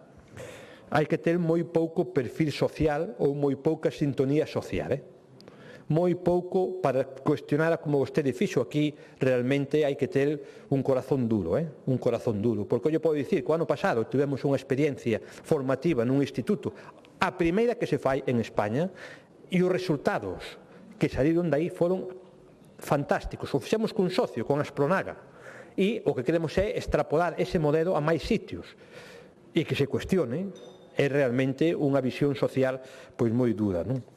E tamén falou vostede de Vigo. Vigo Vigo e a súa contorna é o territorio de Galicia onde hai unha maior oferta de formación profesional. En concreto, 13.286 plazas. E a matrícula de formación profesional nos últimos anos medrou un 4,08 na pública e un 0,1 na privada. Repito, 4,8 de incremento na pública, 0,1 na privada. E nós non temos nada en contra da privada, pero vostedes, que se o teñen, non se dan cuenta que os datos non responden ao que vostedes din, a propaganda inversa que vostedes din. E tamén vostedes, señoría, falar de compañías, que a compañías que ten o BNG, cal fotos que se fai o BNG con algún partido político cuyos membros todos sabemos o que foron e o que foron capaces de facer. E o que foron capaces de facer non fai moitos anos é realmente para botarse a tembrar, Igual que cando vostedes toman como modelo, porque casi parece un chiste, cando vostedes toman como modelo públicamente o Partido Comunista de Vietnam. E que o BNG se iba a unir ao Partido Comunista de Vietnam en estrategias, programas, líneas de colaboración. Eso é un chiste de Torrente. Básicamente, eso é un chiste absolutamente que podría salir en calquera das series de Torrente. Realmente sorprendente, digamos, a perspectiva ideolóxica, digamos, o mimetismo ideolóxico que teñen vostedes. En todo caso, se aportaron datos, non lle fixeron nin caso aos datos, pero os datos están aí. Ustedes estamos seguros que van seguir cuestionando, dicindo que non prácticamente a todo, pero nós vamos a dicir tamén o que temos que dicir, porque é a realidade da Galicia de hoxe. E a realidade, neste caso, da formación profesional galega. E vamos a seguir falando de que temos máis alumnado que nunca, afortunadamente, porque cada alumno é unha oportunidade de futuro. Cada mozo, cada moza ou cada persona que non sendo tan mozos nin tan mozas buscan unha segunda oportunidade, ou cada persona que ten dificultades de aprendizaxe ou algún tipo de discapacidade pode formarse na formación profesional, é para estar absolutamente orgullosos de que lle estamos dando unha oportunidade formativa, laboral e de futuro a estas persoas. E canto máis se inserten no mercado laboral gracias á colaboración das empresas, millor, porque a educación en xeral e a formación profesional en particular non é un fin en si mesmo, é un medio, e é un medio para darlle oportunidades aos centos, aos miles de persoas que queren desempeñar unha vida plena cunha formación e cun traballo. Ou cando se fala da colaboración coas empresas. Vamos a seguir traballando e colaborando coas empresas, sen dúbida alguna, ou innovando, ou buscando novas vías. Non teñan a menor dúbida de que vamos a seguir nesa línea, porque entendemos que é a línea que lle convén, primeiro, a cada un destes alumnos a nivel individual. Segundo, as empresas de Galicia e terceiro, ao conxunto de Galicia como país. Creo que temos que seguir traballando, mellorando. Quedan moitísimas cousas por facer, queda asentar aínda máis unha auténtica política de país estructural como é a formación profesional. Temos que seguir fixando talento ao territorio. Xa dixen antes, con 96% dos alumnos que fan formación profesional se quedan en Galicia durante o seu primeiro emprego. Temos que mellorar a cualificación das persoas, a competitividade das empresas, xenerar emprego de calidade, crear cohesión social, dar, en definitiva, oportunidades para que todas as persoas poidan desempeñar unha profesión digna e poidan ter, ben sexa nun ciclo acelerado, ben sexa nun ciclo de alta especialización, ben sexa nun máster, ben sexa nun ciclo de FP básica adaptada ás necesidades educativas especiales, todos en cada un das súas circunstancias poidan formarse, adquirir competencias, adquirir destrezas e, en definitiva, poder medrar como persoas, como profesionais e poder facer a súa vida nunhas condicións mellores. Xa remato dicindo que o actual decreto pois é un paso máis nunha senda, nun camiño no cual non nos vamos a despistar. Como xa dixen antes, sabemos o que queremos facer e temos un compromiso constante. Nós non retiramos os fondos europeos cando non nos chegan, temos un compromiso constante, absolutamente certificado por a formación profesional, porque sabemos que apoiar a formación profesional é apoiar a miles e miles de persoas e apoiar, en definitiva, o futuro de Galicia. Moitas gracias. Moitas gracias.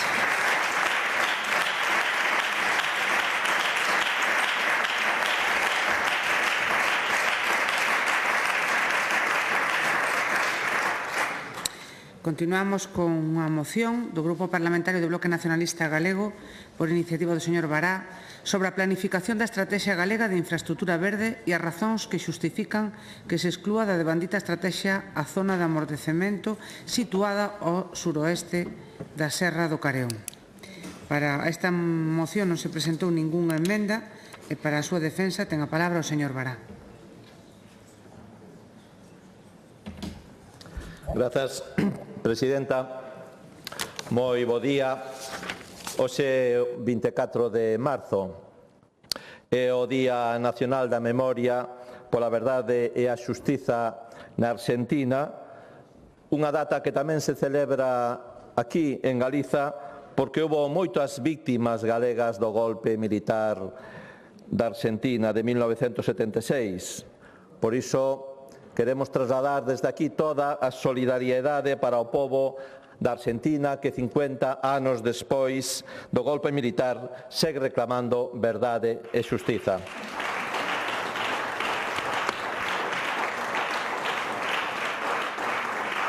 Verdade e xustiza que tamén reclamamos en Galiza 90 anos despois do golpe militar fascista de 1936. O golpe militar e o xenocidio que celebra o novo delegado territorial de Educación na Coruña, o señor Freire. Vostedes levan o ADN franquista fundacional, lévano en vea e non se desprenden del. Este señor conselleiro de Educación, este señor non cumpre os requisitos mínimos para ocupar un posto de responsable público, pola súa falta de exemplaridade na xestión dos recursos públicos, pola súa falta de educación e pola súa falta de respeto ás mulleres e ás vítimas do franquismo. Ten que cesar inmediatamente a este señor Rodríguez. O que pasa é que temos un PP aquí na Galiza que está botado ao monte. Está botado ao monte, ainda que o presida a reencarnación do Dalai Lama, o señor Rueda, está botado ao monte. E vémolo na súa actuación en todos estes temas que estamos falando. Tranquilícense, que estou empezando.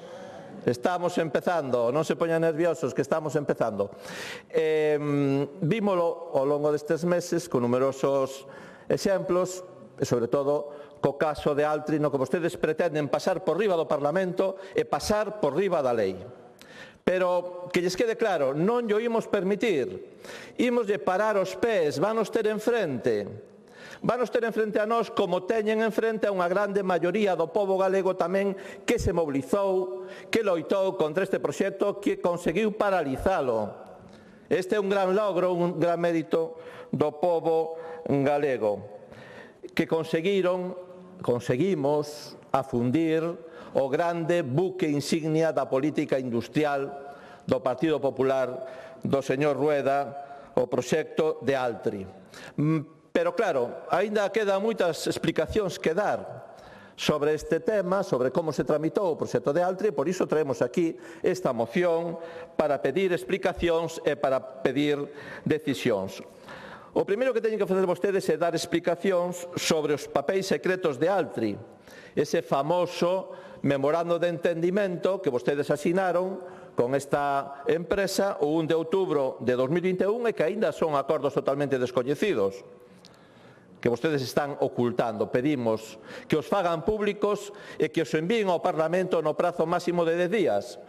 Porque, ademais, vostedes dixeron, o día que se coñezan estes documentos, vais a ver que non había nada. Pois se non había nada, que problema hai en enviálos ao Parlamento? Quen oculta é que algo teme. Así que cumpran o que lles manda a lei e o que lle manda o regulamento do Parlamento e envíen esa documentación a esta Cámara. En segundo lugar, teñen vostedes que dar explicación sobre a modificación tamén da estrategia de infraestructura verde. E solicitamos que fagan pública e envíen ao Parlamento no prazo de 10 días os documentos que supostamente avalaron ese cambiazo que fixeron na estrategia na zona de amortecemento do sudoeste da Serra do Careón, nos terreos justamente no que estaba previsto o proxecto de Altri. O Tribunal Superior de Xustiza díxolles que tiñan que repoñer esa protección, esa zona de amortecemento. Alguén na Consellería debeu decir que había que facer ese cambio, haberá algún informe técnico que o avale, polo tanto, pedimos que o envíen ao Parlamento. Pero a realidade é que non hai ningún informe técnico, non hai, foi unha decisión política que vostedes tomaron para favorecer os intereses de Altri fronte ao interese xeral. E non hai mellor exemplo para definir o papel que xoga o Partido Popular en Galiza. Vostedes son o cabalo de Troia do gran capital internacional que para iso os poñen vostedes onde están, para que favorezan os seus intereses, para que cambien as leis, para que fagan leis a medida, para que defendan axudas a dedo millonarias de centos de millóns para eses proxectos que se van adiante, grazas a este que non foi, pero se van adiante, o que fan é perxudicar a moitos outros a centos de proxectos de pequenas e medianas empresas galegas e de cooperativas que están ameazadas por estes proxectos depredadores. Esta é a diferenza entre vostedes e nós.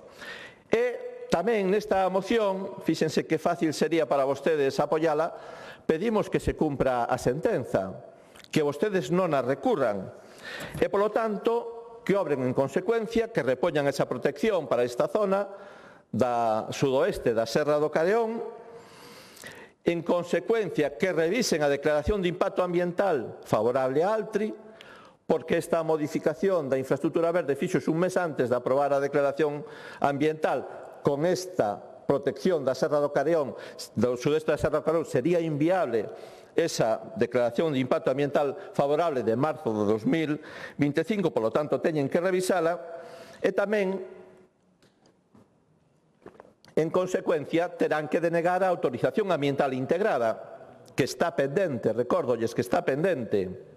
A todo isto hai que decir que Altri non renunciou a seguir tramitando o proxecto, dixo que ia presentar alegacións a esa decisión que aínda non vimos en papel da Xunta de Galiza. Por lo tanto, o proxecto segue vivo, a maneira de darlle un carpetazo definitivo é poñendo negro sobre branco e facendo un informe negativo da avaliación ambiental integrada como consecuencia desta sentenza do Tribunal Superior de Xustiza de Galiza.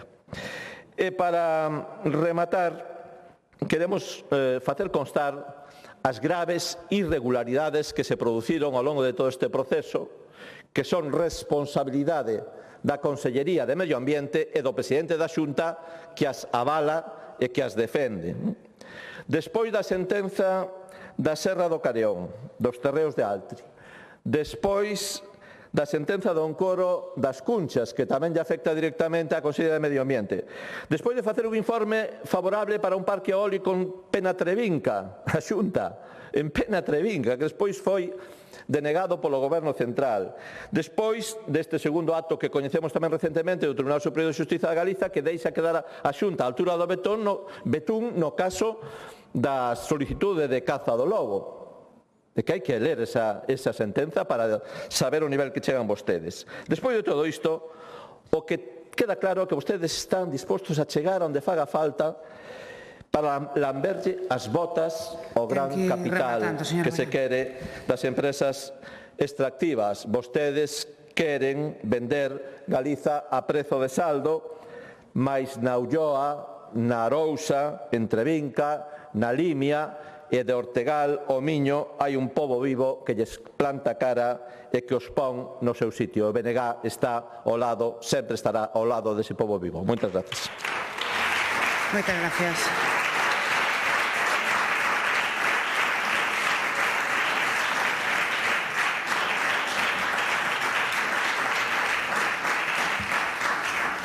O voceiro do Grupo Parlamentario Mixto renuncia ao seu turno e ten a palabra o representante do Grupo Parlamentario do Partido Socialista, o señor Bouza.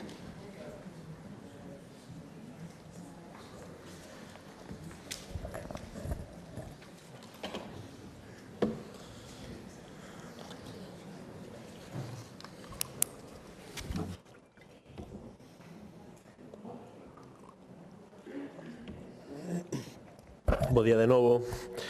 Hoxe debatimos unha cuestión que para nós, sempre que falamos de medio ambiente, que falamos especificamente do control que ten que facer a Xunta nesta materia, é unha cuestión importante, trascendental e que non deixa de sorprender as noticias que hoxe nos atopamos como que o pacto oculto de Altri provoca un cisma inédito en 10 anos de historia da Comisión de Transparencia. A Xunta de Galicia xa non sabe que facer con tal de non entregar a documentación, a información na que a propia Xunta de Galicia se fachendeaba de ter, de saber, de coñecer, de poder consultar e que insinuaba ou dicía ou afirmaba ao propio presidente da Xunta que cando víramos o resto desa información poderíamos concluir que realmente Altri era un bo proxecto.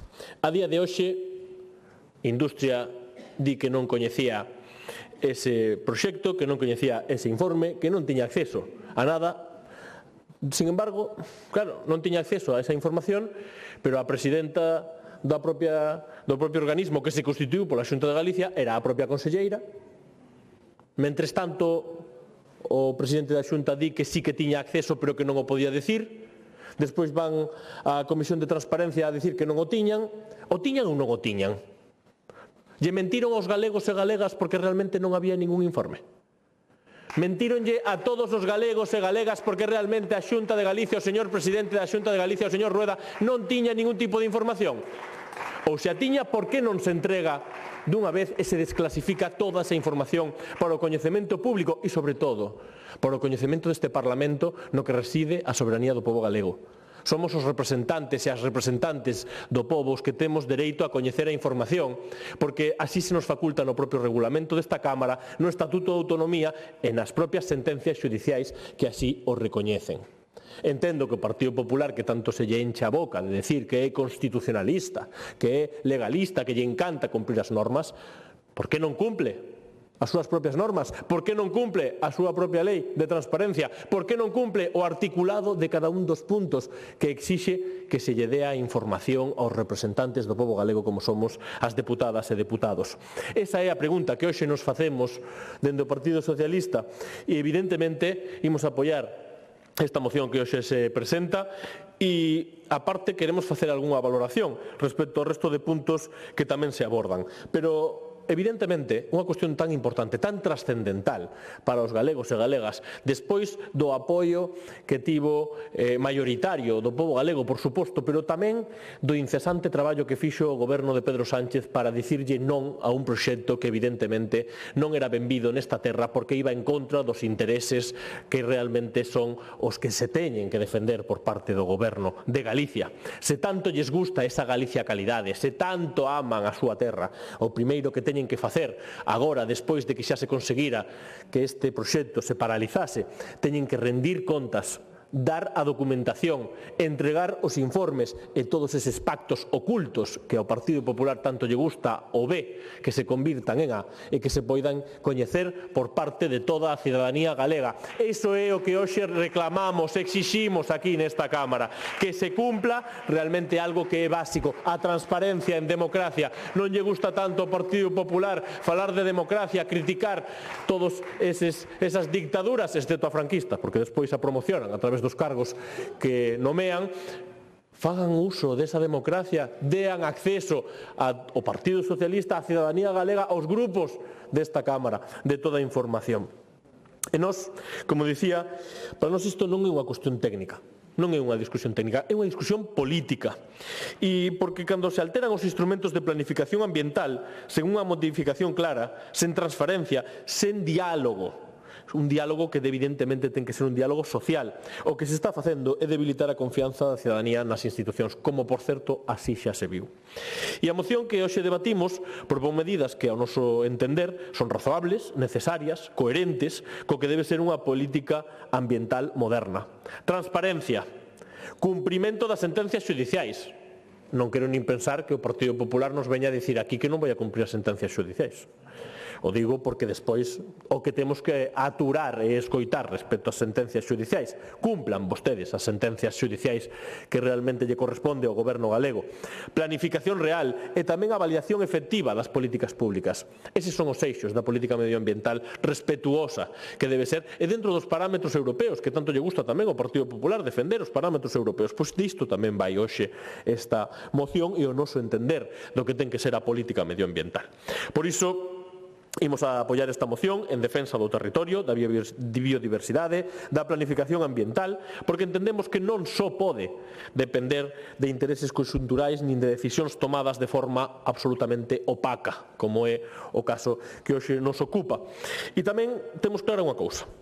Nos queremos deixar clara unha cuestión. Non estamos aquí para confrontar modelos productivos con respecto ao medio ambiente. Estamos aquí para defender que o desenvolvemento económico só será viable se é compatible coa protección do patrimonio natural e coa seguridade xurídica. Ese é realmente o modelo que entendemos que debe defender a Xunta de Galicia. E despois de todos estes meses, despois de todos estes anos, escoitando a Xunta de Galicia, o señor presidente da Xunta de Galicia, os seus diversos conselleiros que foron cambiando polo camiño, falarnos deste macroproxecto, o proxecto Estrela do señor Rueda, que o acompañará toda a súa vida, é certo. O acompañará e non por ben, señorías do Partido Popular. Hoxe, dentro do Partido Socialista, temos que unha vez máis reiterar que o que pedimos non é nada extraordinario. Reclamamos pola vía dun artigo, o artigo do regulamento que hoxe invocamos, xustamente para que non se vulneren os nosos dereitos como deputados, como deputadas, como grupo parlamentario que ten que fiscalizar a acción do goberno. Iso é para o que estamos aquí. Tanto se fachendea o Partido Popular de que é o goberno galego e que é a Xunta de Galicia e, polo tanto, o Poder Executivo, pois cumplan as súas funcións e executen, polo tanto, cada un dos artigos que lle corresponde. E en ese marco tamén no que nos movemos de transparencia, o que ten que facer o goberno galego é, evidentemente, dar conta e remitir a este Parlamento toda esa información. O dicía porque nós pedímolo xa en numerosas ocasións. Pedimos ata en 9 ocasións acceso á información, que se nos dera a información.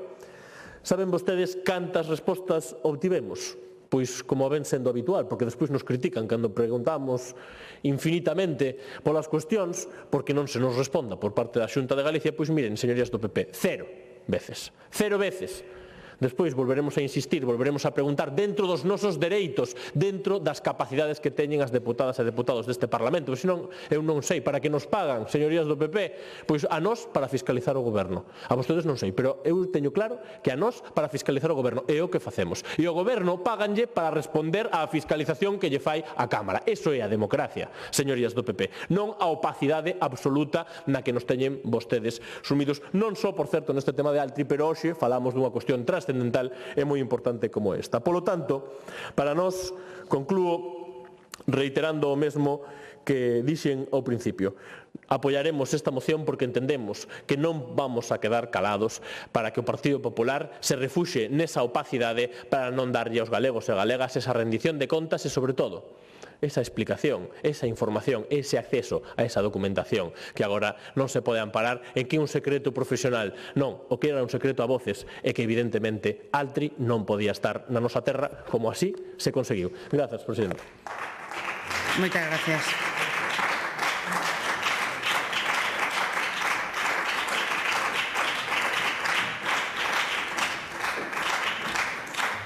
Quenda do Grupo Parlamentario Popular, señor Lorenzo.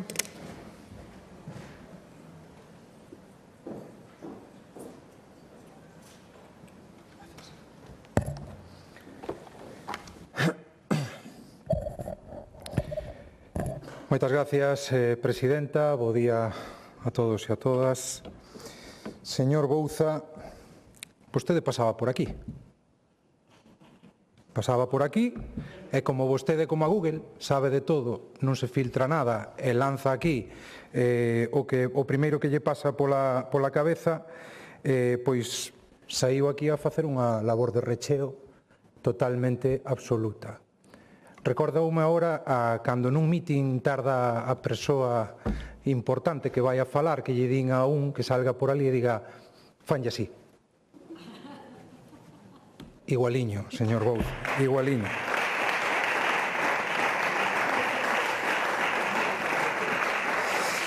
Eu entendo porque debe de estar vostede moi ocupado coa cantidade de iniciativas que ten registradas. A verdade é que o ritmo que leva, eu entendo que este vostede moi ocupado como para ler a iniciativa do BNG e salir aquí simplemente para dicir que a apoia. E tamén quería dicirlle que leccións cero de cumplir sentenzas. Leccións cero de quen incumple constantemente a Constitución, señor Bouza. E tamén leccións cero de condeas ás dictaduras por parte do Grupo Parlamentario Popular, porque nós tamén condeamos a dictadura franquista. Señor Bará, Teño unha cifra para vostede, a ver se lle sona. 379. Verdade e xustiza. 379, por se non lle soa, son os crimes que están sen resolver da banda terrorista de ETA.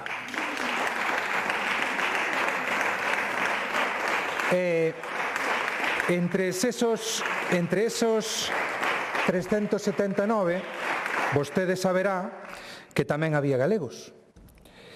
Ao mellor, esos que comparten listas con vostedes, quizáis poidan aportar algo para acadar esa verdade e xustiza que vostede ven aquí a reclamar para os arxentinos, pero calan coas víctimas españolas e galegas.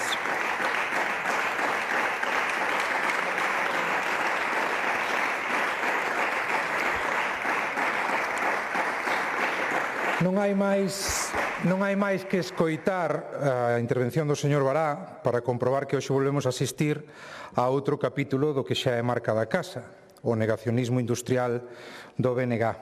Esa doutrina política que consiste en dicir non a todo o que teña que ver con industria, progreso ou emprego cualificado, salvo, claro está, se gobernan vostedes ou se lles interesa electoralmente. Porque non esquezamos que vostedes apoiaban a chegada de Altri na Mariña ata o mesmo día en que perderon as eleccións do ano 2024. A partir de aí, sí, como por arte de maxia, o que antes era unha iniciativa intelixente, entre comillas, pasou a ser unha bomba ambiental, unha macrocelulosa criminal. E agora teñen o atrevemento de vir aquí a falar, como sempre, en nome do pobo galego, como a se sacar pancartas cada 15 días ou convocar manifestacións, por certo, cada vez menos numerosas, lles outorgase unha legitimidade que non lles deron as urnas. Afortunadamente, señorías, Galicia é moito máis que o seu ruído e, desde logo, é moito máis que o seu veto permanente ao desenvolvemento industrial. E dito isto, imos a falar da moción. Porque esta moción non vai de infraestructura verde, nin de planificación ambiental, nin de transparencia. Vai simplemente de estirar o chicle de Altri por puro interés partidista. E, sinceramente, señorías, ese chicle xa non dá máis de sí. Porque a súa moción parte dunha premisa falsa. O BNG pretende que este Parlamento e os galegos crean que a Xunta modificou a Estrategia Galega de Infraestructura Verde para favorecer a Altri. E iso é rotundamente falso. A sentenza do Tribunal Superior de Xustiza de Galiza non analiza unha infraestructura verde real, porque esa infraestructura aínda non existe, e vostedes sábeno. O que analiza esa sentenza é unha cartografía preliminar, un documento orientativo, unha guía inicial para traballar no futuro. E así o di a propia estrategia. Leo, unha vez identificados os elementos, farase a selección e a declaración formal. É dicir, non hai unha delimitación definitiva, non hai protección definitiva e non hai nada que revisar na DIA porque a DIA se fixo correctamente, con criterios técnicos e sometendo o proxecto a unha avaliación ambiental ordinaria. Por certo, como ben saben, moito máis exixente que a simplificada que marca a lei para zonas de amortecemento. Pero claro, isto que estou a argumentar non encaixa no relato épico que o BNG necesita. E cando os feitos non encaixan, pois forzamos aí o guión a ver si entra, non? E aquí está o punto clave, que o BNG e o PSDG tratan de agochar. Porque Altri non se arquiva por unha sentenza, nin por unha cartografía, nin por unha zona de amortecemento. Altri arquívase porque o Goberno Central Socialista decidiu deixar a Lugo sen suministración eléctrica industrial, co que isto supón para toda unha provincia. Esa é a verdade incómoda que non lles gusta escoitar, señorías. Un goberno que fala de reindustrialización, pero boicotea a chegada de industria a Galicia. Un goberno que presume de transición ecolóxica, pero impide conectar toda unha provincia á rede eléctrica. Para que? Para colgarse unha medalla de cartón. E esa medalla, por certo, disputarona ben con entusiasmo a señora Pontón e o señor Besteiro a ver quen sacaba a foto primeiro ou a ver quen saía máis grande nos titulares. Así que, señorías, un pouquiño menos de épica e un pouquiño máis de rigor. Sen electricidade non hai ningún proxecto industrial posible. E iso é responsabilidade exclusiva do Goberno Central, do PSDG, do señor Besteiro e dos que o apoian e sosteñen cada vez que teñen ocasión.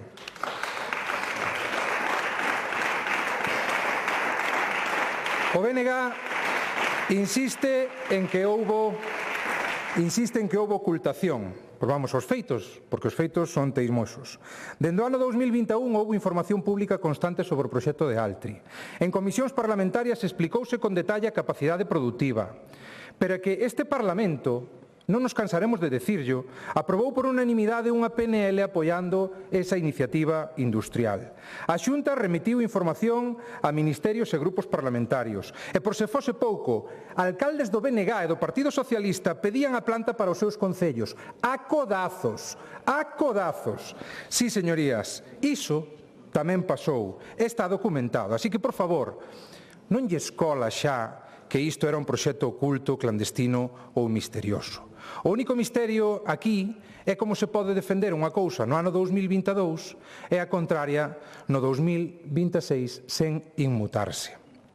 O BNG volve outra vez ca matraca da documentación dunha sociedade que non formaba parte do sector público autonómico. E xa se lle explicou en numerosas ocasións que a Xunta non pode entregar a documentación desta entidade porque existen acordos de confidencialidade. Isto xa se debateu no ano 2025 e rexeitouse. O que non entendemos é que cambiou nun ano para que agora haxa que votar o contrario pola nosa parte. O que cambiou foi a súa campaña mediática e cambiaron as súas necesidades. Miren, a estratexia é un documento marco, non unha ferramenta para bloquear proxectos. E o BNG, vostedes, pretenden convertela nunha arma política. Pero miren, a infraestructura verde definitiva aínda non está declarada. A cartografía recorrida é preliminar. E a avaliación ambiental de Altri foi máis exixente do que marca a lei. E o proxecto está en arquivo porque non é viable industrialmente, non por motivos ambientais nin por falta desa licencia social inventada por vostedes. Non ten conexión á rede e non é viable. Ten que ir rematando. Vou rematando, Presidenta, pero é que aquí temos a diferencia real entre o seu modelo e o noso. Uns traballamos para traer industria sostible, emprego cualificado e cadeas de valor completas. E outros din que non a todo, sempre, sistematicamente e sen alternativa ningunha. O BNG e o PSDG non queren unha infraestructura verde. Vostedes o que queren é unha infraestructura de veto. Señorías, Galicia, digo yo unha outra vez, merece un debate serio sobre industria, sobre sustentabilidade e sobre futuro. Non merece que se utilice unha moción para manter vivo un relato que xa non se sostén. Altri arquívase pola decisión política dun goberno central que prefire o populismo á industria en Galicia. E esta moción é só un intento de tapar esa realidade, señor Bará. Por iso vamos a votar que non, porque defendemos a verdade.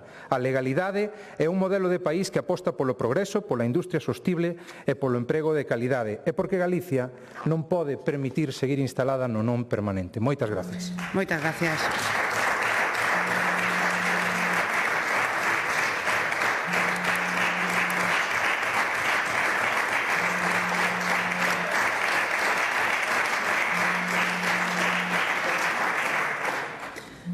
Turno de peche para o autor da moción, señor Bará.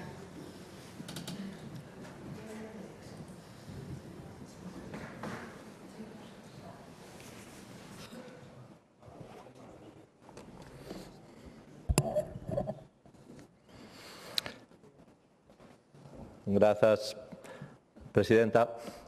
Señor Lorenzo, é absolutamente indecente que vostede veña aquí a estender infamias en relación co terrorismo de ETA que o BNG sempre condenou. Sempre condenou.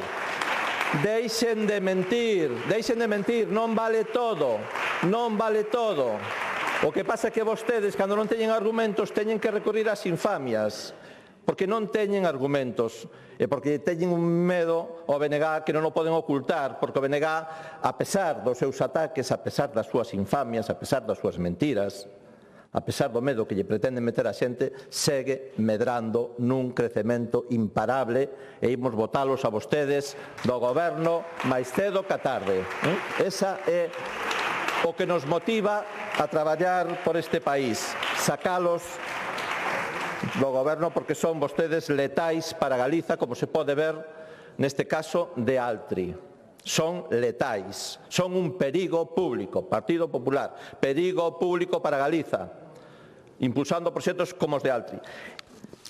Claro, o que xa me parece o colmo é que vostedes veñan aquí a decir que este documento, que non é só cartografía, son máis de 200 páxinas, ten moito texto, con distintas figuras de protección territorial e de conectividade ecolóxica e de restauración ecolóxica, que é un documento virtual, que o publicaron no DOGA, que presumiron de que era pioneiro, de que era unha rede de protección do territorio de instrumentos novidosísima, que ten ademais un plan de acción con investimentos previstos, e resulta que non vale para nada. Era virtual. Preliminar non, é un documento oficial ou aprobado oficialmente que teñen que cumprir. E a proba de que vale para algo é que vostedes cambiaron a zona de amortecemento, senón porque se era virtual, para que a cambiaron? Porque valía para algo, porque protexía eses espazos, porque esta é unha normativa que se deriva de normativa europea. E en calquer tribunal íalles botar abaixo a aprobación dese proxecto nunha zona de amortecemento. É que caen vostedes con todo o equipo, señor Lorenzo. E con respecto aos papéis ocultos de Altri, non veña aquí con contos, non intente confundir. Unha cousa son os documentos do Plan Industrial Estratégico unha vez aprobado, e nós o que lle pedimos son todos os documentos que teñen que ver co memorando de entendimento desde 1 de outubro do 21 ata finais do 2022, cando se aproba o proxecto industrial estratégico. Que hai uns acordos iniciais e uns acordos definitivos ao longo dese proceso. E, ademais, se din vostedes que non hai nada que ocultar, por que non envían ao Parlamento? Nós votamos 2 anos intentando conseguirlos. Tivemos que recorrer ao Tribunal Superior de Xustiza de Galiza, que admitiu a trámite a nosa demanda. E tamén, máis pronto que tarde, imos conseguir esa documentación e poñeros a vostedes en evidencia. Pero miren, xa para rematar, o que pon en evidencia toda a tramitación, todo o proxecto de Altri, é que vostedes utilizaron todo tipo de manobras, todo tipo de chanchullos para favorecer a Altri. E a diferenza entre vostedes e nós é que vostedes queren apoiar este tipo de proxectos depredadores, que ao final son inviables, e o BNG apoia centos, miles de proxectos industriais, eses sí que son estratégicos. Proxectos de desenvolvemento local, proxectos impulsados por cooperativas e por pequenas e medianas empresas que queren poñer o país a producir. Con esa xente estará sempre o BNG. Vostedes estarán cos depredadores con Altri. Moitas gracias.